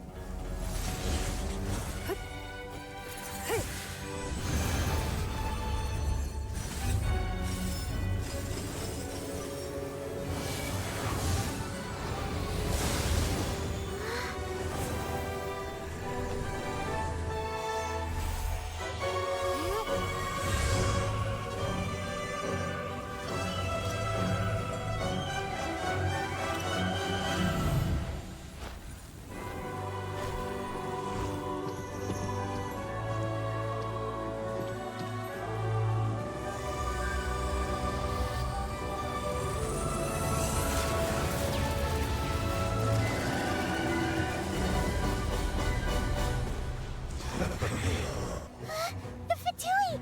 They're attacking the Guizhong Ballista!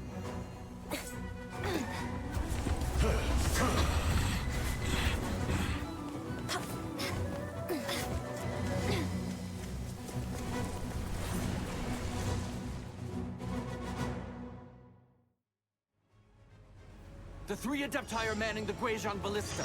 Do not let the Fatui disturb their work.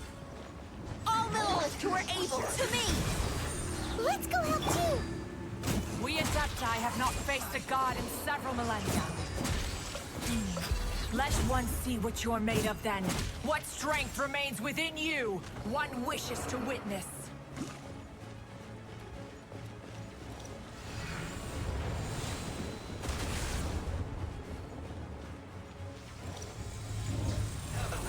Let's move. Look alive!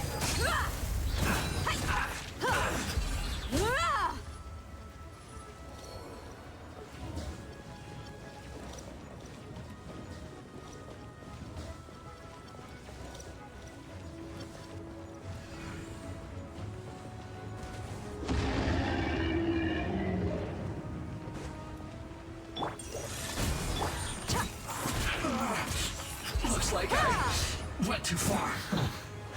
The loneliness of death.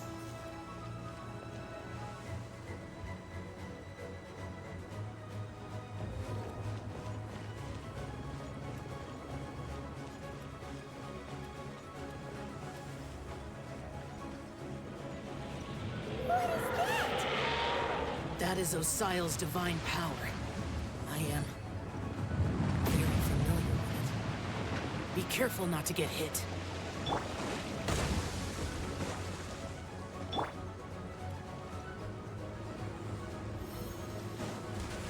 The Fatui! Their attacks are unrelenting! How daring. Snezhnai's diplomats will answer for this afterward. Every last one. Put your back into it! My duty. Absorption test. The ancient god's attacking again! There are so many Fatui too! We can't Were you about to say we can't hold them, children?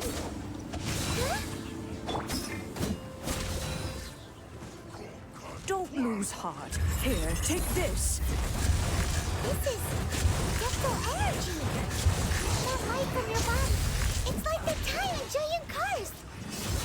Whoa! It's a magic green shockwave! This breeze is really strong!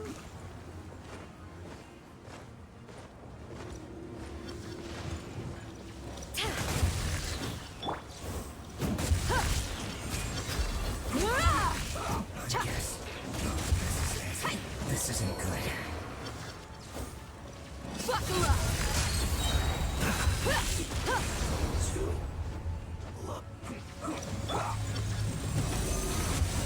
Swift and merciful. Rain outlines your... With the blood of the Chilean, I guard you against evil. Cast your fear of injury by the wayside and fight with all your might. I too did this during the Archon War. So this is what Ganyu's like in a fight! My name means swiftness. Take my power and run as I do. We're going too fast!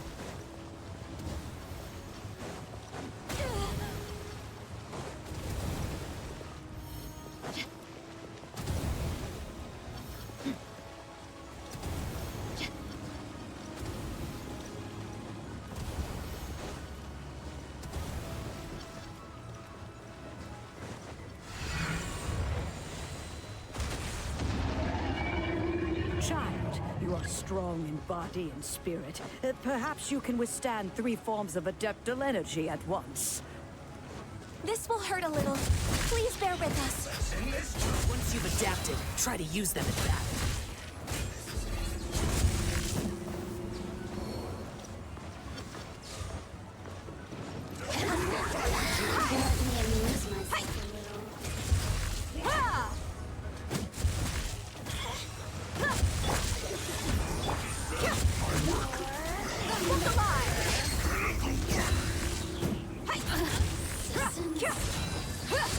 Stay clear!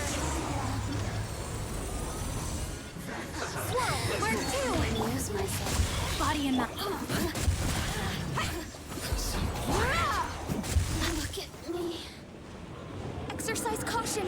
I fear that the god's power has reached its peak. In other words, if we hold here, there's nothing worse to come, right?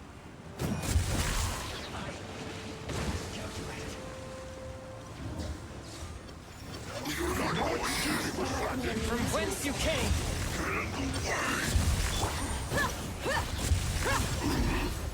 The more, the merrier.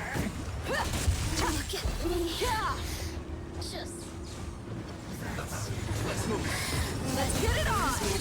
Animal test 63 away!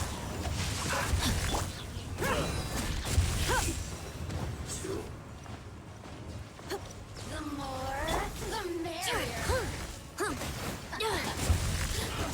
Let's end this. Assistance. Look alive! Looks like I went too far. I guess this is it. The Fatui's numbers are getting. Fight on, comrades! Once we finish this lot off, the Adepti will be able to deal with the god in peace.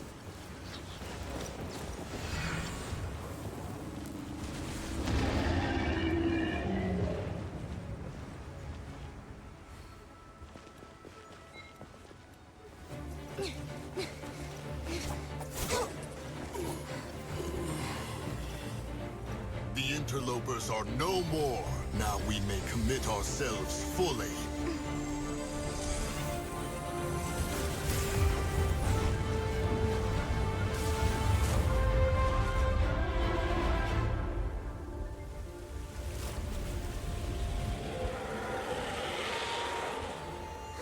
It's working! We just need to keep this up!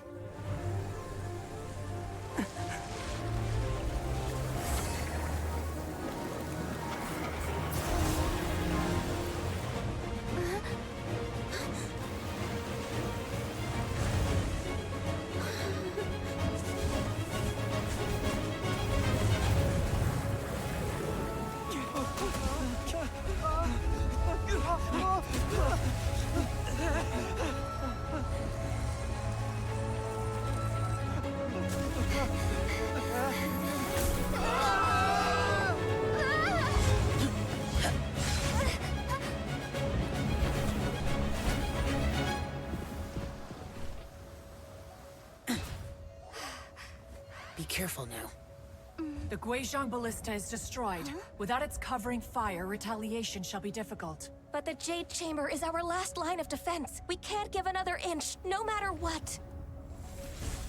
I have another idea. What do you mean, Lady Ningguang?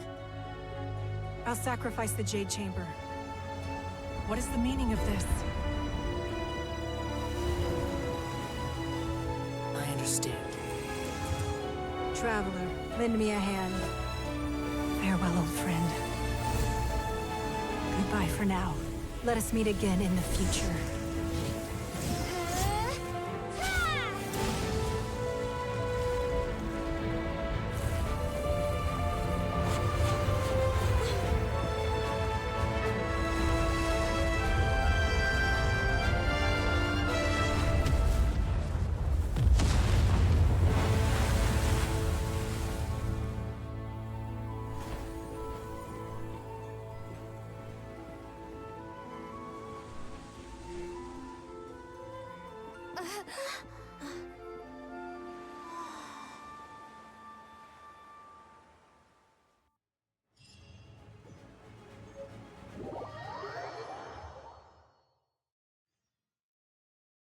Is it finally over? The ominous aura of that monster has indeed begun to fade.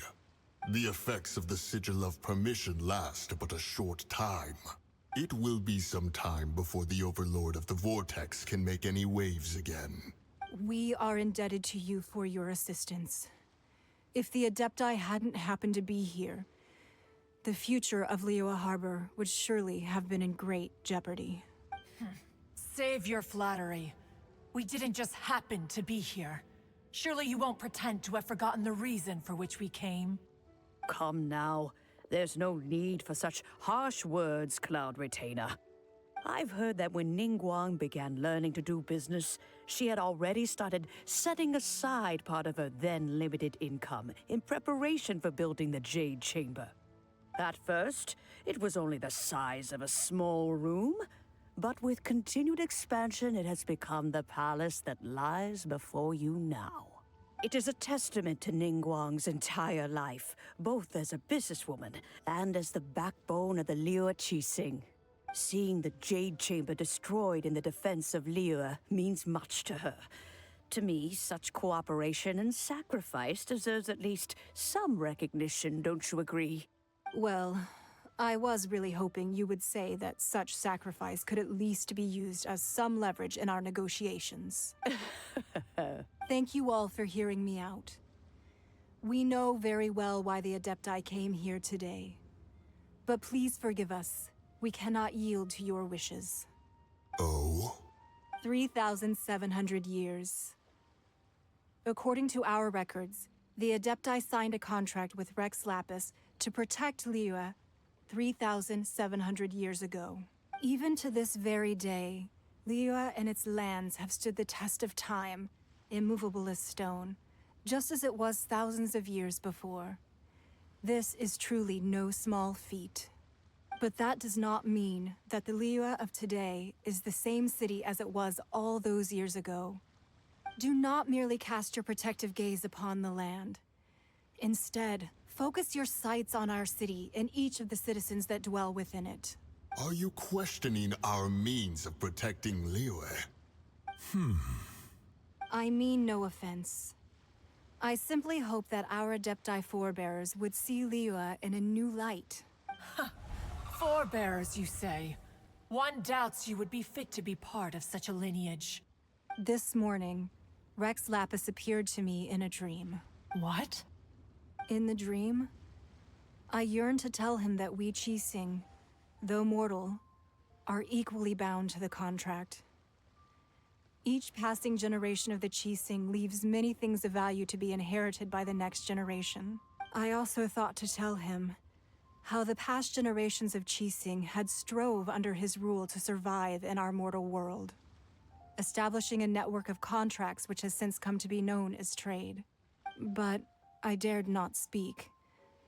I could only gaze at him in silence until the moment I awoke.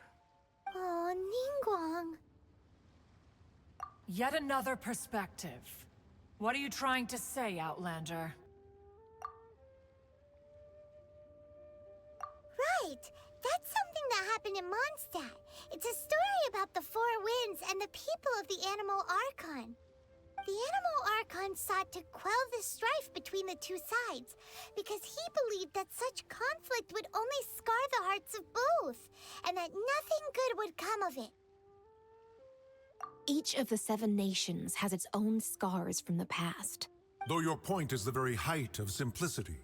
As Adepti, we've become a laughingstock, to be chastised thus by an outlander who has lent us such succor. All right, all right. Didn't Ningguang suggest that we should focus on the city and each of its citizens? I know I already have, so why not see for yourselves? I apologize for appearing in full armor.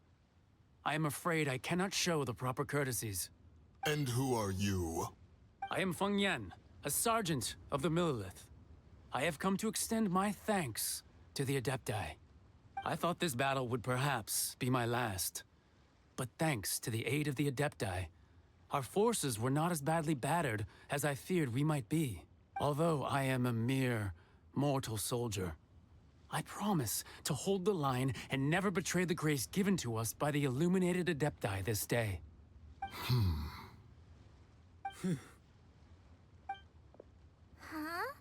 Why does everyone look so down?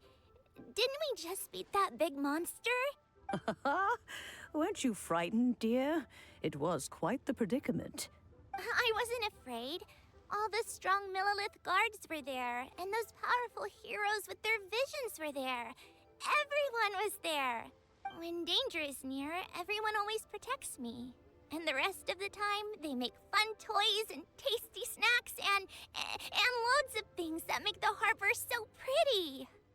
Thanks for protecting Liyue Harbor. Please come visit us for the next lantern rite.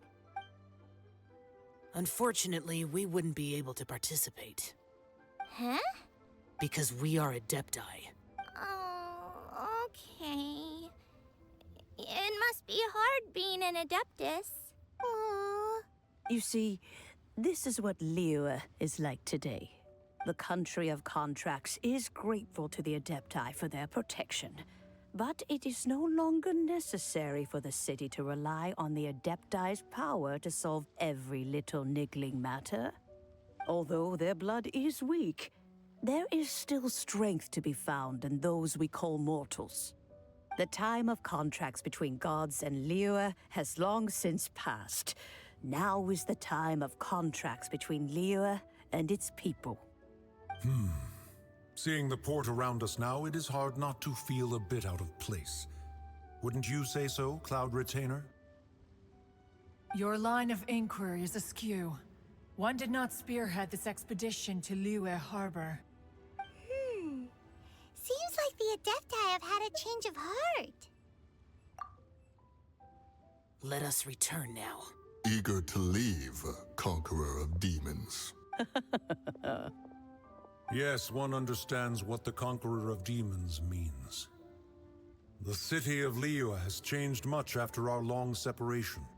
One fears that by the time one finally grasps the new contracts of Liyue, you humans would have once again changed the place beyond recognition. Fair enough. Away we shall, and return whence we came. Since we Adepti have consensus, then one shall persist no further. But how will we ensure that the Liyue Qixing will not simply exploit their power once we depart? In my view, that is still a thing to be guarded against. All right, Mooncarver, you needn't worry. It seems to me that this right of supervision is best left to the people of Liyue. Looks like the conflict between humans and Adepti was avoided. All's well that ends well, huh? Oh, right! It's nice that we've got peace and all, but we're forgetting one thing. Child wanted to unleash the god so he could lure Rex Lapis out. But we were able to handle the Overlord of the Vortex on our own. So Rex Lapis never showed up. Oh, and speaking of that, don't we still need to get to the bottom of that Archon's death, too?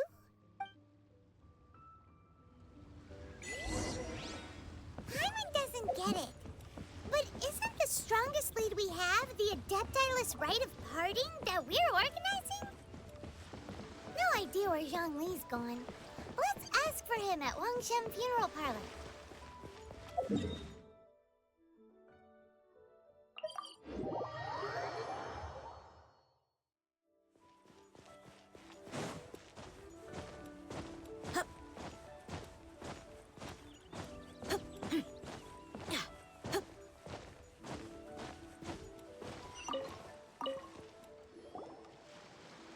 Is there anything I can do for you two? I'm afraid that Wangsheng Funeral Parlor isn't in the best state to receive guests. We've come to see Zhongli. Could you please tell him we're here? Unfortunately, Zhongli isn't here at the moment. It seems he went to Northland Bank. Doesn't the Northland Bank belong to the Fatui? Last time we saw Zhongli was before we went to the Golden House. Do you think he doesn't know about the attack on Liyue? Visiting the Fatui at a time like this could only mean more trouble. We had better go and make sure that everything is okay.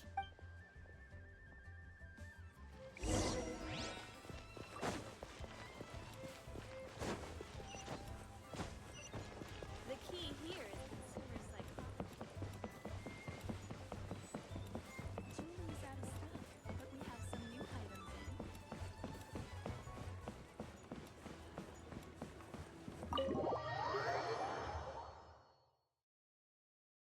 You call this cooperation between Harbingers? Cooperation involves communication, you know. Don't take it to heart, child. Besides, aren't you happy that you got to skip the formalities and bring chaos to the land? I'm sure you must have enjoyed that. Oh, it seems that some of your friends have arrived. Hey, it's Zhongli and Child. And you! You're also one of the Harbingers? It's you two. I believe we've met once before. In the city of Bards, was it? I'm glad you still remember my name. Ah, right. I imagine that it must have been rather hard to forget watching helplessly as something precious was snatched away from your friend. Well, if it isn't you two. This is our first time seeing each other since Liyue was nearly wiped off the map. This is certainly a bit awkward, wouldn't you say? Paimon knew that we should never have trusted a Fatui Harbinger. Oh, now don't say that. Sure, I may have misled you, but I never had anything against you personally.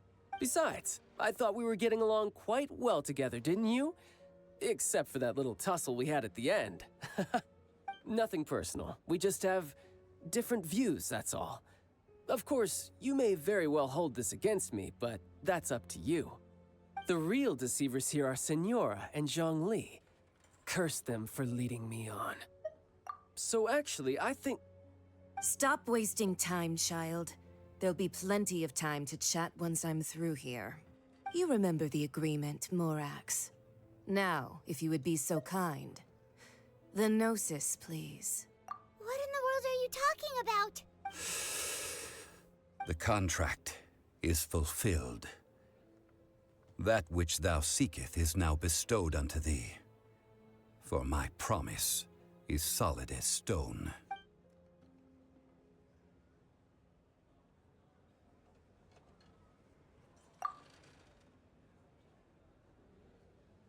How sanctimonious.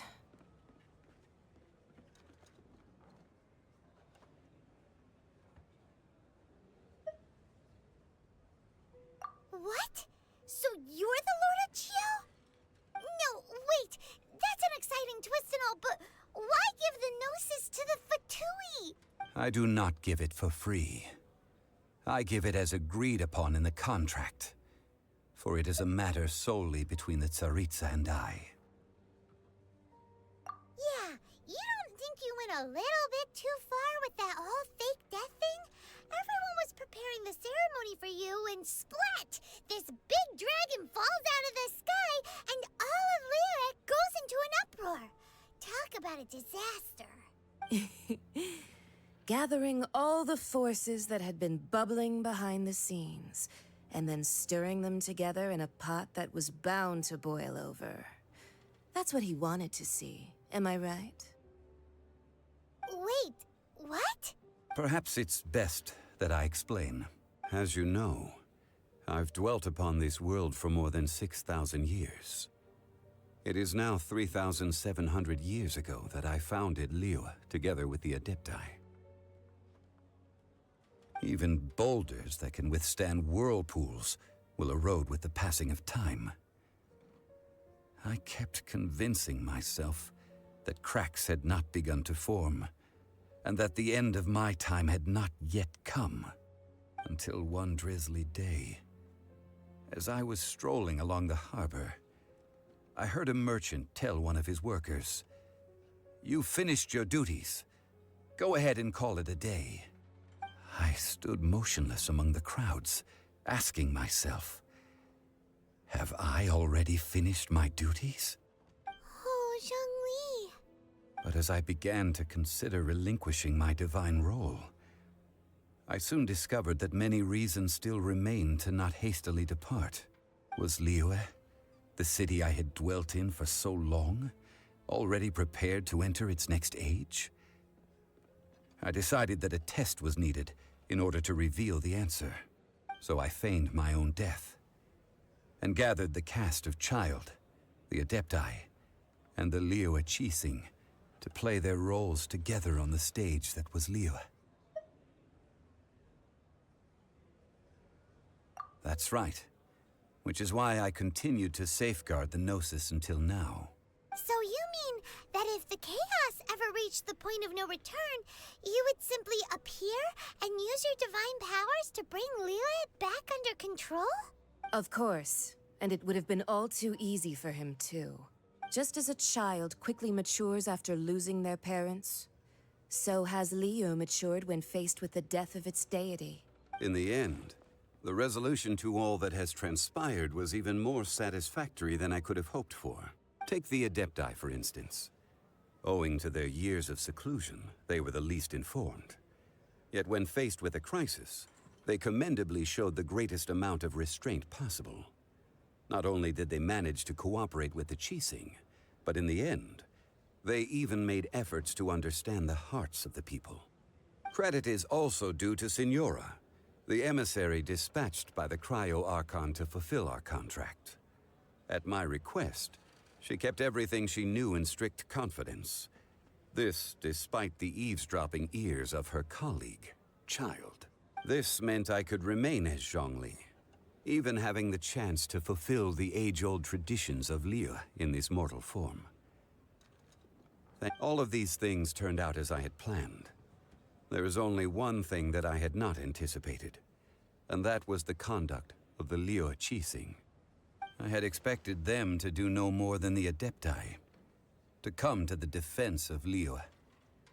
But when all was said and done, they seized the opportunity to supplant Liyue's divine protectors, and used the subsequent power vacuum left by my death to quickly gain complete control of Liyue. Huh? That doesn't sound good at all. On the contrary, I think it is excellent. I had always feared that it was too soon for them to take over from me. And it was also that which I longed for the most. As such, this is the best parting gift anyone could have given this god of old. Hey, what about me? Doesn't anyone feel the least bit of remorse for deceiving me? You've practically kept me in the dark. I think that thanks would be more appropriate. You certainly played no small part in all of this, wreaking havoc and turning the city upside down.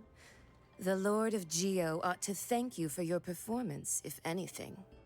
If you hadn't created the pressure of a battle between mortals, adepti, and a god, the lump of coal resting in the hands of the Geo-Archon, Liyue would never have been able to become a dazzling diamond of a city.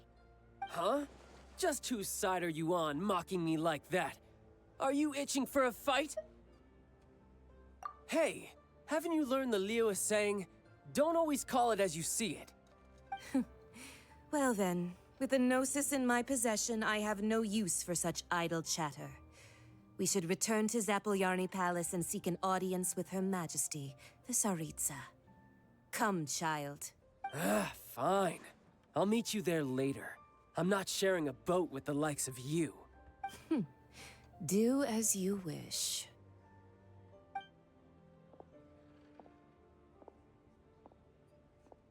Now then, is there anything else you wish to ask me? Right! As Zhongli always told us, a good trade is a fair trade. Paimon has no idea what could be a good trade for a Gnosis. Realistically speaking, there is no such thing.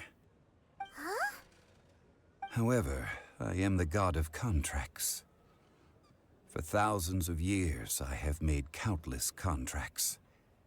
If the deal was of no benefit, then I certainly would not be inclined to agree to it. My agreement with the Cryo-Archon will be the last of my contracts as the Geo-Archon. My contract to end all contracts.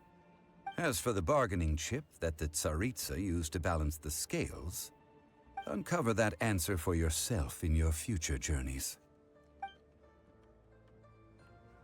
Paimon can't absorb so much information at once. So, Zhongli, what sort of contract did you sign with the Cryo-Archon? Paimon's so curious. One of the clauses of our contract was not to divulge any of its contents. Ugh, you're so petty.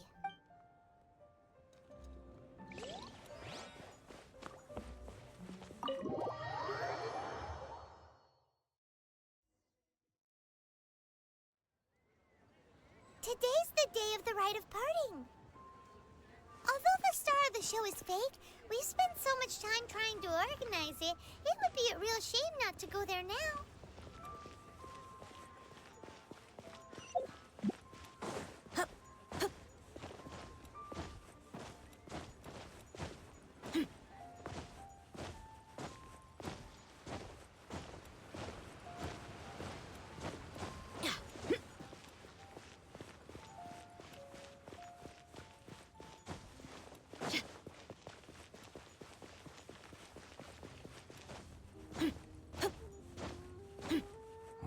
Well, since we're going through with this rite of parting, I guess it means that those rumors hit the nail on the head. So Rex Lapis is really... But they didn't catch the culprit, did they? Oh, come on. Do you think that the assassin could have been a normal person? You know what I think. I don't think any of the gossip on the streets you hear from those shady types is worth anything. There's only one real possibility in my mind. I've heard that the assassin was that Fatui fellow. Youngish, pretty high in rank. I think they called him Child. The Fatui? They certainly are very suspicious. Who knows what those greedy, crooked folks... Shh! Lower your voice. If the Fatui catch you in their sights, Rex Lapis won't be around to protect you this time.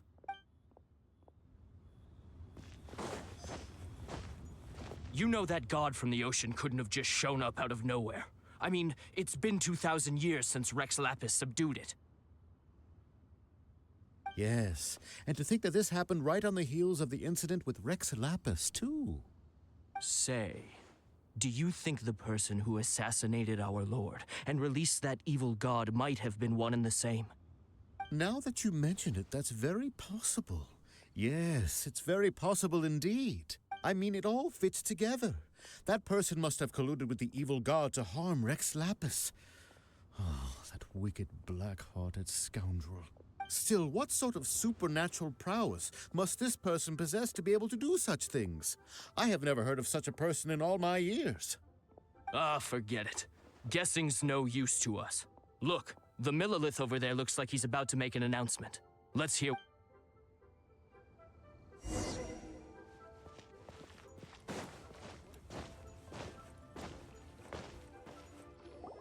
Hear ye all! The Qixing's words. Though a dragon soars ageless as the mountains, it too must return to dust. This is common knowledge. Gods and Adepti live glorious lives, but both light and shadow have their season. So too must they face divinely appointed trials. Rumors and hearsay abound on the streets that Rex Lapis was murdered. Now, let the truth be revealed. Having been thwarted in his trial, Rex Lapis's soul has recouped the celestial heights. He beseeches the people of Liyue to grieve not and to let not their hearts be saddened. Nor are they to believe street-born rumors or indulge in baseless speculation.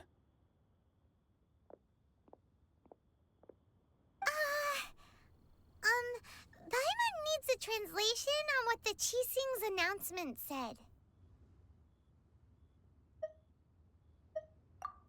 So that's how they're spinning it. Something feels off. Why would they suddenly give up looking for the murderer? Not to mention how this excuse sounds like something they just made up on the spot. Could the Qixing already have known that Rex Lapis wasn't dead? But Zhongli said that neither they nor the Adepti knew anything. Did Zhongli tell them in secret after his gnosis changed hands?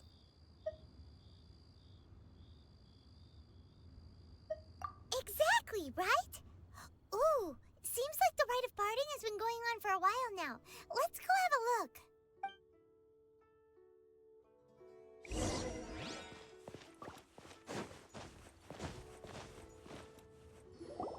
Look, it's Ningguang and Keqing. Are they saying something? Are their speeches over? As said previously, Rex Lapis's soul returning to the heavens is the end of the contract. And it is also the end of an era. 3,700 years of contracts burnt and reduced to ash. We, the people of Liyue, were indeed prosperous. But blinded by our prosperity, we forgot that time can be pitiless. The long, unending dream of our Archon walking among us. Now that we have awoken from our dream, we must learn to say farewell. Will you stand with us as we re-establish our contracts? As we build a new age of prosperity? So concludes the words of Her Eminence the Tianquan. Does Her Eminence the Yuheng have anything to add? Huh? Is she looking this way? Traveler? Yikes! She really is looking our way! Is that the traveler who they say defeated the ancient god? So young. The Liyue Qixing always repay their debts. And as you've heard, our eyes see far and our reach is long. Name your price. You deserve that much. Whoa.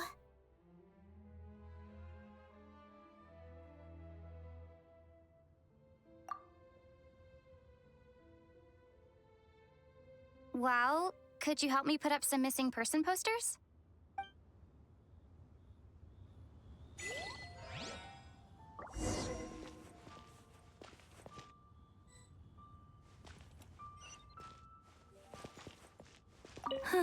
And to think I put my best perfume on before coming here, thinking you'd like it.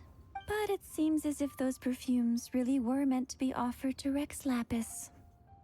Well, that's fine. Suffer no rivals in love, they say. And that's 3 gone in one stroke.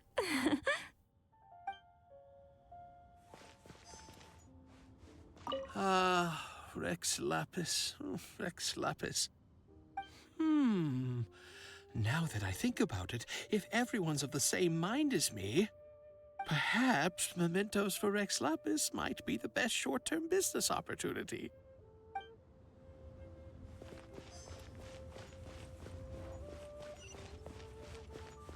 Roping you in was possibly the most masterful move we could have made. I believe that future generations will say so too when our deeds come up for their review.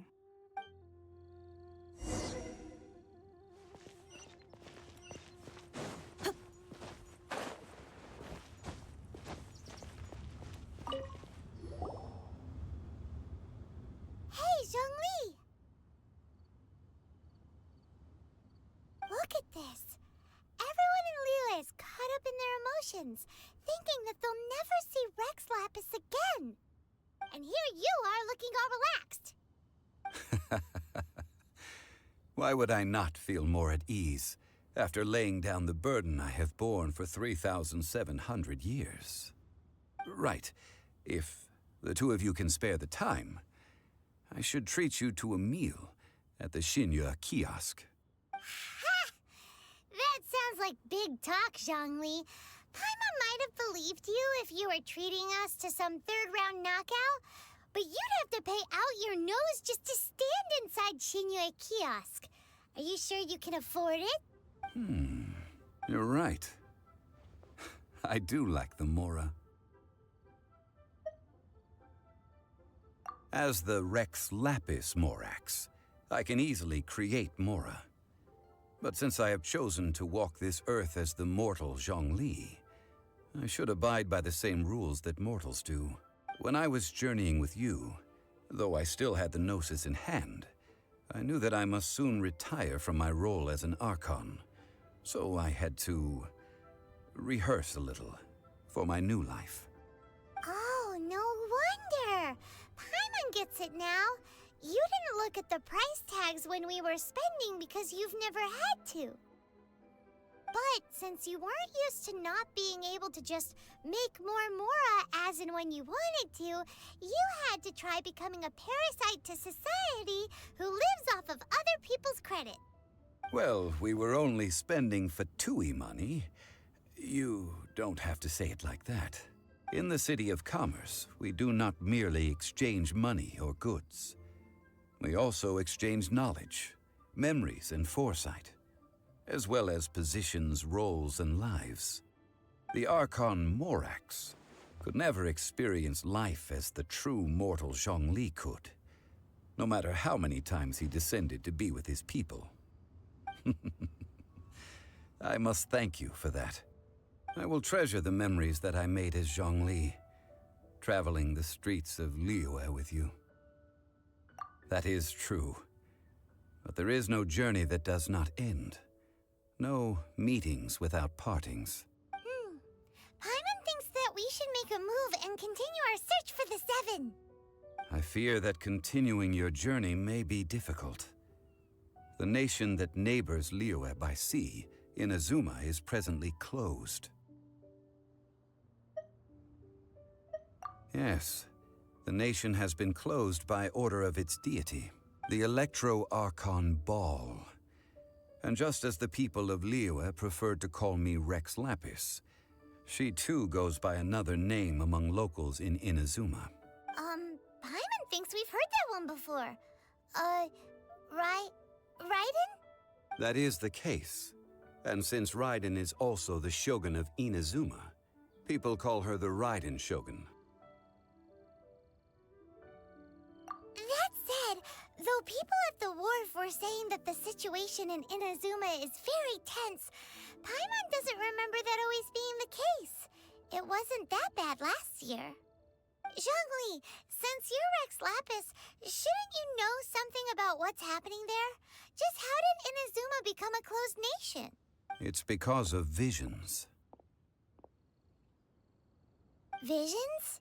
When faced with circumstances beyond their control, humans often bemoan their lack of power. But if a person shows true strength of will at a desperate and fateful moment in their life, the gods will look upon them with favor. This is what visions are. Magical foci bestowed upon those who have been acknowledged by the gods. Uh-huh. That's how people in Teyvat see it. But starting from last year, the Raiden Shogun began promulgating the Vision Hunt Decree. Vision Hunt Decree? Yes. It was an order to seize all visions within Inazuma's borders, and to inlay them upon the hands of the statue of the omnipresent god. They want to seize visions. But why? Aren't visions blessings from the gods? I should think that in the Raiden Shogun's eyes, it is precisely because they are divine blessings that they should be under the sole dominion of divinity. Whoa, that's harsh. The Animo Archon is the god of freedom, and the Geo Archon is the god of contracts. For her part, the Raiden Shogun is the god of eternity. It seems as though she has finally decided to eliminate any unstable elements that could pose a threat to her eternal realm. The fact that even I, the oldest of the seven, have now passed away will only strengthen her resolve to pursue eternity. Knowing her, she must have again quoted that adage she is most fond of when proclaiming that decree to her people. 7 ideals for 7 gods. And of these, eternity is nearest unto the heavenly principles. All right then.